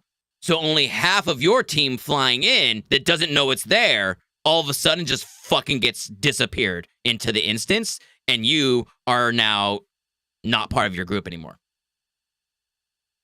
That's why I don't want it to be an instance for open areas. Such, it's like they talk later, like Orson, with the platforms on Orson. It won't, I can see it being a problem.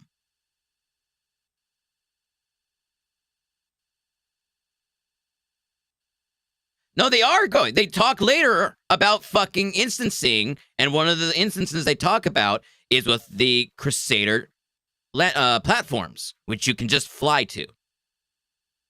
There's no elevator. There's no ride. You could just fly there in your spaceship with your group. And I could see that becoming a problem.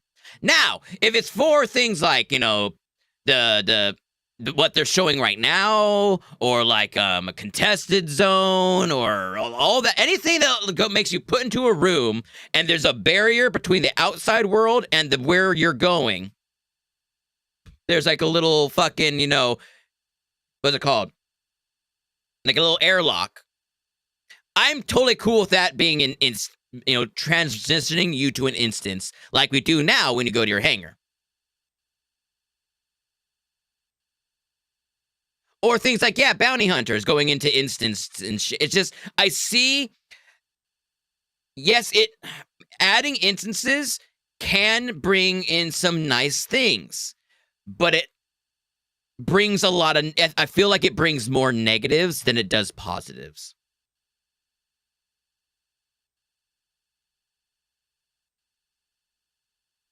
Anyway, let's watch it. Let's continue. Right now, we don't have this ability, and this is something we really need in order to give you a sense of progression that is tailored and balanced to a tunable amount of groups, so the difficulty matches the group size. See, I understand that. They want it that when you go into a location, that it loads up the version for you, that you're in, like, you know, oh, if you come here and it's your first time here, the fucking thing's not going to be exploded yet. The second time you come there, if you succeed at the mission, okay, the thing is going to be blown up, and they want to be able to do that. But to me, that's just, it destroys immersion. Yeah, exactly. Don't fuck with my immersion. Exactly. There's a beginning it's and too much of a video game at that point. And we already have a bunch of those. And I'm done with them. I want an immersive, realistic simulation space game.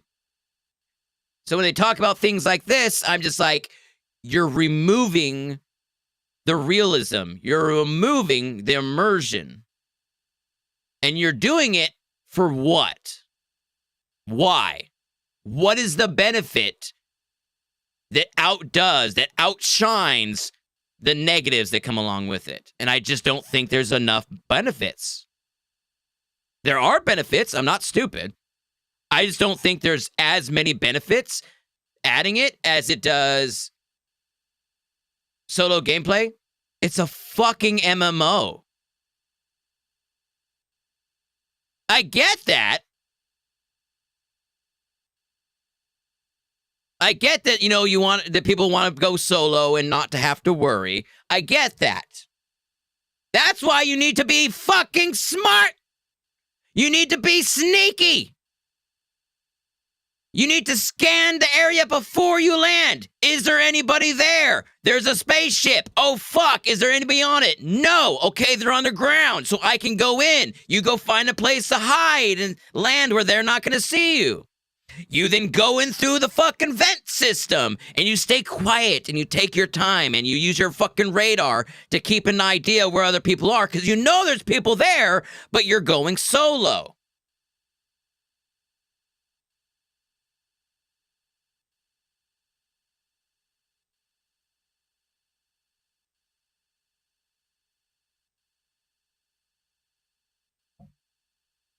Like, God damn it!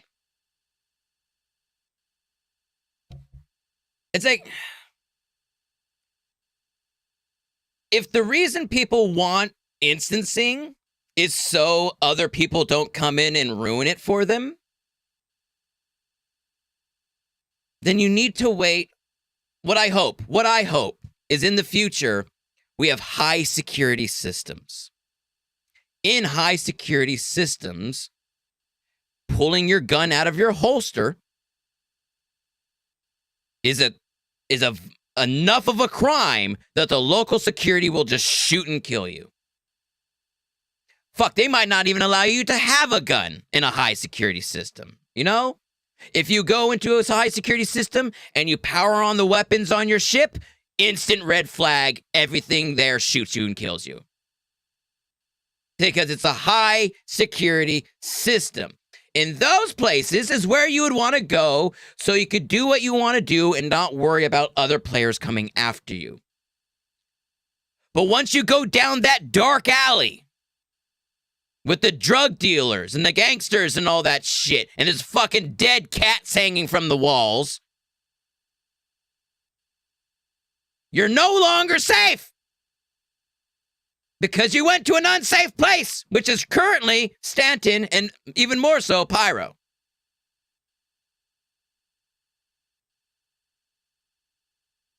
What sucks is currently there is no place to go to be safe.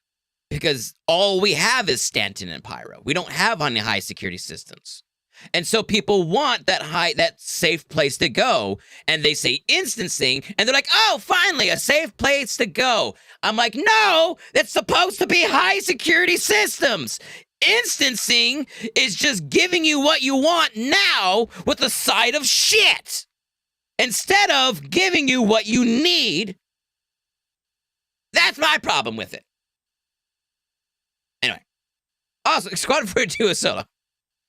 But Pyro is safe, dude. I know. Pyro is full of fucking cargo runners. And people who are just there to see the sights. Because everybody is hunting down all the exploiters on fucking Microtech and Hurston right now. Like, I don't think people get it. People go to like, oh, a brand new event. I'm going to go do it. Oh my God. People are killing me.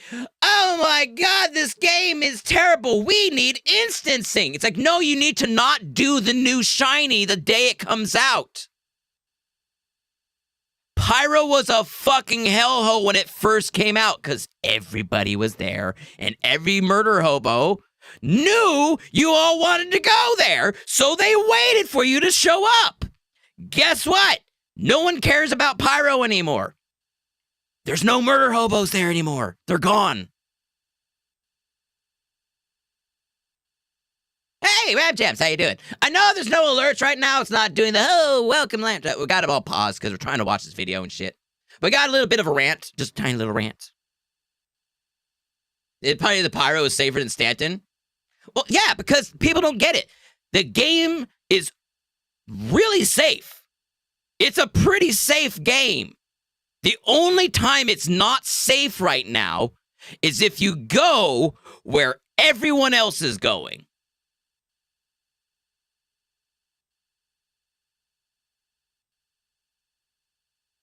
If you go to Magnus, there ain't gonna be anyone there to fuck with you. If you go to Hurston, there's gonna be a lot of people there to fuck with you.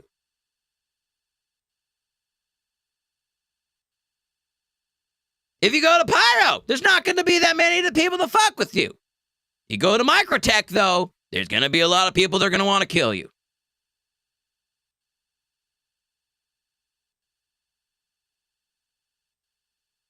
So it's not saying the game, making future decisions of how the game should work because there are people that go to where they know you're gonna be.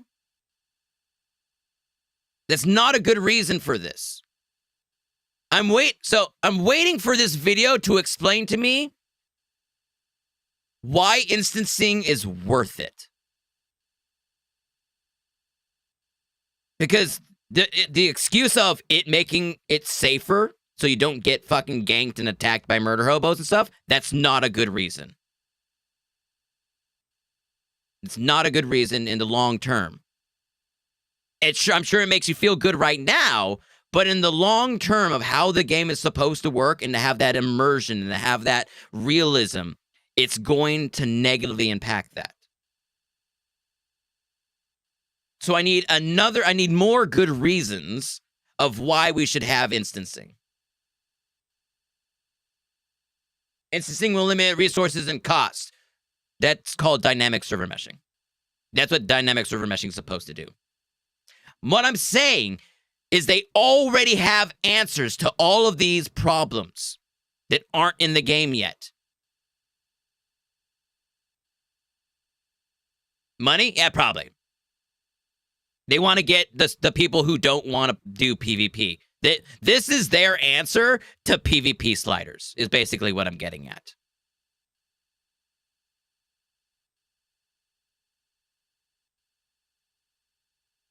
I don't like it. Like, no, if I go to the underbelly of a city, I don't want to go in there knowing the only thing I'm going to find are NPCs, because then there's no mystery. There's no keep your eyes open. Someone could be here. No, it's just, all right, we can min-max this run this time. We've been practicing. Let's get it done in 10 seconds because we've done the exact same thing 500 times, and it's the same thing every single fucking time because it's a goddamn instant thing with fucking NPCs. No, I want it to be open. I want to go in and be like, holy shit, why is there a fucking goddamn pulse spike down here? Holy shit, there's a random sniper up in that fucking shadow. I want that shit. Because that makes it actually exploring. It makes it actual danger. And it's not just, hey, let's memorize this route we saw on YouTube and min-max our build like we saw on YouTube so we can mine before we can fucking grind all these resources really quick. It's like, no, it makes it too much of a video game. And I don't like that. Because I've been playing that shit. I can get that experience with any other game. There are not that many games that give you the experience of you going into a place and not knowing what's going to happen. There is no compromise with solo players. There is only death. No. If you go to downtown LA in the middle of the night with gold shoes on by yourself, if you're thinking, I should be able to do that and not worry about being mugged, you're a dumb fuck. Now, obviously, I'm talking about real life and we're talking about a video game. I understand that. I get that. My point is, instead, hire some people to go with you. Bring some friends along. Go during the day. Or maybe don't go down the dark alley in downtown LA. Just because you don't want to play with other people, you don't want to, and I get it. For most MMOs I play, even Star Citizen, I normally go solo. Which is why if I want to go somewhere and I pull up and I do a ping and I see 15 light fighters, I turn the fuck around and I leave. With the game events being as unstable as they are in the current state, I feel like it isn't a bad temporary solution. I agree with you. Okay, true, yeah. I agree with you for the long term. That's my point. I feel like it's a very short term, and I feel like them building out the technology for a Band-Aid is just wasting time. Let's see what I agree with you long term, but it was super annoying trying to do the Align and Mine and other events when there's like 5 million bodies. Oh, dude, yeah, 100%. I totally get that. I get that 100%, but that's kind of like my argument earlier. If you're trying to go do the new and shiny, it's like, okay, before Amazon was a thing, if a new game console came out, let's say the PlayStation 2, and you're like, I want a PlayStation 2, it just came out. You do realize there's a chance you might be stabbed and killed to go get that new PlayStation. That actually happened multiple times. Multiple people died to get the new PlayStation. Just because you want something once it's available doesn't mean you're not going to run into psychopaths because everybody and their fucking mom is there.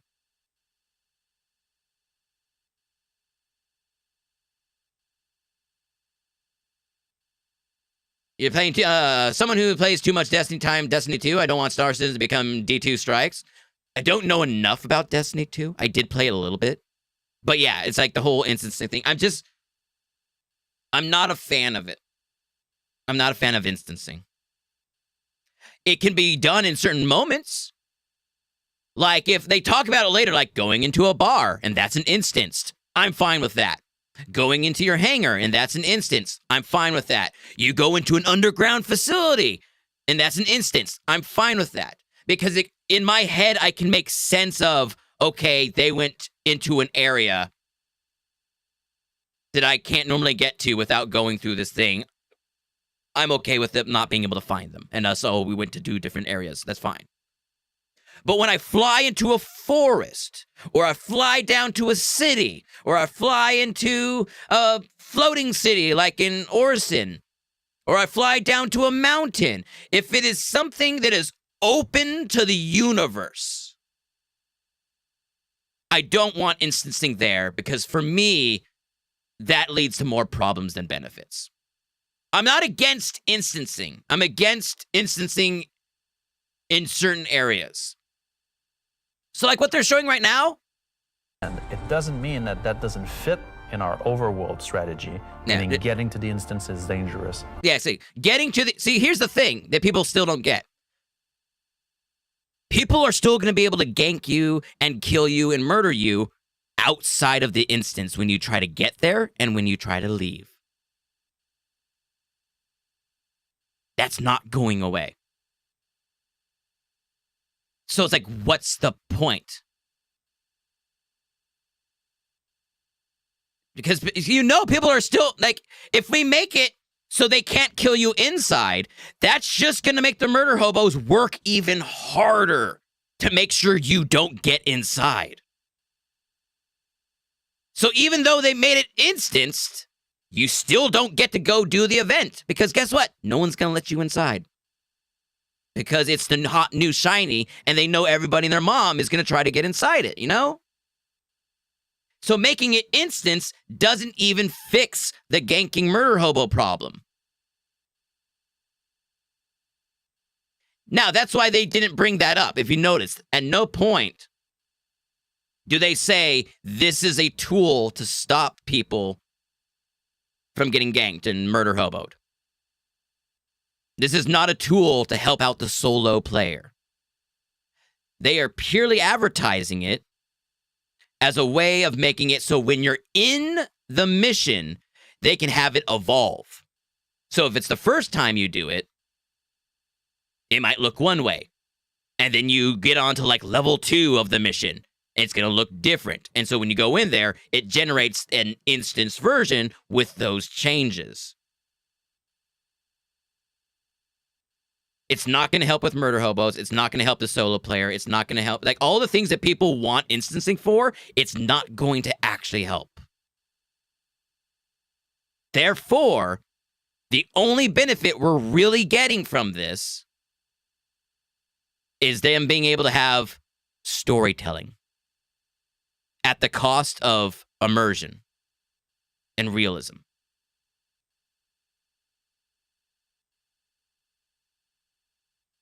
I get it. I just don't feel like it's worth it. Exiting the instance is dangerous or can be interfered with others, but at least when you're playing the content, we can actually make something that's curated for one experience. Once you make it in. if you can make it in. People are just going to camp the entrances, exactly. I don't make her murder hobos! Diego, it's not right to jail! God damn it. What I'm trying to do is I'm trying to bring realistic expectations to this to people. Because I don't want people to look at this and be like, oh my god, it's super terrible, or oh my god, it's gonna fix everything, you know? Except you were ignoring that they said people can initiate an instance just by QT jumping. Exactly. We haven't not got to that point yet. We're gonna get up to that point. So before you even get into the dangerous, you can move into the instance. True. Except for people who have interdiction. They can pull you. If they know you're going to go to a specific location, they can send startup and interdiction just outside of that. Hey, ball bounces. Regardless, my issue is that let's continue watching the video until we get to that point, and then we can talk about it. So let's move on forward. So before anybody says this is only a PvE thing, this technology can also be applied to unlock curated PvP experiences that are as seamless as the PvE. I don't care about the PvP side of it. That's not my issue. Ones. So it's not about one thing or the other. It's really about unlocking developers' ability to create curated content. Let's see. It's about allowing them to tell a story. And I get that.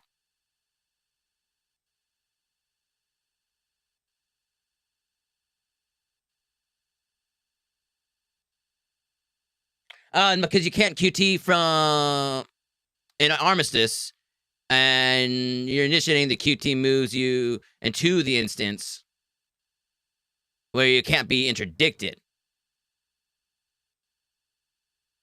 It depends. It will depend 100%. But like if the instance you're trying to get to is at Crusader, but you're starting on Hurston, you know?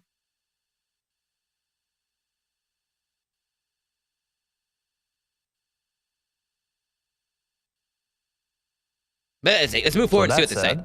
How will it work? Yes, here we go. Instancing is really an evolution over static to dynamic meshing. We want your... It isn't just the dungeon, it's the path. Can also be instanced.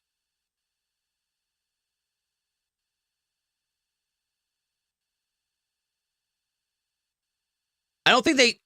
Yeah, but I don't think they ever say in the video that, like, the moment you take the mission, bam, you're in the instance, and then you're just safe from until you get to the mission, you do the mission, and then you leave, and then you get out of the instance. I think they said that they can make it that when you're traveling to the location, once you get close to the instanced area, you get brought into an instanced server for that moon or planet or whatever. I don't think they say you are instanced the entire fucking time. But let's watch and find out. Let's see. Your instances to be as seamless as your instance hangars, meaning that when you take an elevator, you exit the elevator, you're inside the instance. A gateway opens, you cross that gateway, you're now into your instances. Could be also a quantum jump into an instance that you don't even see. Mm-hmm. So, right here, he's talking about hangars. He then moves over to a different example. Your instances to be as seamless as your instance hangars, meaning that when you take an elevator, you exit the elevator, you're inside the instance. Yeah. A gateway opens, you cross that gateway, you're now into your instances. Yeah. Could be also a quantum jump into an instance that you don't even see. The transition is just like a dynamic mesh transition. And so throughout the universe, we will be able to add these areas that are open or closed instances that allow you to join in either with a party and have a reserved instance for your party. All right, so it's basically what they're saying is they're able to generate different, you know how we have currently server meshing and there's different servers for different locations? They're able to spin up another one of those.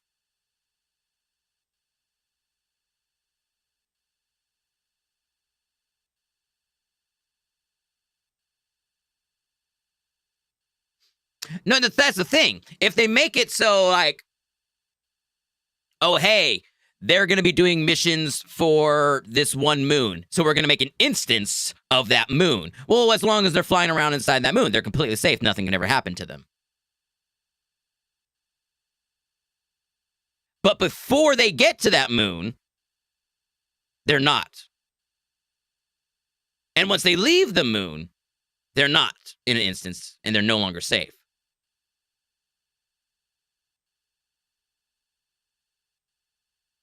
My point is while you're playing, I would be very surprised if they make it so you can go mission to mission to mission to mission to mission to the point that you never leave an instance. At some point, you're gonna be doing an instanced mission that's just brand new and popular that people are gonna find a way to try to block you from doing. It doesn't say the moment you hit QT for an armistice. It doesn't say that. They said they can make it that while you're in armistice or when you're in a QT. We don't know how it's actually going to work. They're giving a lot of examples of how it could work.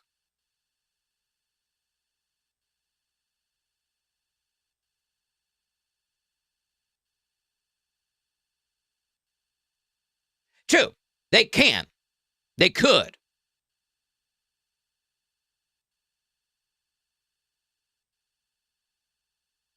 The door is there. I agree with you 100%. Yeah, they could do whatever the fuck everyone. If basically how it works is it's just you crossing into a new server that's just restricted of who can join it, because that's basically what it is. That's what instancing is.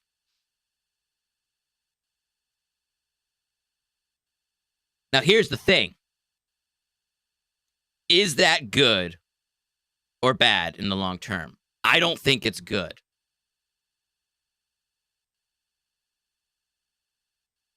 Because look at what happened to Elite Dangerous. They made it so you can play rather online or offline. If you go online, you never see fucking anybody. Because everybody is playing in offline mode. When you give people the option to not have to deal with consequences, they're going to choose not to deal with the consequences.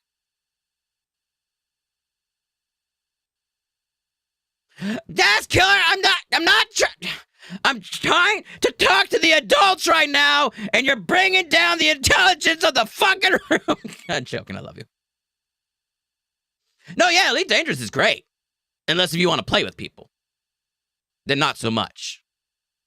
That's why I left it. That's why I stopped playing it. Is because the multiplayer experience was dog shit. Now, it might be better now. I haven't played it since they added the Orson, or the Horizon, or what the fuck ever expansion. You can walk around and shit. Maybe it's better. I don't know. But when I played it back during, what was the one that made it so you can land on moons with, like, rovers? I forget which patch that was, or what expansion that was. That's the one I was playing for a long time. It was great. But every time I tried to play with somebody else, it sucked. Horizons. Yeah, Horizons. Thank you. Horizons was fun. But every single time I tried to be multiplayer, multi-crew, anything like that, it was a terrible experience. I then came to Star Citizen because I saw the possibility of multi-crewing and multiplayer. And you gotta remember, right now, everybody is in the same system, and it's a very small system, or the same two systems, and pretty much everyone's hanging out in Stanton. Like we were talking about earlier, if you go to Pyro right now, there ain't nobody there. So it's like needing these protections that keep you safe while you're traveling to a mission so you don't get ganked. It's like, that's only a problem if what you're doing is the new shiny. Once it's no longer the new shiny, the chances of someone stopping you from doing one of these missions is extremely low.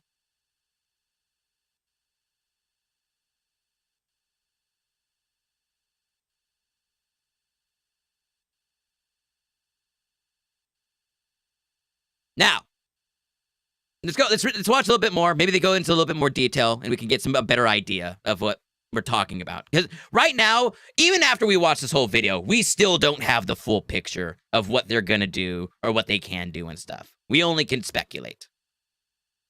Or join an open instances that has a number of slots. And so some of those areas will be completely instanced on different servers. This allows us to leverage the compute power of the entire mesh.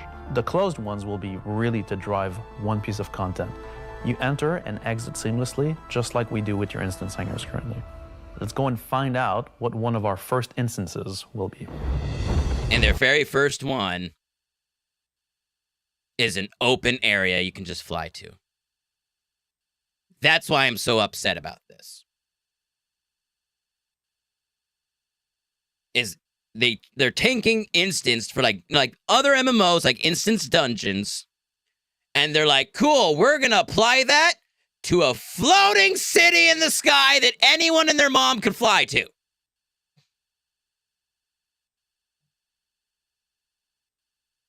God damn it. But here's the thing is, maybe the instance will come out and they'll do a really good job on it and I'll think they're great. It's just this video doesn't give me a lot of confidence.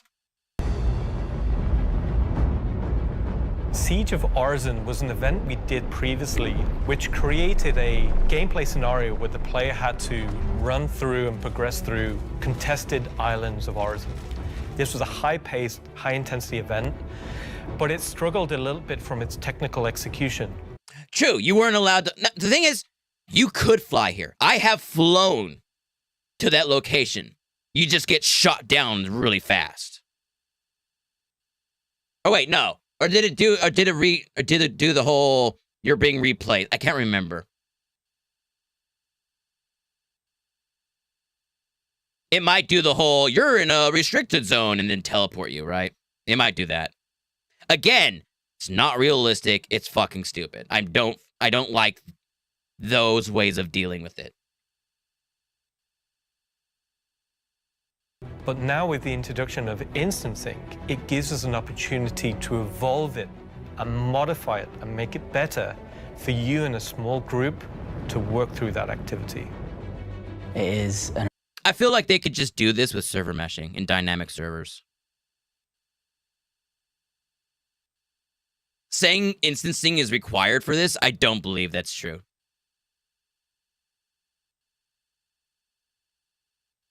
I don't want sex dungeons. That's not what I'm going for. God damn it. An event that I had the honor of pretty much solely designing and building all of the logic and having the stress of trying to get it working.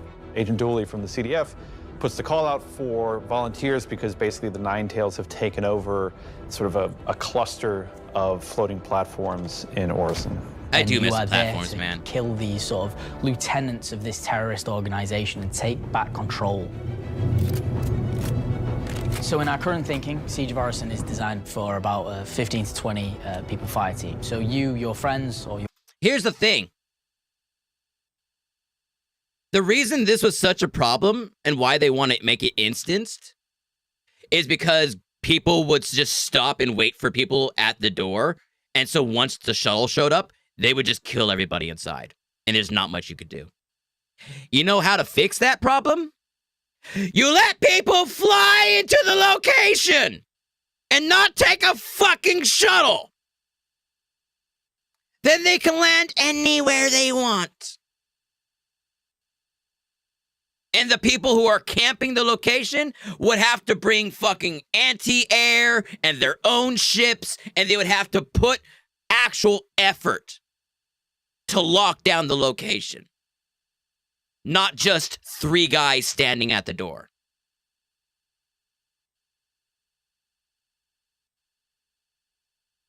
Yeah, they'll start camping with the Polarises and shit. Yeah, but the thing is, you could compete against that. You can bring a couple other Polarises. There is always going to be locations that are very valuable or are very popular that people are going to camp.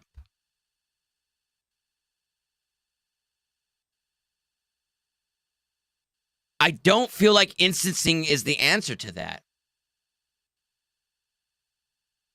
I think when the fucking war breaks out, if you're not part of the goddamn opposing fucking armies, you get the fuck out of Dodge.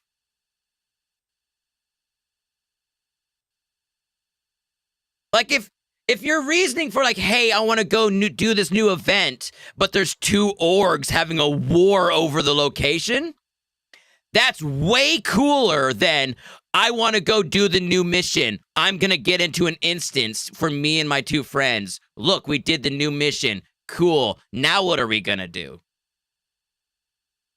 Getting what you want when you want it is not a good thing.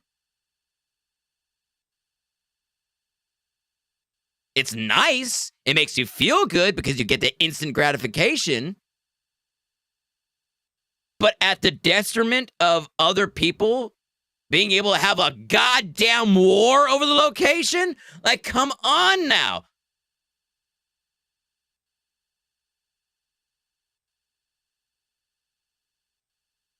If you're able to get done what you want right away because of instancing, that means that the people that are going to use instancing that like that are going to come in by themselves or a couple friends. They go in, they do the mission. It's really easy because there's no player opposition at all. They finish the mission. They go do the next instance mission. They go do the next instance mission. They go do the next instance mission. Once they've done all the instance mission, they're like, all that's left is stuff where we might have to PvP, but we don't want to PvP. Let's go play a different game. And then they go play a different game. Instancing is not for the longevity of the game or for the people who like and enjoy the game. Tagamon, welcome in. You're joined in at a Todd Fox ranted special about instancing and shit. Welcome in. We're trying to have a little back and forth about instancing, if it's good, is it bad? What about if they do it this way? What about if they do it that way? Blah, blah, blah, blah. And I'm trying to get different views and look at it in different ways to try to, for someone to convince me that it's not a dog shit idea. Pretty much. Instancing is for storytelling. That's the main selling point they have said so far that I agree with. That makes sense to me. Like if they're trying to make it like you go into an area and they want it to be designed so that area looks or behaves a specific way and it can't be altered because they're trying to do like a linear story type situation through the mission. I get that. That makes sense. They want to use it as a tool to give the devs more narrative control. But in doing so, takes away player freedom and takes away dynamic things just happening. My most favorite moments in Star Citizen has always been just random shit happening. Oh, look, I landed my ship and we're walking around a town. Oh, look, another ship came and is flying overhead. Oh, one of my friends shot him down. Oh, that's cool. They shot down the guy that might possibly kill us. Wait a second. His ship's now falling out of the sky. Oh my God, it's heading towards my ship where I parked it. Holy fuck, his ship just landed and blew up my ship that was parked on the ground. Holy fucking shit. It's a way cooler experience when shit just fucking happens. If that happened because it was a cinematic moment of the storyteller, it would be cool maybe one time. And then the next time I do that mission and the exact same spaceship comes down and hits the ship again, I'd be like, oh yeah, that happened last time. Because that's what's supposed to happen.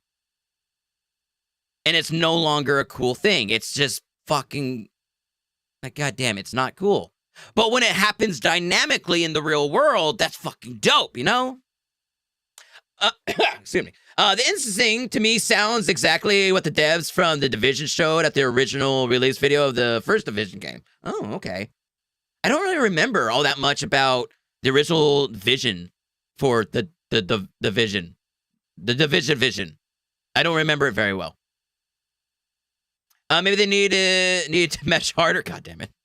Only weak players need it outside of the story mode. What? I think of the idea is to get some of the Destiny players, Destiny for 100%. It's the same thing when you hold I and you get that new looting menu, and it's for like, oh, you could quickly change your armor in a split second.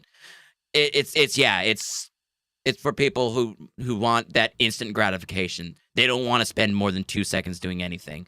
And I'm just like, this is a game where you wake up in a bed. You have to walk out of your room where you can have coffee. You can go to the bathroom. You can get dressed. You go down the hallway of your apartment. You then have to get into an elevator and wait for the elevator to show up. Then you have to take that elevator down through every single floor of the building to get down to the lobby. Once you get down to the lobby, you have to walk outside and find your way to a map that shows you where to get onto a tram. Once you find that, you have to then head your way to that tram, get on that tram, or wait, actually, most likely, for the tram to arrive. Might take several minutes. You then get on that tram and you can take it. Do you not see the kind of game they're building? This is not, like, if you want. So here's the thing. I hope in the future there are places you can go and you can be like, what, bro? I would fucking totally kick your ass. And they're like, no, bro, I would totally kick your ass. They're like, oh, yeah? Let's go to the virtual arcade and I'm going to fucking smoke you in Arena Commander. Because I don't want to die and you don't want to die because we only could die 6 times before our characters are killed. So we don't want to actually die. So for us to have a little duel, let's go to the arcade, jump into fucking VR fucking pods. It loads you up into Arena Commander, which is instanced, and you have your fucking combat. You then come out of the instance and you go about your lives in the shared universe again. Because it is realistic, it is immersive, and you still get the fucking thing you want to do.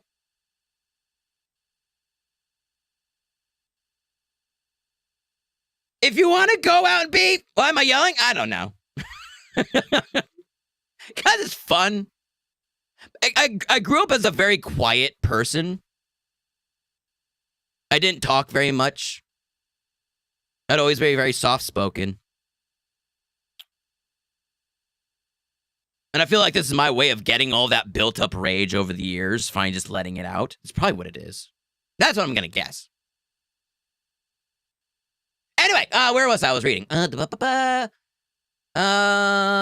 I did Fortnite. Yeah. Well, they said that they'll have open and closed instances. True, they did say that.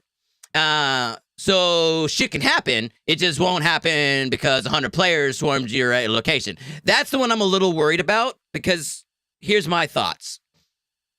You have an open instance. You're going in there with your friends. You got like 10 of your friends and you're doing like one of these arson assault missions. And then the instance is open to 20 people. Then 8 more people show up. And they're like, oh, shit, we're friendly. And you guys all team up together. And now there's 18 of you. Then some group of pirates, and there's like fucking 20 of them, and they're flying into the location, and they get pulled into your instance, but only 2 of them show up in your instance. The other 18 are just flying down to an empty platform because it's a separate instance.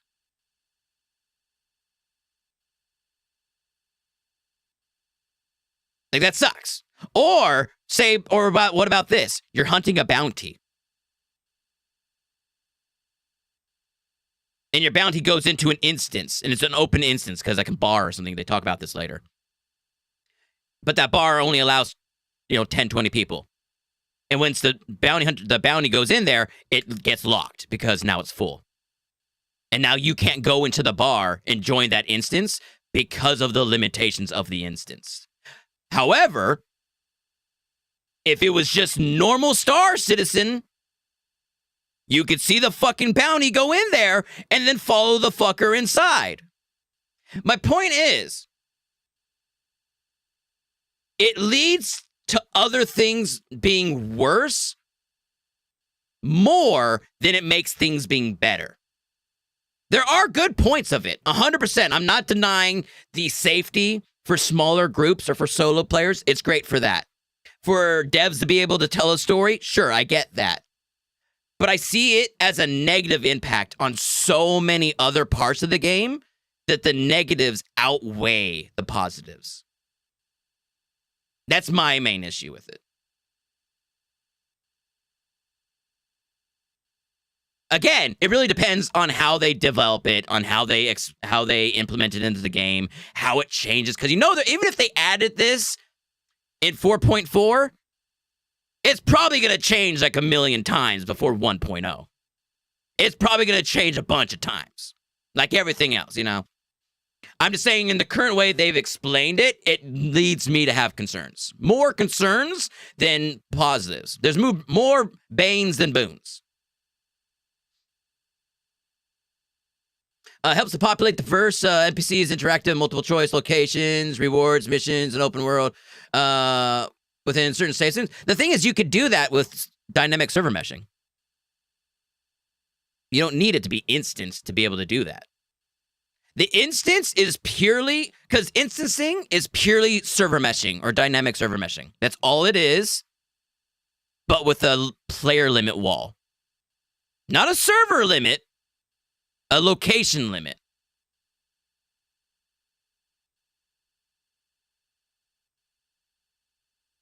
And so any benefits you would get, quote unquote, from an instance. Yes, instancing is an old school way of quote unquote server meshing. It's like, oh, you're on the same server, but not really. There's a State of the Union gone on this matter. Now, the thing is, I just want more information on it. I just want to, let's watch a little bit more of the video. Maybe we can get a little more detail.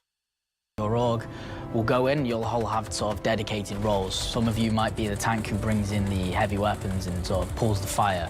Some of you might sit at the back and be the sniper and pick people off who are a bit further to make the advance easier. Some of you will be the medic who sole job is going to be revive and look after the rest of your team and the health of them.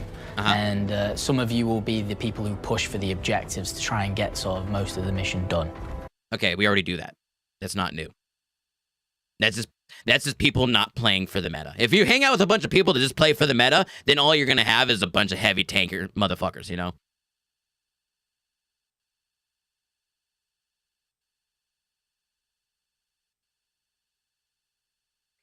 At the end of the day, people just need to make friends and join orgs.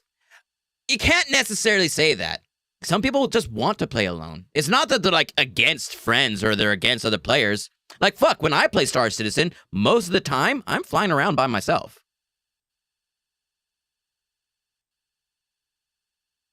And I'm not against adding things that make it so solo players have opportunities. For me, that future is high security systems, which we don't have right now. That is where a solo player can thrive. Once you go into the dark alleys of the, you know, low security to no security systems like Stanton and Pyro, you can't do everything solo. Like, if you want to play the game solo and, you know, beat and destroy the Van Duel and you want to do it as a one-man army, like, I'm sorry. This isn't Halo. There's too much realism in this game for something like that to be possible. You're not a god, you know? There's gonna be things you can't do as a solo. Just as the same as there's things you can't do as a group. If I'm trying to decorate my Tana with like little books and like plushie dolls and sporks and spoons and bowls and all that kinds of stuff to make it all nice and pretty, I can't do that very well if there's 20 people in my fucking ship. That is a solo activity. Just if I'm trying to take down the Valacar, I'm not going to be able to do that solo.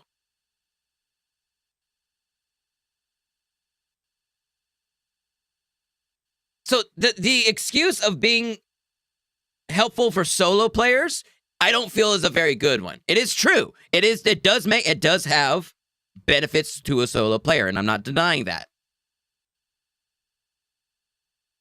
But that's like saying when I put my hand in the fire, I don't want it to hurt. It's like it hurts for a fucking reason. It's so you don't melt your fucking hand off. There is pain and suffering and consequences for reasons. And I'm fucking tired of every single video game being designed for little babies who never ever want consequences or challenges or difficulties. They want to be able to get what they want when they want it, easy. And it's just like, God damn it. We already have enough of those video games. If that's the kind of video game you want, you have a huge selection of games to pick from. But if you want a hardcore, realistic, immersive sim-like game, there's not that many. There's very, very few. So when a game comes along and they're like, yo, we want to make a super immersive, hardcore simulator game where you have to wait 10 minutes to get onto a tram, so you can wait 5 minutes to get to a spaceship, so you can wait 5 more minutes to get your ship out of the ground and fucking refuel it, and then wait another 10 minutes to have the goddamn fucking doors open so you can fly into space, which takes another 5 minutes. It's like, I don't feel like people realize the game that Star Citizen has always been trying to be. And that's, anyway. Your interactions with die-hard solo players is always bad. They only care about themselves, want global and game to stop talking, and only want players to avoid them. Solo players are sort of like, that's not all single players, though. Like I said earlier, I'm a fucking solo player. But if someone shows up, I'm going to fight them. I'm going to defend myself. Or I'm going to be sneaky and I'm going to hide. Or, you know, depending on the situation. I like this game because I get to live my life in this fantasy sci-fi world where I can go, you know, I've been on missions where I go to a location and there's fucking no one there and no one around. And I go into the building and I fix the pipes and I fucking put the fuses in the fuse box and bring the station back, the little outpost back online. And I'm like, haha, mission successful. And then I go outside and someone flies over and blows up my ship. And I'm like, fuck, now I need to contact somebody to come pick me up. And so I fucking call somebody to come pick me up. I don't quit the game because someone blew up my ship. Like, it depends, like, there are different, like, saying someone is a solo player and calling and thinking they're going to behave a certain way is like calling someone a Bob and they're thinking they're all the same, or calling someone a fucking murder hobo or a griefer. It's like, we have all these labels. Using a label to describe someone is basically you saying you don't give enough fucks to actually talk about an individual. You rather just generalize it. And I don't think that's a good thing. Anyway, we're getting off topic slightly. Let's get back into the video. The event was designed for about 15 to 30 people, but when we released it, we fixed the problem with 2 DGSs on one server that was fighting for resources. Yeah. And with that, we also upped the player count to 100. So when it first debuted, it was already too full for what it was designed for. No, your shit couldn't handle what it was designed for, bro.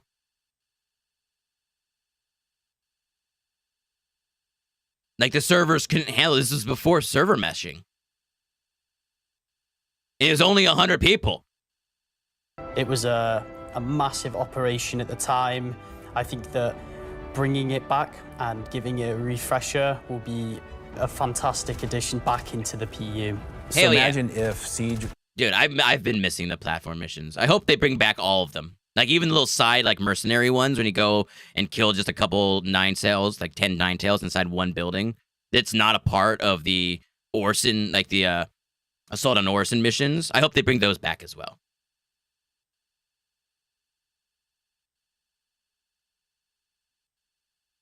Was a instance that you could go in and play solo.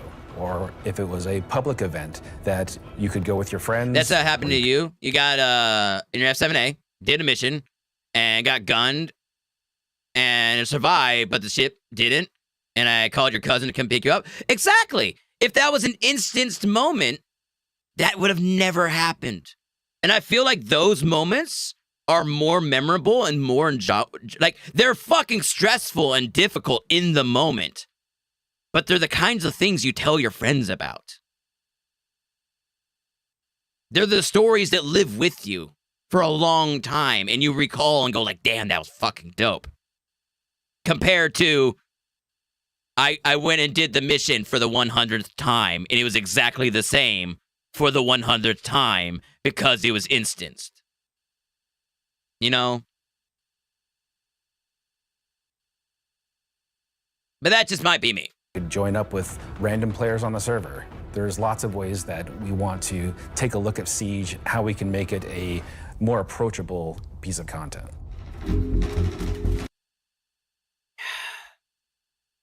Another reason a lot of people had issues with this is because it was the new shiny. And everybody was there, including, again, the people trying to stop people from being able to enjoy the content.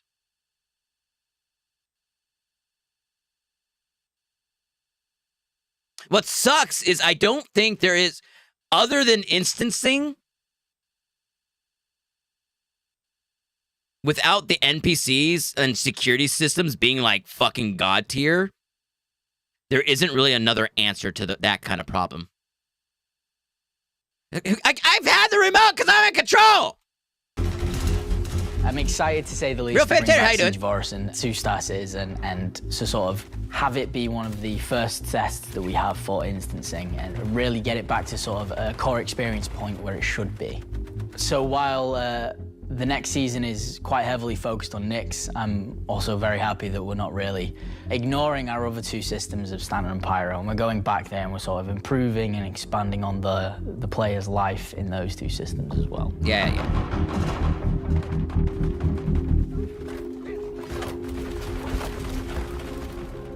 Yes, and while... Here's the thing also. I've done attacking Orison or defending Orison or what the fuck ever it's called. I've done it both on a dead server with like 3 or 4 friends, and I've done it on a server with like 50 people. The one that was chaotic with 50 people was a billion times more enjoyable than the one with me and a couple of my friends. It felt empty and boring, and we just kind of dodged the NPCs and snuck around. It wasn't fun. It was go to the objective, do the thing, go to the next objective, do the thing. But when there's 50 random people going around, it's so goddamn fun. Because they're like, okay, what's our objective? Okay, we don't see anyone going towards that building to look for this fucking guy's code. Let's head that way. Oh shit, something just exploded off to the right because there's another team over there doing crazy shit. Oh my god, someone stole one of the MSRs. It's crashing it into the building. It's so much better. Instancing does not make, like, maybe if it's like 100-person instance, maybe you could still get that kind of experience. But they're not making it out to sound that way. They're making it sound like they want to build 5-4 people, you know, kind of people instancing. Yeah, exactly. Like, what if there's like 40 of them in an org? That would be fucking crazy cool. I'm worried about them making it like a small little org, like a 4-man group. Maybe a 20-man group, because normally 20 is like the big instances. And I'm like, nah, man. For Star Citizen, 20 should be the smallest of an instance you can get. Like, the more, unless if it's like, go into a copium cave and clear out the copiums. Sure, you can have that be like a 1 to 4 instance like type thing. Sure. But like Attack on Orison, it should be a big event. That was the point of it. It's a fucking war, practically, you know? 64 versus 64 battlefield status. Anyways, continue on. Things like Genesis, Intercept... Also, Emu, X, Chu, VT. Emichu.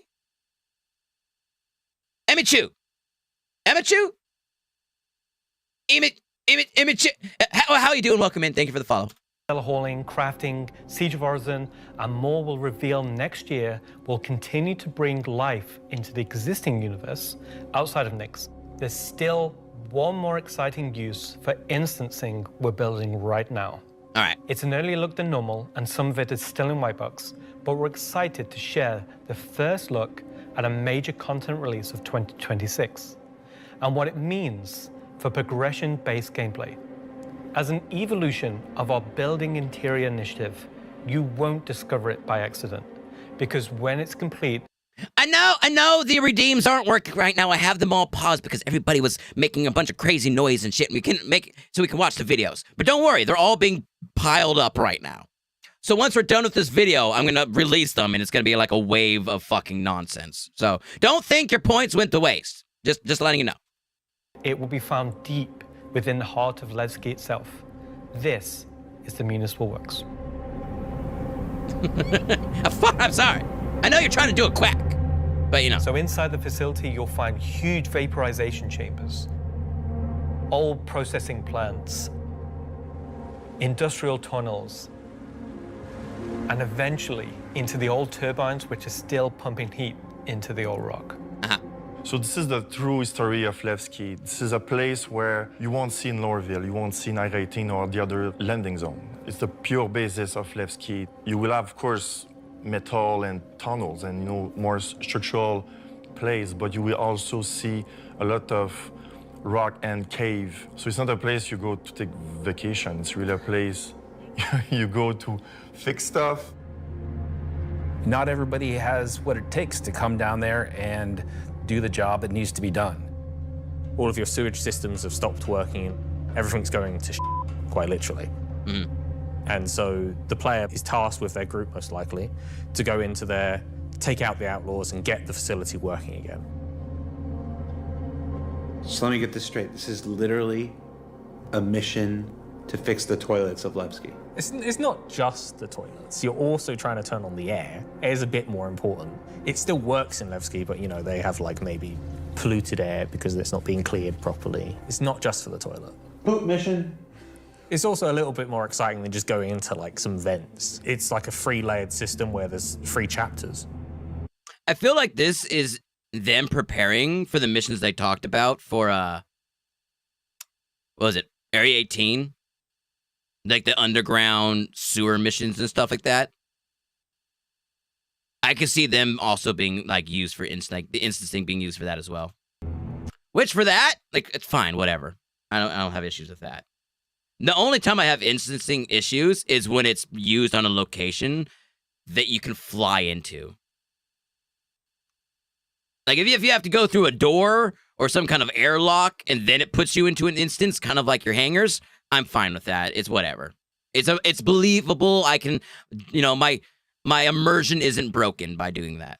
This will be mission-driven and repeatable. Everything from mining yeah. to salvage to combat to investigation, a variety of roles. Narratively, it's a real sandbox. Every progression you do will unlock a new area that will link back to previous areas, complexifying the play space.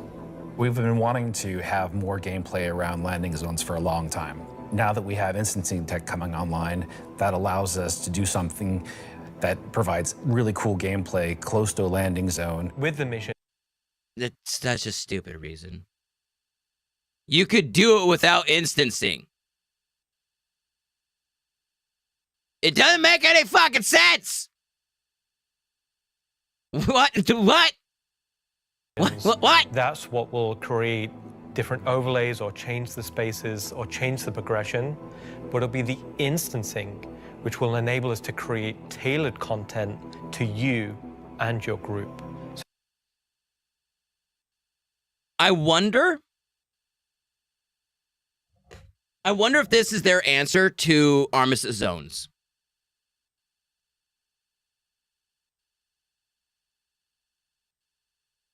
So, like, right now, the original idea that I thought was going to happen is that Armistice Zones were going to go away in the future, and they were going to have basically the local security enforcing the laws. So if you fucked around, you would find out kind of situation. I wonder if they're like, fuck, that's a lot of work. We're not going to do that. Instead, we're going to make it so people can go into a bar when they're wanted, and that bar becomes an instance that allows you to use your weapons inside it. Therefore, the bounty hunter then could go into that bar and get the bounty, even though technically they're still in an armistice zone. I wonder if that's their plan.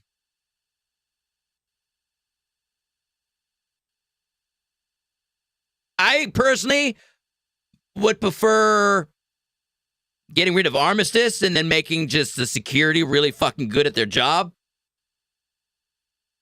But maybe that's not reliable, and so they're just going to do it this way. That might be what it is.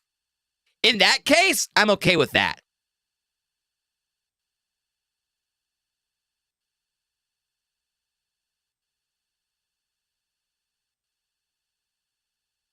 I would say local security would be the best. One, it's more immersive, it's more realistic.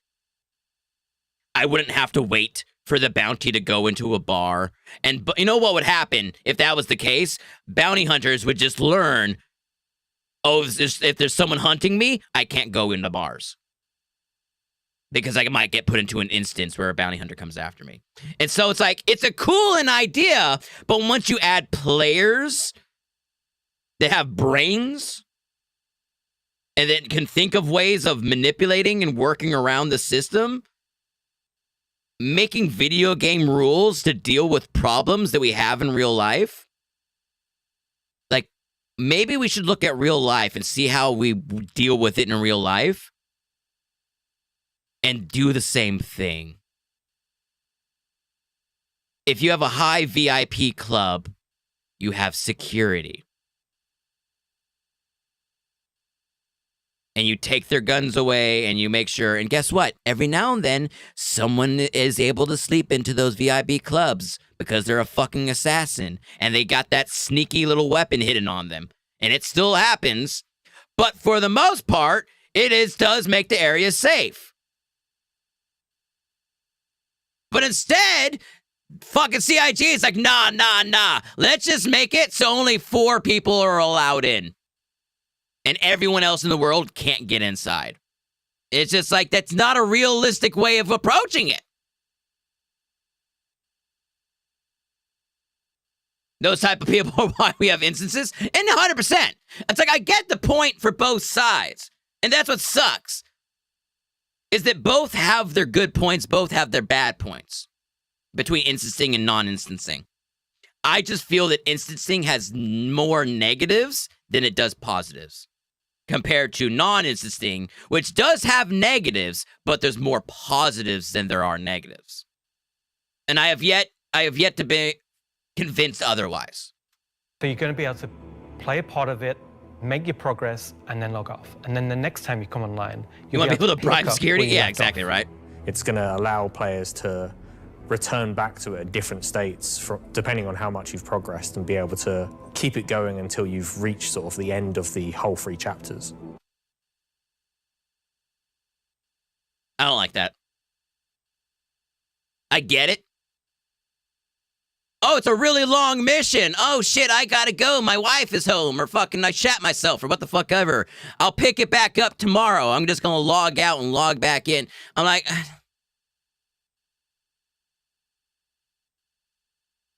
God damn it.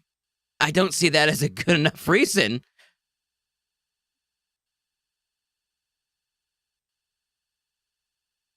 Open carries, you'll hear you have to sneak anything. Well, yeah, it depends. That's what I'm saying. It depends on the world. It depends on the place, blah, blah, blah, blah.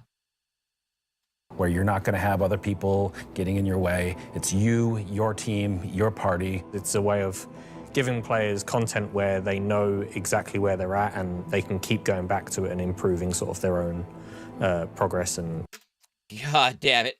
You can min-max the fuck out of your run. Look at all the YouTube videos of how to get this mission done as fast as possible. Just follow this route and click on this button and wear this gear and you'll get able to grind your credits and materials as fast as it could be by following fucking bullshit fucking tutorials. It's like, God damn it. Fuck. I hate that shit. Play the game. Learn how to do it. But if they're like, no, you could just do it over and over and over again. God damn it. God damn it. Like, the reasons they're giving for using instancing, the only one I get so far is you don't have to worry about griefers. And we could tell a story. That's the only good two things, the only two examples they've given so far that I'm like, I agree. That is true. Until you leave the instance, exactly. Oh, wrong one. Ability to jump fucked it up. faster and faster times as well. So that's a look at how we'll be allowing players and developers alike to create more crafted experiences within the greater sandbox of the persistent universe. That's the part that saves it for me. Is their plan with this is not to make all missions instanced. They're like, no, we want to have a mixture of open world. We want to have a mixture of some instancing. It's a little bit of everything. They're not going to make the whole game Destiny instance type situation. And that gives me hope.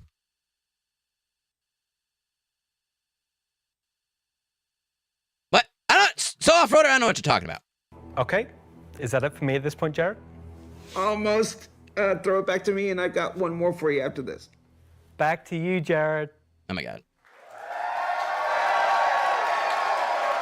All right.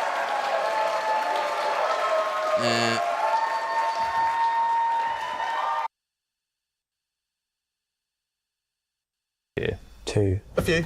8 or 9? Maybe 9 or 10? Never. Man, I don't know, man.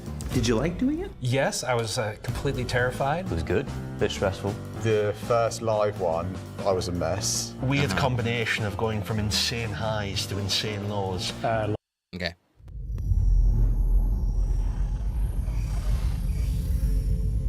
Exactly. The reason I'm scared of instancing is the same reason I'm scared of NPC crew.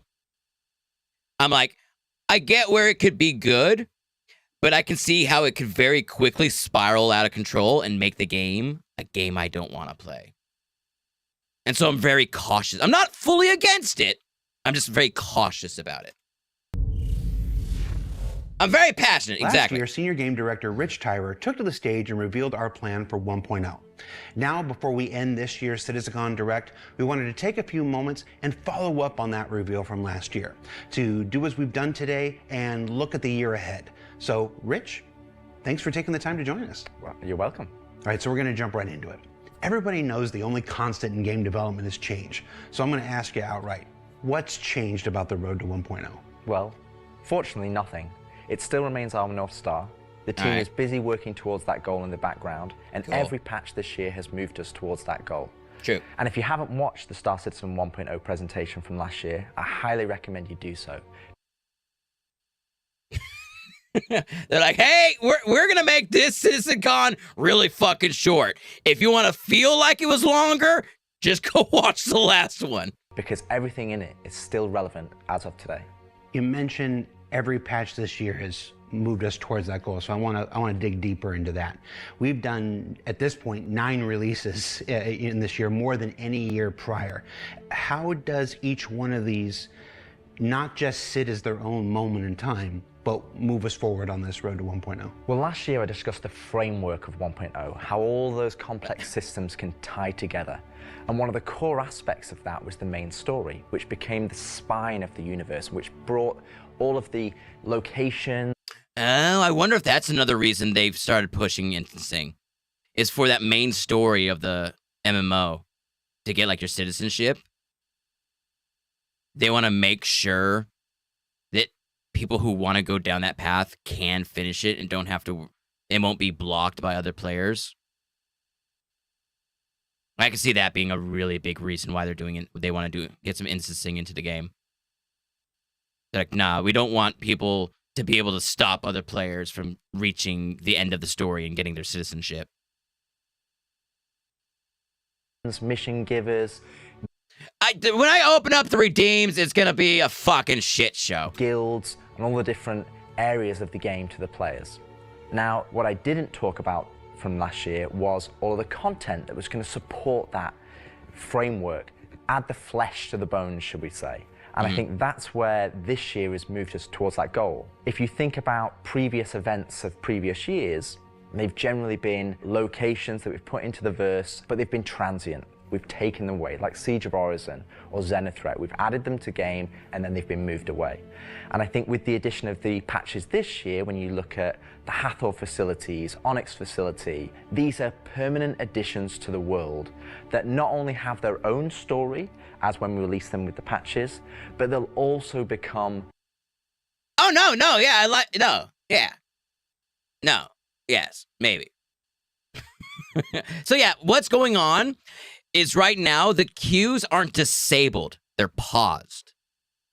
I do that so normally when I want to talk to somebody or you guys are getting a little too obnoxious or we're watching like a cut scene or something like that, I can pause all the stuff so we can see whatever is important and then I can unpause it. The issue is that thing we're pausing for today is like 2 hours plus long. So the buildup is longer. Yeah.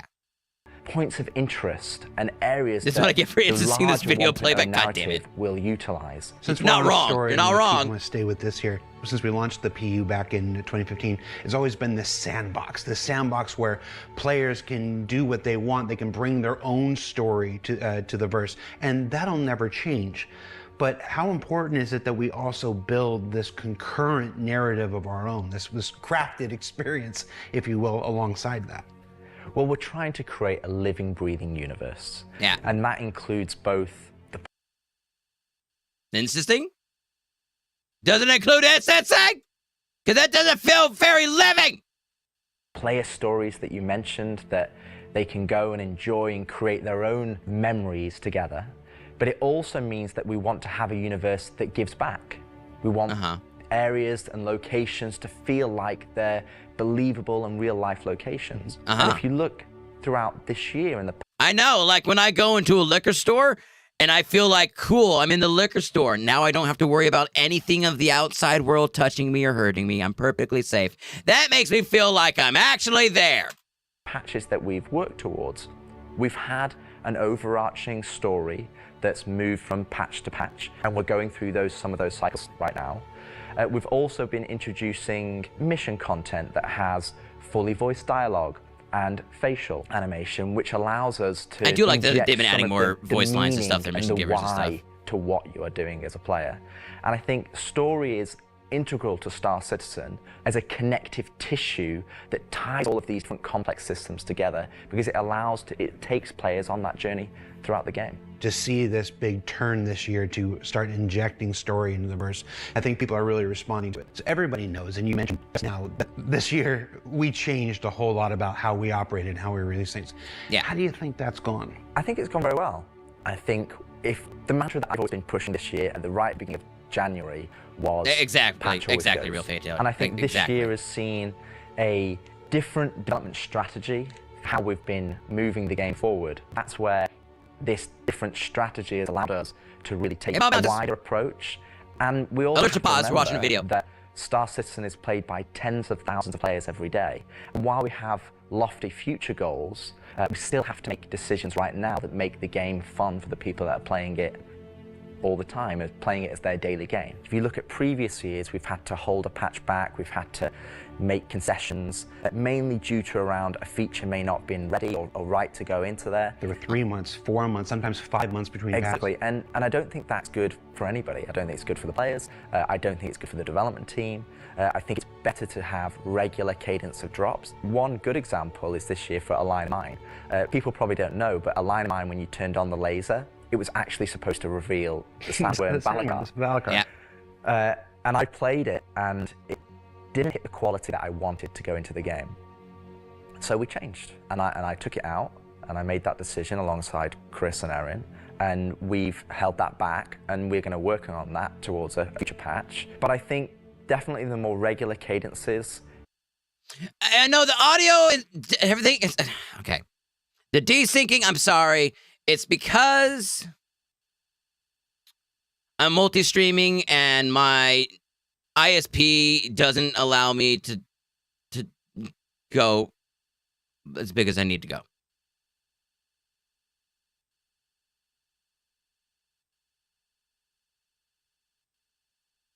It's me. It's not Twitch. It's actually me.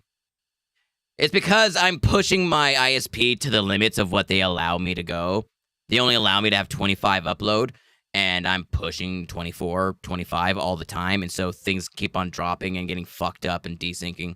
So because of that, after today, I'm probably not going to stream directly to Kick anymore. I'm using 2 different dial-up modems, exactly. And I'm going to maybe use Restream. I'm going to use an outside connection that restreams my signal to Kick.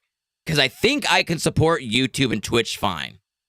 It's having Kick as well that it's too much bandwidth that my ISP won't. But it's really, if my ISP wasn't so, like, even if my ISP would give me 10% of my download for my upload, I would be able to do this fine, no problem. But they give me 5% of my download for my upload.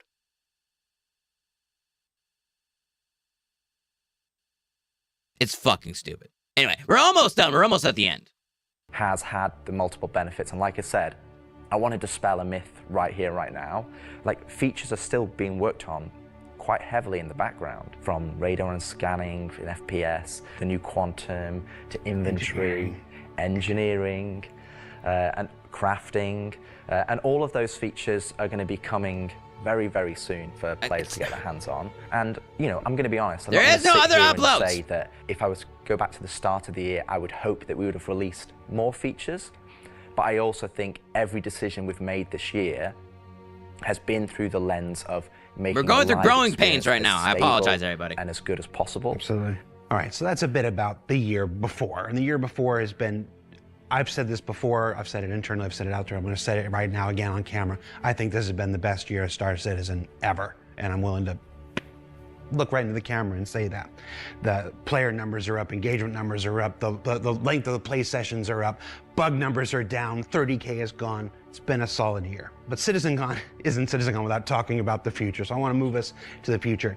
We've talked about story, we've talked about this more diegetic, immersive universe and adding voice lines and stuff like this. But where do we go from here? Obviously that continues, but what more are we going to do to make this universe seem alive and real and breathing? I think the biggest thing is to start having that conversation be two-way.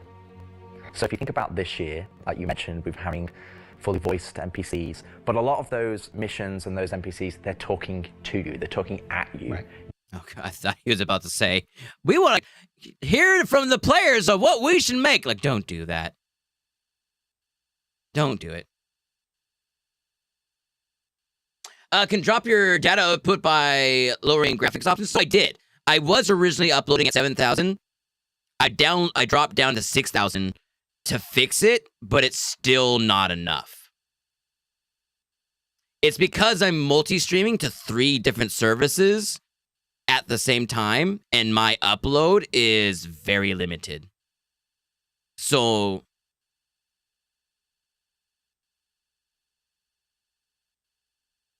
I'm just going to have to kill off Kick and see how it works with just Twitch and YouTube, and then maybe do like a restream or something to Kick. That's what I'm going to have to do. You don't get to talk back to them. Now, obviously, you get to interact with them through your actions. You get to go and do their mission, and you get to move that along, and then they talk to you again. I'm not uploading porn! It's a one-way conversation. We're missing that conversation wheel. Exactly. The next part would be physical mission givers. That's something that we're going to be working towards very soon with Battaglia. I don't want to drop it more. It's already not where I want it to be. Just to be clear, we will be bringing all the mission givers eventually back, and we want them to be an integral part of the... Like, I'd rather give up on my 0 viewers on Kick than to drop the quality for the stream overall, you know? You know?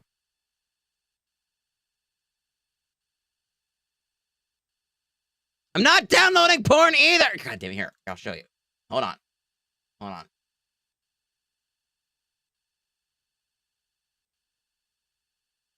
Look at this.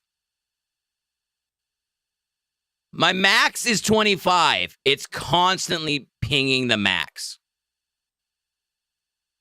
And that's on send. Receive, I'm only at 3. This is able to go up to 500. Okay. I could probably get the more details. See.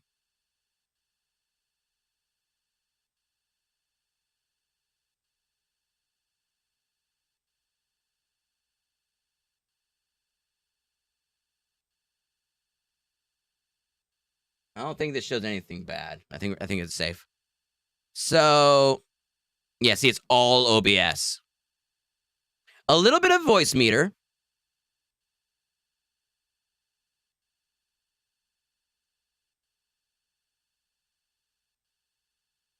And then everything else is like nothing. Firefox and all that kind of shit. It's just OBS. My avatar's having a stroke. No, it's not. It's fine. Everything's fine. Here, I could disable kick. Here, let's do that. Let's see what happens. I'm sorry, kick. I love you.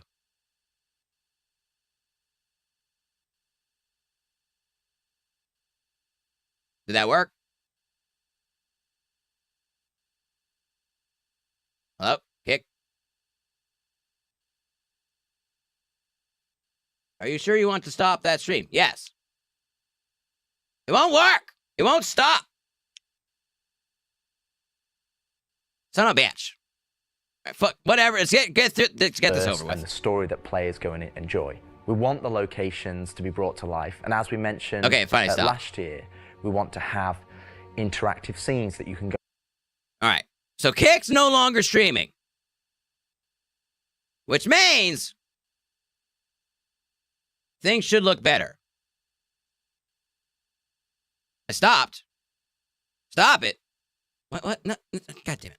Go and be part of. And obviously the full end goal is towards, you know, to have cinematic stories in the game. And that is what we're going to be pushing towards. Everything we do, every decision we make is through the lens of moving us closer to 1.0. It might sometimes be difficult to see why those decisions. You might have to refresh to fix things, but we're basically almost over. But rest assured that Star this whole stream is 1.0 fucking still on shit North show. Star. That's what we're still aiming towards, and that's what we're going to be moving forward with every patch next year as well.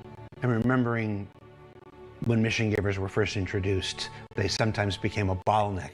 Is there a role in instancing? I know, we're almost done, ball bounces. Today, is there a role for instancing in that, in helping with mission givers? There's a lot of telling, not showing going It will on. be one mechanism that will allow us to have players go to their own individual area of the verse, have that conversation, and then go and continue on into the open world environment. So I think that's where, when we look at instancing provides us one tool that allows us to remove that bottleneck and provide a more seamless experience. Happy you said that, because that's one of our last topics I want to. Yeah, that's reassuring, but man. Get to is how we reconcile instancing with the persistent universe. Like, for the last 10 years now, we've been building this giant, seamless, persistent universe where everybody can come in and play together. And it would be easy to have a first instinct reaction to the idea of instancing and say that's antithetical to everything that Star Citizen. But you mentioned last year these 3 pillars of building Star Citizen in the PU, and I want to, you said nothing changed, but I want to ask you about this specifically. What are those 3 pillars again, and how does instancing fit within the greater design of Star Citizen? So the 3 pillars I mentioned last year were open world. That's just like the missions you love today. You can go and play, there's other players there, and you can go and enjoy that.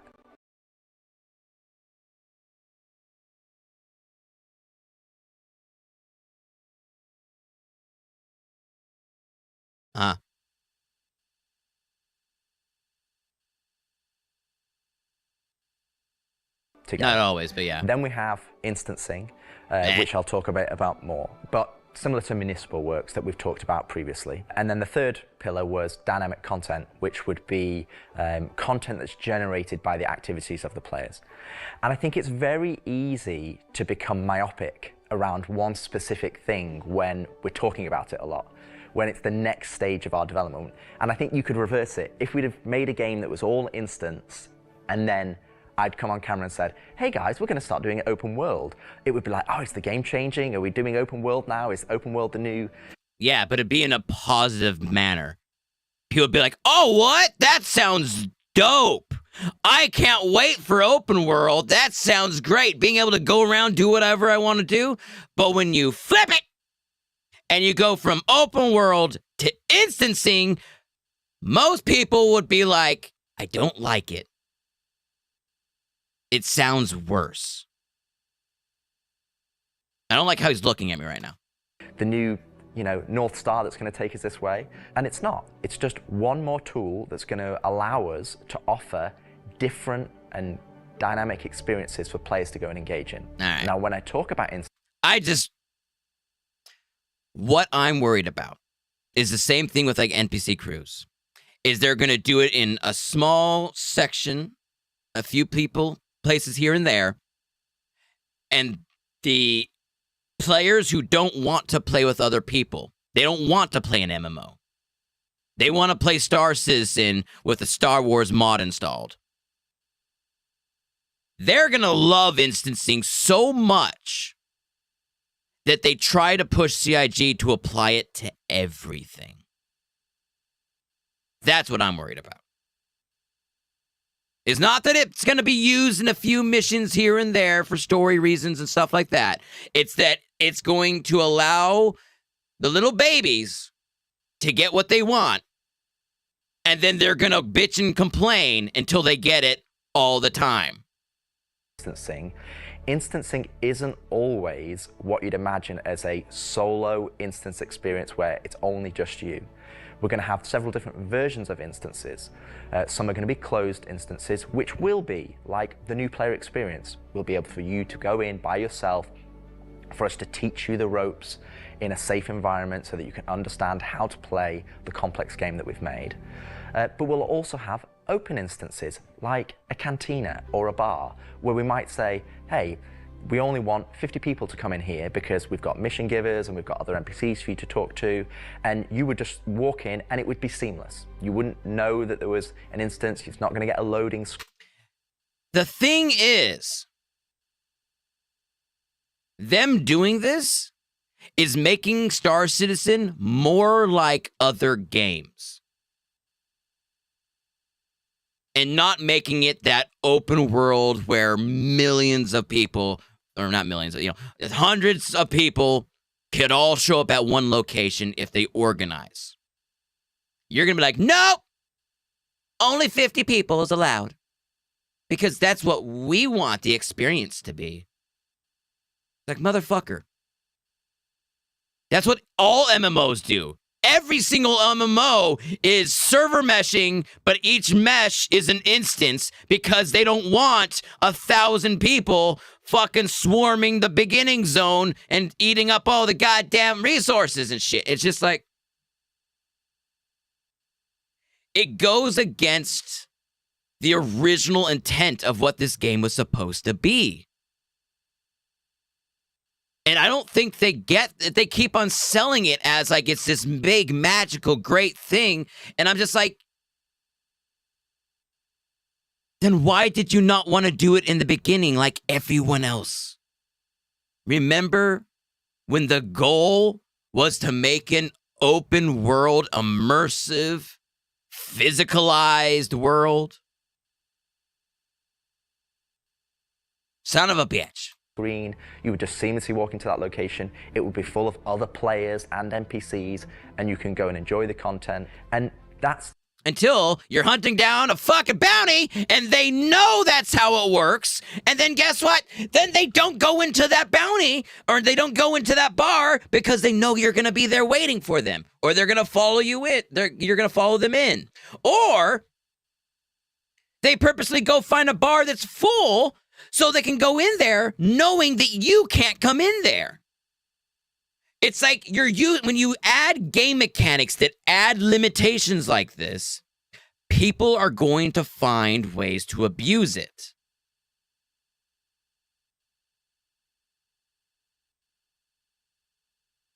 It's not good.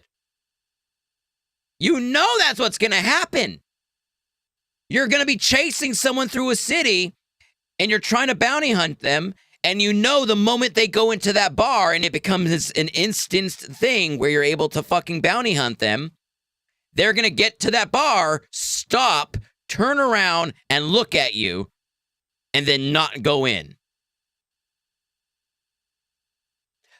But if it wasn't an instance bar, and they just never knew where you were going to come from, they would just have to be on their toes, ready for that bounty hunter to come and get them. I don't see instancing as a good thing. I see it having more negatives than positives. I just don't fucking get it.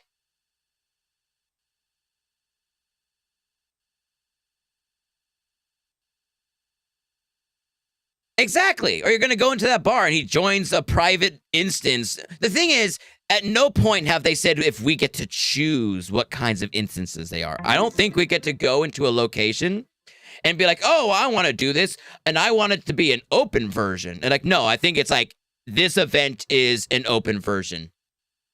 This mission over here is a closed version. I don't know if we're going to have control over it or not. I don't know. I think something that instancing is going to provide us, it's going to give us a tool to offer different dynamic content or curated content, as I'd say. That's the only positive they've said so far. It allows them to what's the word he just said? Give us a tool to offer different dynamic content or curated content.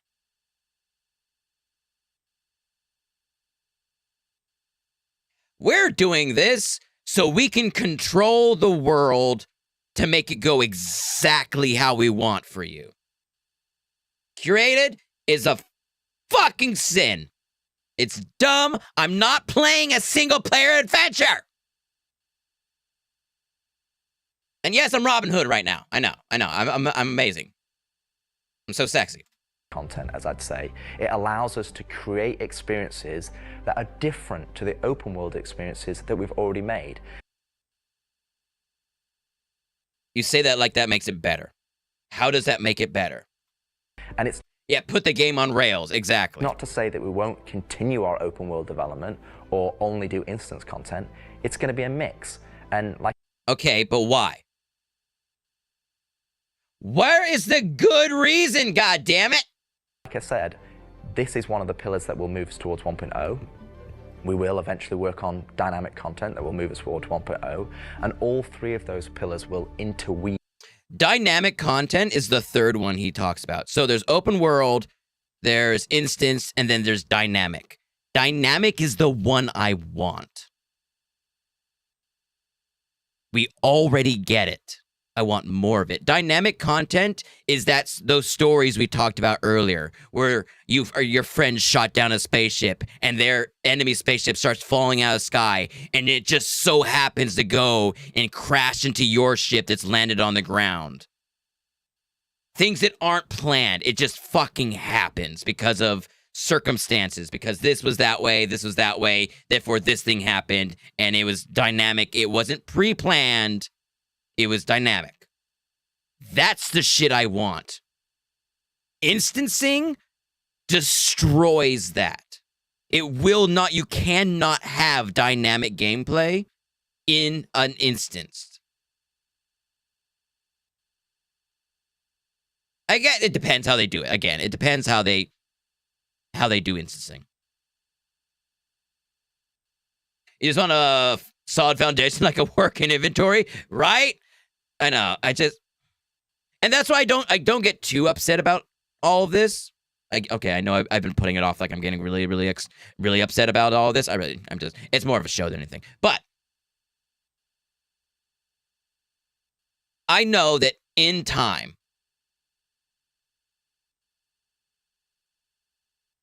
how instancing work is going to change. The first version we get is not going to be the last version we get.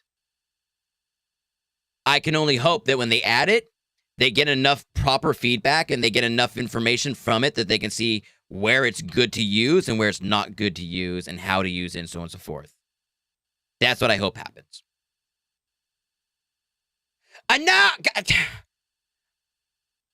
Shut up! To create the full Star We're almost Citizen done. experience. All right, so we've hit a lot of the bigger topics, the feature work, engineering, and FPS crafting coming to tech preview soon, stuff like this. We've talked about instancing and how that's going to work within the universe. But I want to ask you this one last big one. It's very easy to say Star Citizen is this kind of game and that kind of game. Those of us who Heck, how they spend changed our Master Mode, days exactly. making it know better. That's what I'm saying. It's an everything game. It's an concerning. everything we can make it game. It just is. But at the core of this is still spaceships. That life of spaceships. What more? I care more about my character than I do my spaceship. But maybe that's just me. Can you tell us about spaceship gameplay in the future? What can you give us? What can you tee up for us to look forward to for those of us who are really into Star Citizen for the spaceships? Our intentions going forward are to make sure that every ship not 32 or hours. ship archetype that you acquire has a role and has content that you can go and enjoy in the universe. For example, right now I know that we're working on more robust mining missions, more robust salvage missions. We're going to be working on refueling missions. Cool. And we want to make sure that each and every one of the... What about hacking? What about personnel transport? What about data running? And anything on that? No, just the same things we already have? Okay, cool. The ship has a purpose and has a reason to exist in the game. That's from the smallest Argo MPUV, as well as ground vehicles. That right there got me really happy. That excites me a lot. That they're like, we want to make content for you to do and give vehicles a purpose for all of them, including the ground vehicles. We want you to be able to get your Ranger bike and have a fucking reason to have it. I don't know what they're going to do, but I am happy he said that, and I hope they actually pull through with that. Because I've always said, I've always wanted to be able to play the game without needing to use a spaceship with quantum drive. Because right now, anything you do, you need a quantum drive. If you want to go wake up on a planet and all you have is your cyclone, get fucked. There's not shit you could do. I want there to be shit to do with a person that all they own is a cyclone. All they own is a Argo cargo. All they own is that one truck that's a pickup with the fucking boxes on the back. I want people to be able to buy those as starter vehicles, and that's the game they play. They go and they run boxes between cities, between towns, from distribution center to the store, and they drive it on the freeways and streets and shit.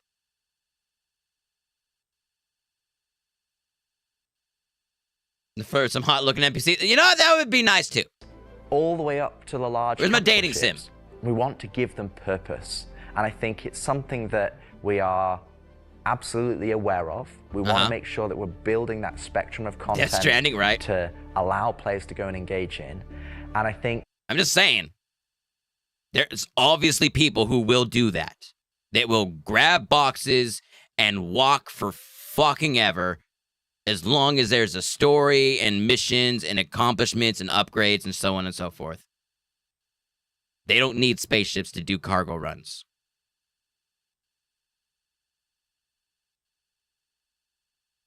Exactly, like other ships to like transport other people, refueling, repair, all that kind of stuff. That's going to be a thing in the future, 100%. They said in last year, they want to make you claiming your ship suck so much that you rather have a friend take you to go get your ship, or to have someone come and refuel it, or to have someone come repair it, or take a taxi to get back to your ship, that would be a better option than claiming it. That's how shit they want claiming your ship to be in the future. Where it's literally the last thing you want to do when it comes to your ship. 2026 is going to be a very good year for Star Citizen, and I think there's going to be something that's very interesting and something that a lot of people have been waiting for. But rather than me spoil it, I'll let Ian and the team go into the details on that. He had a twinkle in his eye. Ian, take it away.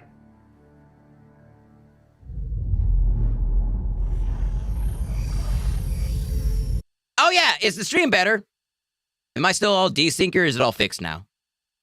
I forgot to ask. Is it good?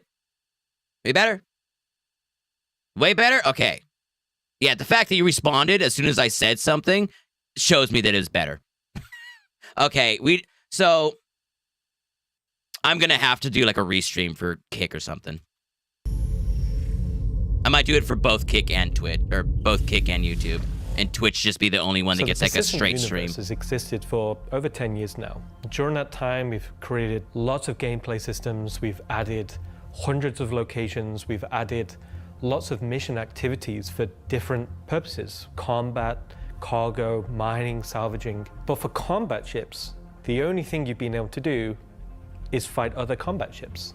In 2026, this changes. We're going to be delivering a spaceship-focused activity space. No, that's not true, Phantom! Incentivizes the It's not use fucking of true! different gameplay roles. These are going to be scenarios where you're going to have to plan and strategize and create operational tactics to overcome your objective. So what you're going to see is very early. It's early in the pipeline process, and it's going to come online about next year. But we're really excited about the content we're creating, so we want to share with you a super early look at what we're building. Okay.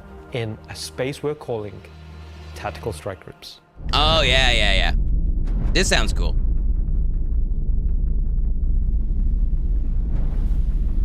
This is the kind of thing that I think fucking Saber Fox and shit, they're are still fucking trying to jizzing get their to the pants bottom about. of what this new faction is really doing in the Nyx system. They've sent a capital ship to check out a station. No, it's not my and son. run into more than they can take care of themselves. Unfortunately, that team came under attack and members of their groups were taken hostage. Now they've reached out to Intersec, who've reached out to you to help recover the pilot. Of course, it's unwise to do this alone, so you'll need to put a team together to attack the station. When you arrive, you will have this big asteroid, kind of broken asteroid, and on this you will have this base where you will find three big arms. You will see in the middle, you will have this big energy core. Everything here has a purpose. It's not just for the show, just something nice to see.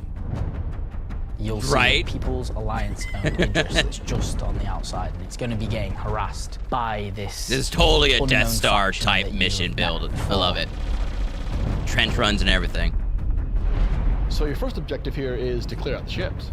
There'll be waves of these ships, so this is where you want your light or your medium or your heavy fighters, whichever playstyle you prefer.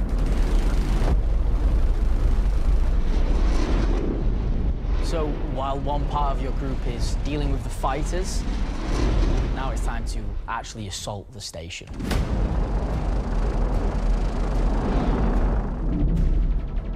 This station has been outfitted to resist all of the obvious way of attacks.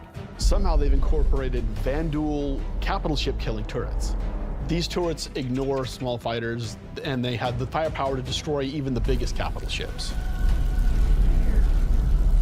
Your Polaris and your Idris, if you get it close, it will get shredded. The idea of these is so we can sort of make it so we can mix up that ship combat, and not everyone can just bring the biggest ship and win just because they have the biggest ship. Like, I get it. You have to send out your best pilots to navigate the superstructure and take down anything that may damage your bigger ships. Personally, I would have preferred, like, torp launching locations. Like, it would shoot torps out of the station. So your light fighters could shoot down the torps, but they would just keep coming. And the only way to stop it is just shut them down from the inside. Because how they're doing it with these lasers they're about to talk about, we'll just get to it. Just want to drop by? Oh, no worries, man. You're thinking, destroy the turrets. But it's not that easy. This turret has shields that you've never seen before. This is the part I fucking hate. It won't take any kind of damage. Your missiles won't do anything. Your lasers won't do anything. Your ballistics won't do anything to them. But like everything, they do have a weakness. You have to cut the power to their shields. So they're going to put in lore shields that are invulnerable to everything. Ballistics, lasers, missiles, nothing can get through it.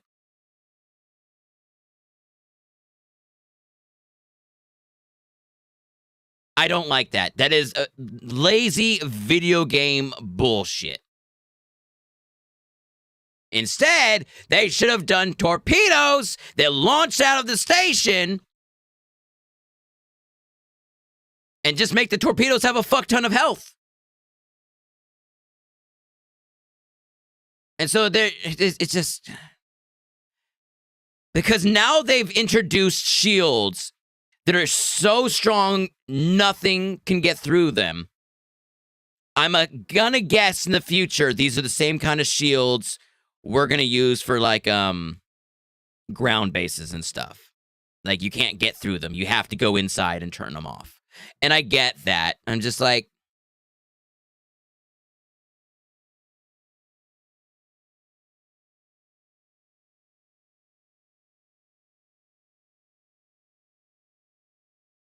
I would like it better if it just had a fuck ton of health. So to get through those shields would take so much damage that before you could even get through the shields, that fucking laser gun would destroy you. Therefore, you have to go after the platform. But them being like, no, the shield's just impossible to get through. You can't get through it at all. It's invulnerable. I don't like that. That's too video game for me. To do that, that actually brings you to your first objective, the power relays. So the exterior has a number of power relays that are holding the doors closed so that you can't get in. You have to find them, you have to target them, and you have to destroy them. But it may not be as easy as it seems. Here's our first wrinkle. The power relays have their own shields that are resistant to energy-based attacks. We know how much you like using laser repeaters, but so do these guys. Capital ship can't get close enough because of the turrets. So ships with explosive or ballistic ordnance will be needed here. I like that. Ballistics or missiles can take these out, but laser weapons can't. So you're gonna need, you know, what ships that it can run out of ammo. I like that. That's torpedo ships like your Retaliator or Gladiator. Or it's going to cost money to take these out. That's going to take you a while.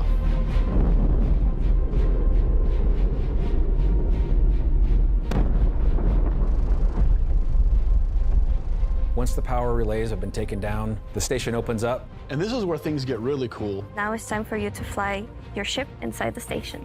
Yeah, you, in your ship, fly into the superstructure of this station. How cool is that? I feel like this is a proud dad moment. Thank you, Jared. We're just going to call it what it is. It's a trench run. Trench run.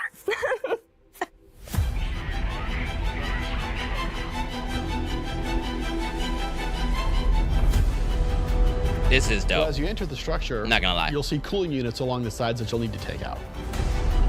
Mainly, because look at these guys flying through here. That is a snug fucking location. Like, I don't know if I could fly through there with a Tana. That's how snug it looks.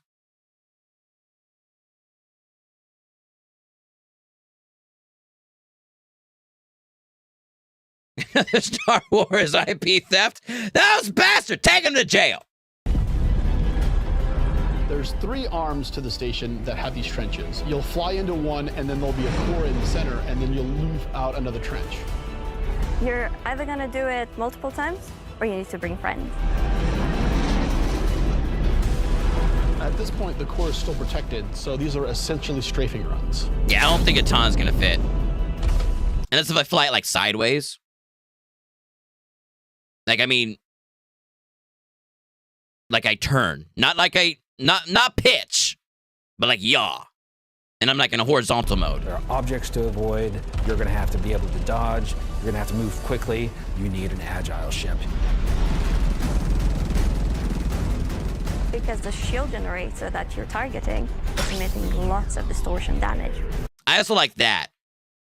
Like, you can't, like, oh, you just go in there and you shoot that stuff. Like, nah, bro, you need to get in and get out as fast as possible because your shit's gonna get distorted. I like that. It's not a wild machine! Get them a warbot! So once the cooling units are out, that exposes the core to overheat, which means that you can attack it from the inside and also from exhaust ports on the outside of the station. This core is armored and just takes... The fact you have to shoot through the exhaust ports is fucking hilarious. like really. A whole lot of damage. Like, I want to know how big those are, because it doesn't look like it's an easy shot. Once the power core goes down, the turrets come down, and then the capital ships can get closer. Why is that important? Because during all of this, you spend a lot of ammo and munitions and ballistics, and you're going to want to top up. This is where we're gonna get our new feature in, ship hangar refueling and rearming. You're gonna be able... This is cool. I hope in the future it requires resources and actual engineers and stuff on the ground to do it, though. I really hope it's not the standard land, menu, wait a few seconds, take off. Like, nah. I want people on the ground moving fucking missiles around on fucking, like, missile carriers, bringing it up to the fucking, your aircraft, lifting it up, connecting it. I want fucking guys bringing in the fuel port, connecting it to the fuel hose, connecting it to the fuel port, giving you more fuel. Ammo guys running up and changing out the ammo on your fucking, goddamn Gatling guns. Repair people fucking patching up your ship. Like, I don't want it to fucking bullshit. God damn it! To land in the hangar of select ships and be able Yeah, Chuck, you can be useful, exactly. As you are right now at stations to refuel and rearm. It's specifically for ships like the Idris and the Polaris and other ships that are designed to have other ships land inside them. Of course, it'll be more than just those 2 ships, and you'll find out more once we get closer to release. But this is a really important feature that we're really excited to get out. I don't like it. I already know it's going to be another reason for them to make the game less sim and more arcadey. Which basically, this whole CitCon has basically them being saying, yo, we're making the game more arcadey. We're making it more for the kids. And that just, I'm like, God damn it. If you're not bringing your own Idris, the People's Alliance has an Idris there that can provide a safe port in a storm, allow you to set back up and head back out. And it's a good thing that you've rearmed and refueled too, because now another group of ships is coming to attack. Exactly. The Starfarer is so fucking dope. There's a process to it. The fucking guys need to set prices. They need to change the fucking flow. They need to open up different fucking valves and shit. It's not super duper hardcore and realistic, but it's realistic enough. It's just a few couple steps, but it's enough to make you feel like you're actually a refueler, you know? You feel like you're actually doing a job that you had to learn to be good at. And not just, I pushed a button. Okay, I'm good to go. I really hope they take the Starfarer gameplay and apply that to fucking all refueling and rearming and repairing across the board. And it seems like they're going that way, and this might just be like a little hopping, like a little stepping point for now, but like, it's concerning. I pushed the wrong button, son of a bitch. The People's Alliance Idris.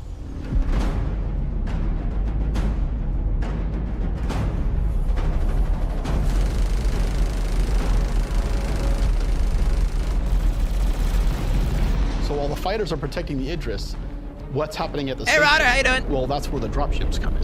I'm doing all right.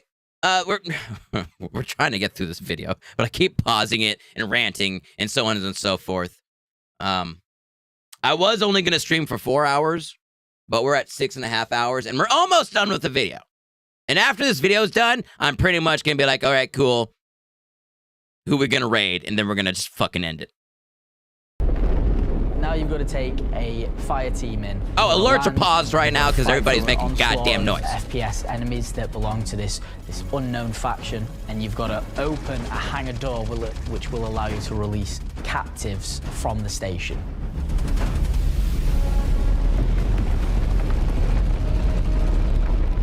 After you've opened the doors and that person's taken off, you've just got to make sure they get to safety.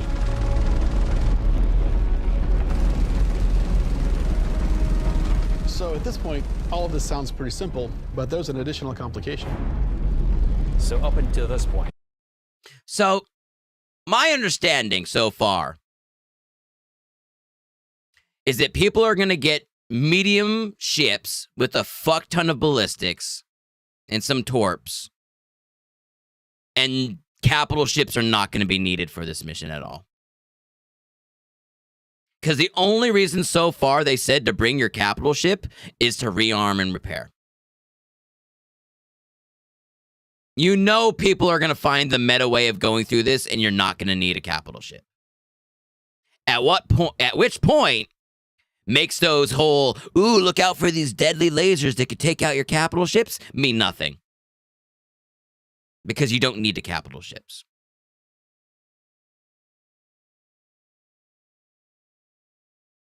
It's just been you versus the enemies in the station. But the enemies in the station have their own enemies. The Vanduul neighbors who really don't like these guys for some reason will come in and wreak havoc on everything. And they're not going to discriminate between you and the station. They're out for blood. Uh-huh. When you alert the Vanduul by destroying the power core that the station's now vulnerable, you're on a time limit. Vanduul are coming, they're going to come hard, they're going to keep coming, you're going to have one hell of a fight. Yep.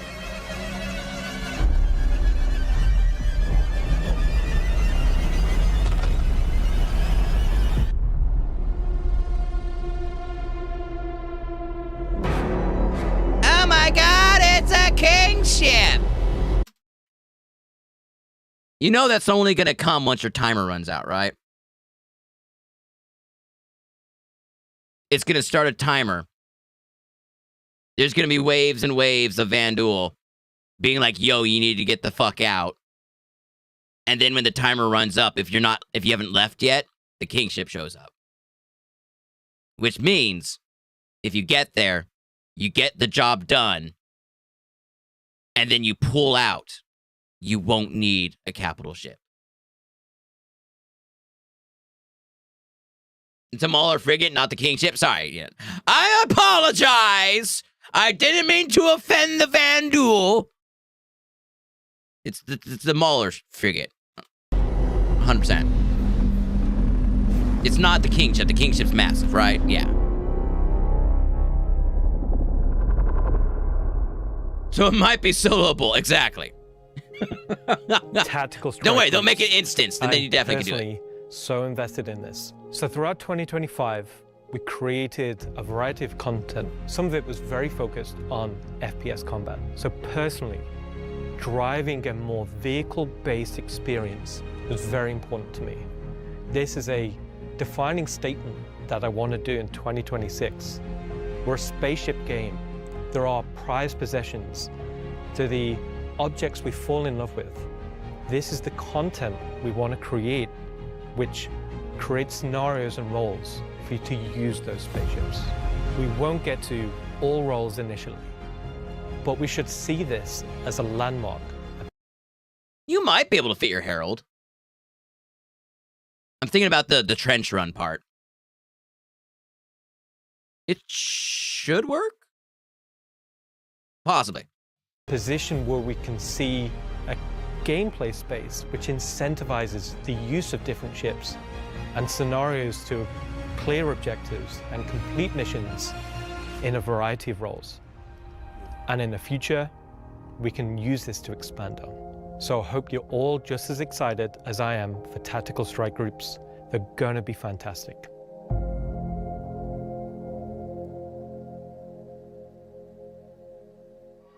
All right, the wreckage and stuff in the way. 100%. All right, and then the end is this guy and then Chris Robert. Okay, we're at the end. All right. I'm exhausted. That went 2.5 hours longer than I wanted it to do.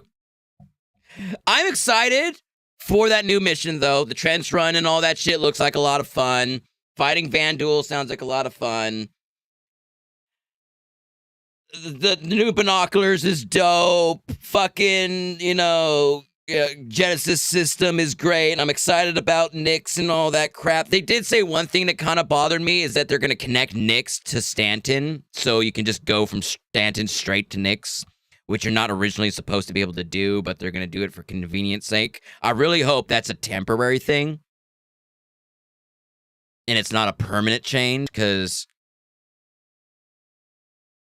I'm so fucking tired of them making decisions. Exactly, Rip Pyro, exactly. Making the game more accessible to babies. It's like, oh, the game's too hard! It's like, yeah, that's the fucking point. It's like, when they do things like this, it's like Dark Souls adding checkpoints between, fucking, what are they called? Pyres. It's like, oh, I almost got to the boss, but the pyre's so fucking far away, I can't heal. Oh my god, this game's so hard. I wish they would add checkpoints so the game was easier. And that's basically what it is. It's like, then go play fucking Mario, bro. There's already games for you people. They already exist. There's more of them than there are the hardcore simulator games. So every single time I see a game like Star Citizen that has been trying to be a simulator, hardcore, fucking future realistic, tangible, immersive, fucking physicalized game, and then they start introducing these basic bitch game mechanics to make it more user-friendly or more accessible or make it easier for the people that have, fucking whatever. I'm just like, why? One example I always go back to is this example of a pop concert and a metal concert. Imagine there's 1,000 pop concerts. Chris is a basic bitch. I swear to actually, I don't think Chris is. I think the team around him, the devs, are the problem. I feel like the devs are too young. And I feel like all the old devs that actually wanted to make a good game have left because they're old and they're retired. But no, say there's a city and there's 1,000 different pop concerts happening. But there's also 10 metal concerts. I want to go to the metal concert. I don't want to go to the 1,000 pop concerts because I'm not really into pop. It's not my thing. I then go to the metal concert, and when I get there, there's a bunch of people showing up that they like going to pop concerts normally, but they wanted to try something new and different. And so they go to the metal concert and they start talking to like the the people running the show and be like, hey, it's really loud in here. You know, there's people like pushing me around when I get into the crowds, and the people singing on stage are screaming. I can't understand their lyrics, and it's really aggressive around here. Can you guys calm it down a bit? That's how I feel when people come into Star Citizen and they're like, we need instancing, we need PvE servers, we need all these different things. I'm like, go play the game that has that stuff already then. There's 1,000 of them, but there's only 10 of these games. Why the fuck do you want to make this game more like the other 1,000 games? Allow this game to be a metal concert. Stop trying to change it into something it's not. You already have 1,000 concerts. Why the fuck do you think it's okay for you to come in here and try to change one of the 10 metal concerts to be more soft and gentle and baby mode to make it more like a pop concert? What the fuck is wrong with you? Let the metal concert be a metal concert, and if what you're looking for is a pop concert, then go to the pop concert. You have 1,000 options. My voice is giving out. I've been yelling too much today. Anyway, let's do our end credits. And then we'll go give some love to somebody. Today, we had Slash Attack, level 10 gray hat. We had Data Redacted with 8 gifted subs, 96 gifted bits, level 15 gray hat.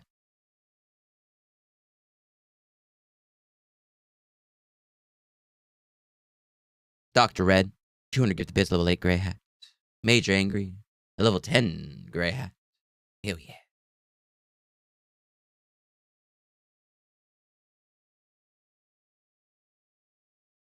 Dark Doomer's Company, level 24 black hat. Dice Killer, get the sub. Thank you, my man. I appreciate that. Level 2 gray hat. Hell yeah. Ah, shit. You're right. Hold on, I forgot about the redeems. Here we go. Let's let it get through all of its nonsense. I must use the same bucket tech you do for mine. What? I know what you're talking about.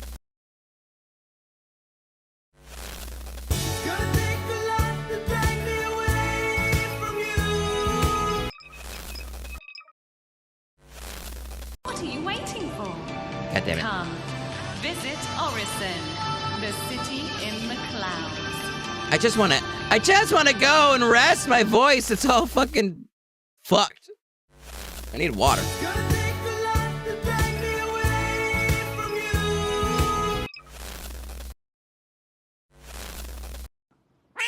Oh, true, right? I do like the end credits and then just go fuck off and let the redeems run for a while and then come back and just turn off the stream. Could do that. I don't know. You know what? I'm gonna go get a water while it runs through this, and I'll be right back. I don't know how long it's gonna be. It's probably gonna end as soon as I walk away.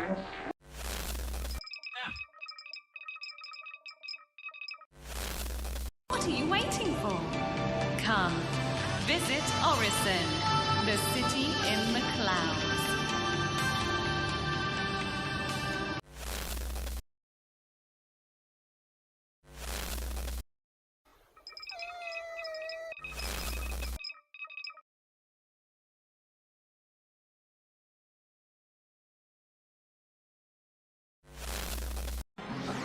Do a barrel roll.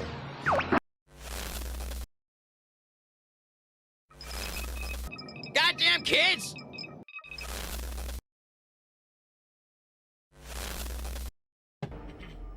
Hello there.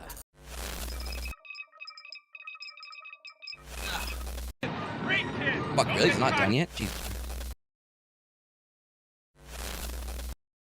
The joys of summertime. time, when the sun shines bright and the laughter of children fills the air. But wait, what's this? Is your lemonade lacking a zesty kick? Fear not, dear friends, for Todd's Bitter Lemonade is here to save the day. Introducing Todd's Bitter Lemonade, the drink that will put a rep in your step and a smile on your face. Made with the finest lemons, hand-picked from sunny orchards. Todd's Bitter Lemonade is a refreshing burst of citrusy goodness that will tantalize your taste buds like never before. So why settle for bland, ordinary lemonade when you can experience the exhilarating zest of Todd's Bitter Lemonade? It's the taste sensation that's sweeping the nation. Todd's Bitter Lemonade. When life gives you lemons, make it Todd's. This is going on longer than I thought it would. I'll be honest.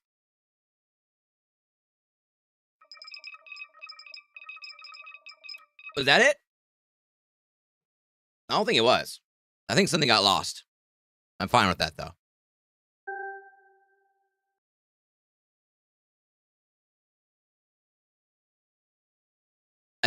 I think we can continue to credits. Let's continue to credits while it's doing this. Old Man Observer, 835 gift subs. Goddamn kids! Exactly.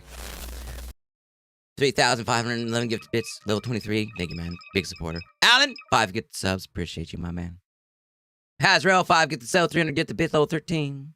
Mike Dutchy, 1 gifted sub. 6,315 gifted bits. I appreciate you. Thank you, my man. Ravenex, thank you for 13 months. Appreciate you, man. I don't remember that happening, but it happened. Mega Piano, 249 gifted subs. Through 4,800 gifted bits. Thank you, my man. And Platinum Parakeet, it's always good to see you. Citizen X, 300 gifted bits. Thank you. Level 1 gray hat. Rob, 150 gifted bits. Level 12 gray hat. Hell yeah. Man, updating all this shit to the new system is gonna suck ass. It's gonna be so much better when it's done, but fuck, the transition's gonna suck. CJ, 86 gifted subs. Getting close to that 100. 4,790 gifted bits. Thank you, man. Nice play game. It's always good to see you. Hey, I missed your level, I'm sorry. Ravenex, 116 gifted subs. Level 13 gray hat. Kunami, 429 gifted bits. Thank you. Really appreciate that. I am working on it, you bitch. We're testing out the login today. Alicat, level 2 gray hat. Tangaro T-Rex, 5 gifted sub, 500 gifted bits, level 1 gray hat. Thank you, man. I really appreciate that. Night Weaver, level 7 gray hat. Hazelnut Games, level 6 gray hat. Dude, this is the longest stream I've had in a long time. It's just because we didn't even play anything. 21 gifted subs. Damien. Thank you, my man. Citizen, thank you for the $1, man. I really appreciate that. Sofa King, level 1 gray hat. Max Shield, hell yeah. 100%. Tot, 6 gifted. 6 gifted bits. And the OG Duncan Kobe. I got it right that time, I think. Finally. I stend it. Level 1 gray hat. Shy Fox, level 1 gray hat.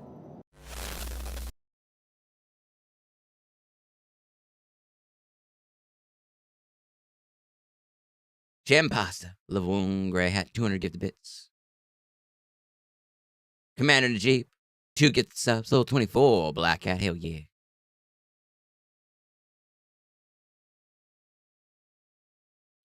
From Kai, level 1 gray hat. Citizen Spooner gave us a raid. Appreciate you, man. Thank you. Level 1 gray hat.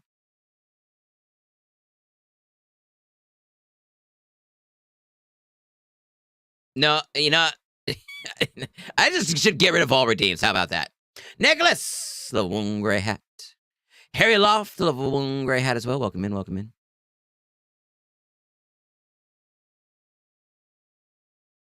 Night Stalker, level 1 gray hat. Captain Dutch Lord, also level 1 gray hat. Welcome in, welcome in. Sigolo. I don't know if I said hi to you. I think I did. I don't know. I'm tired. I lost it. I'm losing control. Lucario, level 11 gray hat. Chansey, also level 1 gray hat. No, Lucario's level 11. I apologize. Who actually love me? What? I don't believe it. The Little Shadow, 200 gifted bits. Level 1 gray hat. Black Hole Defies, 1 gifted sub, level 4 gray hat.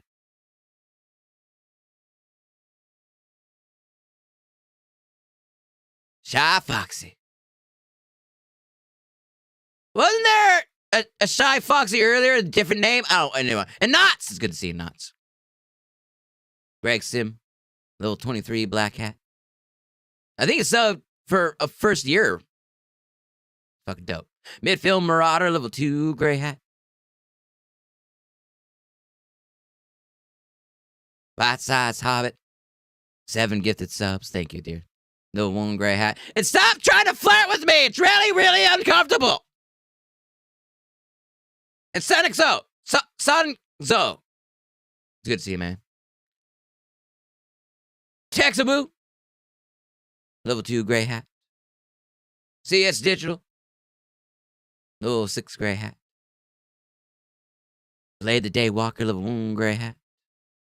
Tron Spaghetti, 501 gifted bits, level 8 gray hat. What? Do what? What are you talking about?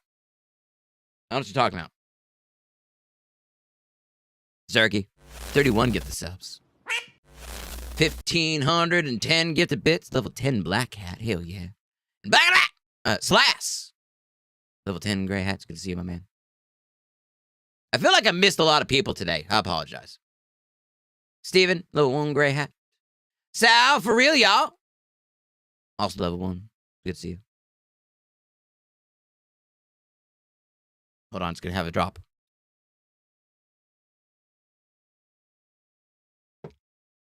Devil's Not Gaming. Level 1 gray hat. I stream, you stream, I 5. Get the subs, 4,400. Get the bits. Hell yeah.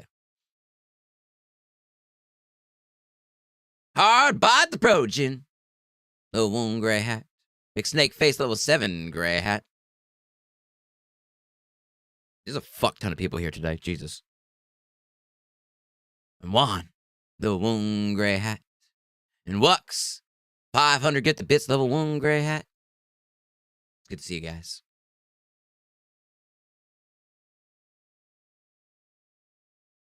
The Bearded Blink, level 1 gray hat.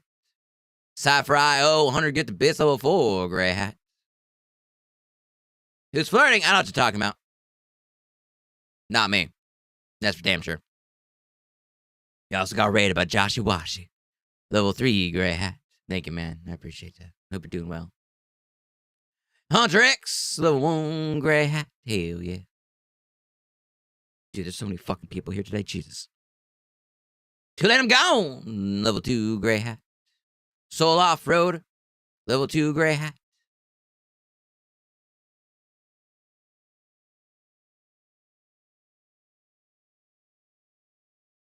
Montudo. Love that icon. 5 gifted subs. Thank you, man. Appreciate you. Halfway to level 2. Metropolis 800 gifted bits. Level 8 gray hat. Thank you, man. Xmas. Xnimus. Ignixus. Negus. Welcome in. And Mudak. Manduk. I'm losing control. I'm sorry. Hey, Sugar Bomb, how you doing? I was going to do it today, but this video took way too long. Metaphysical, 16 gifted bits. Level 4 black hat. Ram Jams, level 5 gray hat. Ventor, level 1 gray hat. Baby Legs, 835 gifted bits. Level 7 gray hat. You just woke up anyway? It's all good. But yeah, we're going to do it today. But we just now, I wanted to be done 2.5 hours ago. Absolute Target, level 1 gray hat. Take 'em on, level 1 gray hat. So yeah, next time, soon enough. Just 2K, level 5 gray hat. CitCon, level 1 gray hat. Getting close to level 2 though.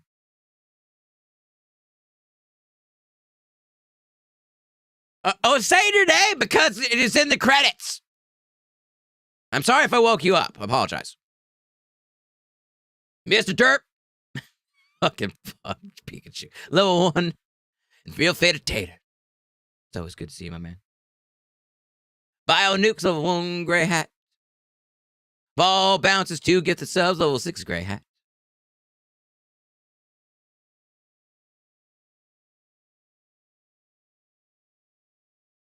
The Phantom Master, 110 Gifted Bits, level 1, Gray Hat.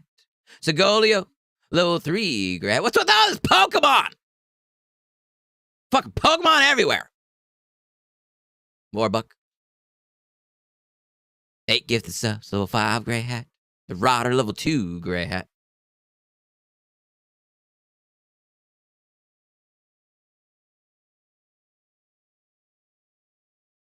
Chakard Wood, level 1, Gray Hat.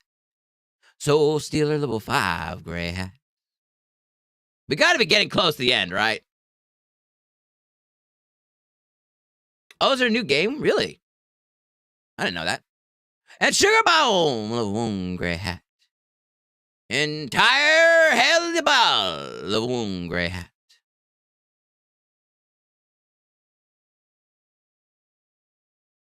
Blackwater Goat, level 2, Gray Hat. Slash Attack, level 10, Gray Hat. Are we back at the beginning? I think we're back at the beginning now, right?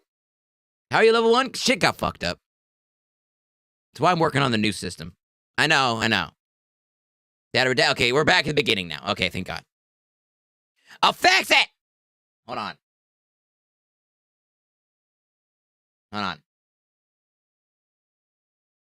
Hacker Tracker.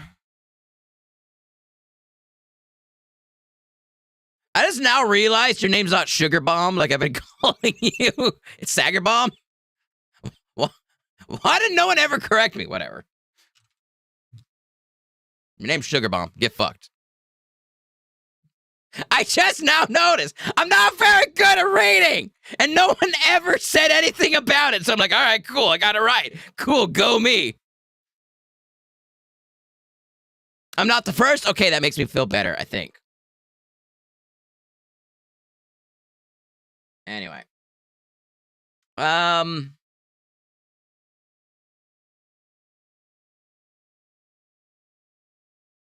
How many points do you need for... Here, I'm going to give you 8,000. Go ahead and do a status check, and then I'll see what level you have to be to level 4. So, exclamation mark status.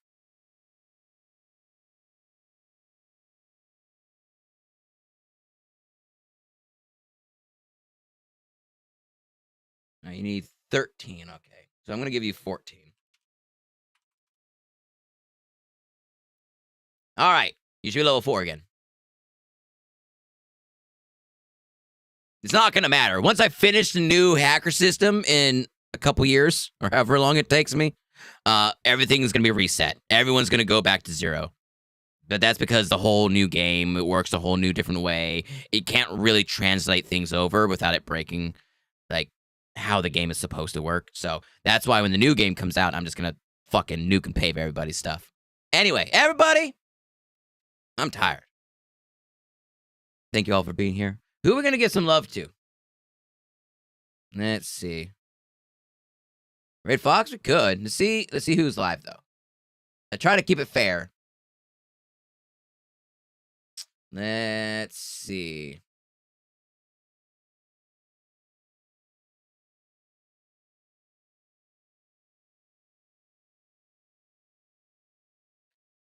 Kamak is live. We could go give Kamak some love. But Fox is also live. And we haven't rated Fox in 196 days.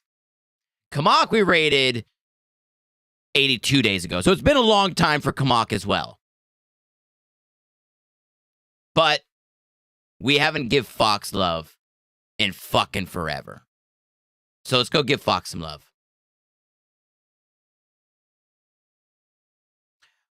R1Z Danny Vega? Maybe next time? Possibly. I'll be honest, I'm getting to the point, like, I'm going to start removing people from my list. Because there's too many people.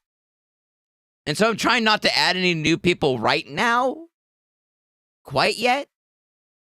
Because it's just like the list is getting out of control. Not that that's a bad thing, but fuck it. Nonetheless, we haven't raided Fox. Fox was brought up first. And we haven't raided him in 196 days. He's doing some Star Citizen. Welcome to the Foxhole, Star Citizen, and the PTU, Citizens Beware of the Darkness, or some shit. I don't know. Anyway. Let's go get Fox some love. And if R1Z is available next time, we'll hit him up. Regardless of where you go, what you do. Hugs and kisses. I love you all. You take care of each other. You take care of yourselves. And I'll see you when I see you. And until then, ta-ta.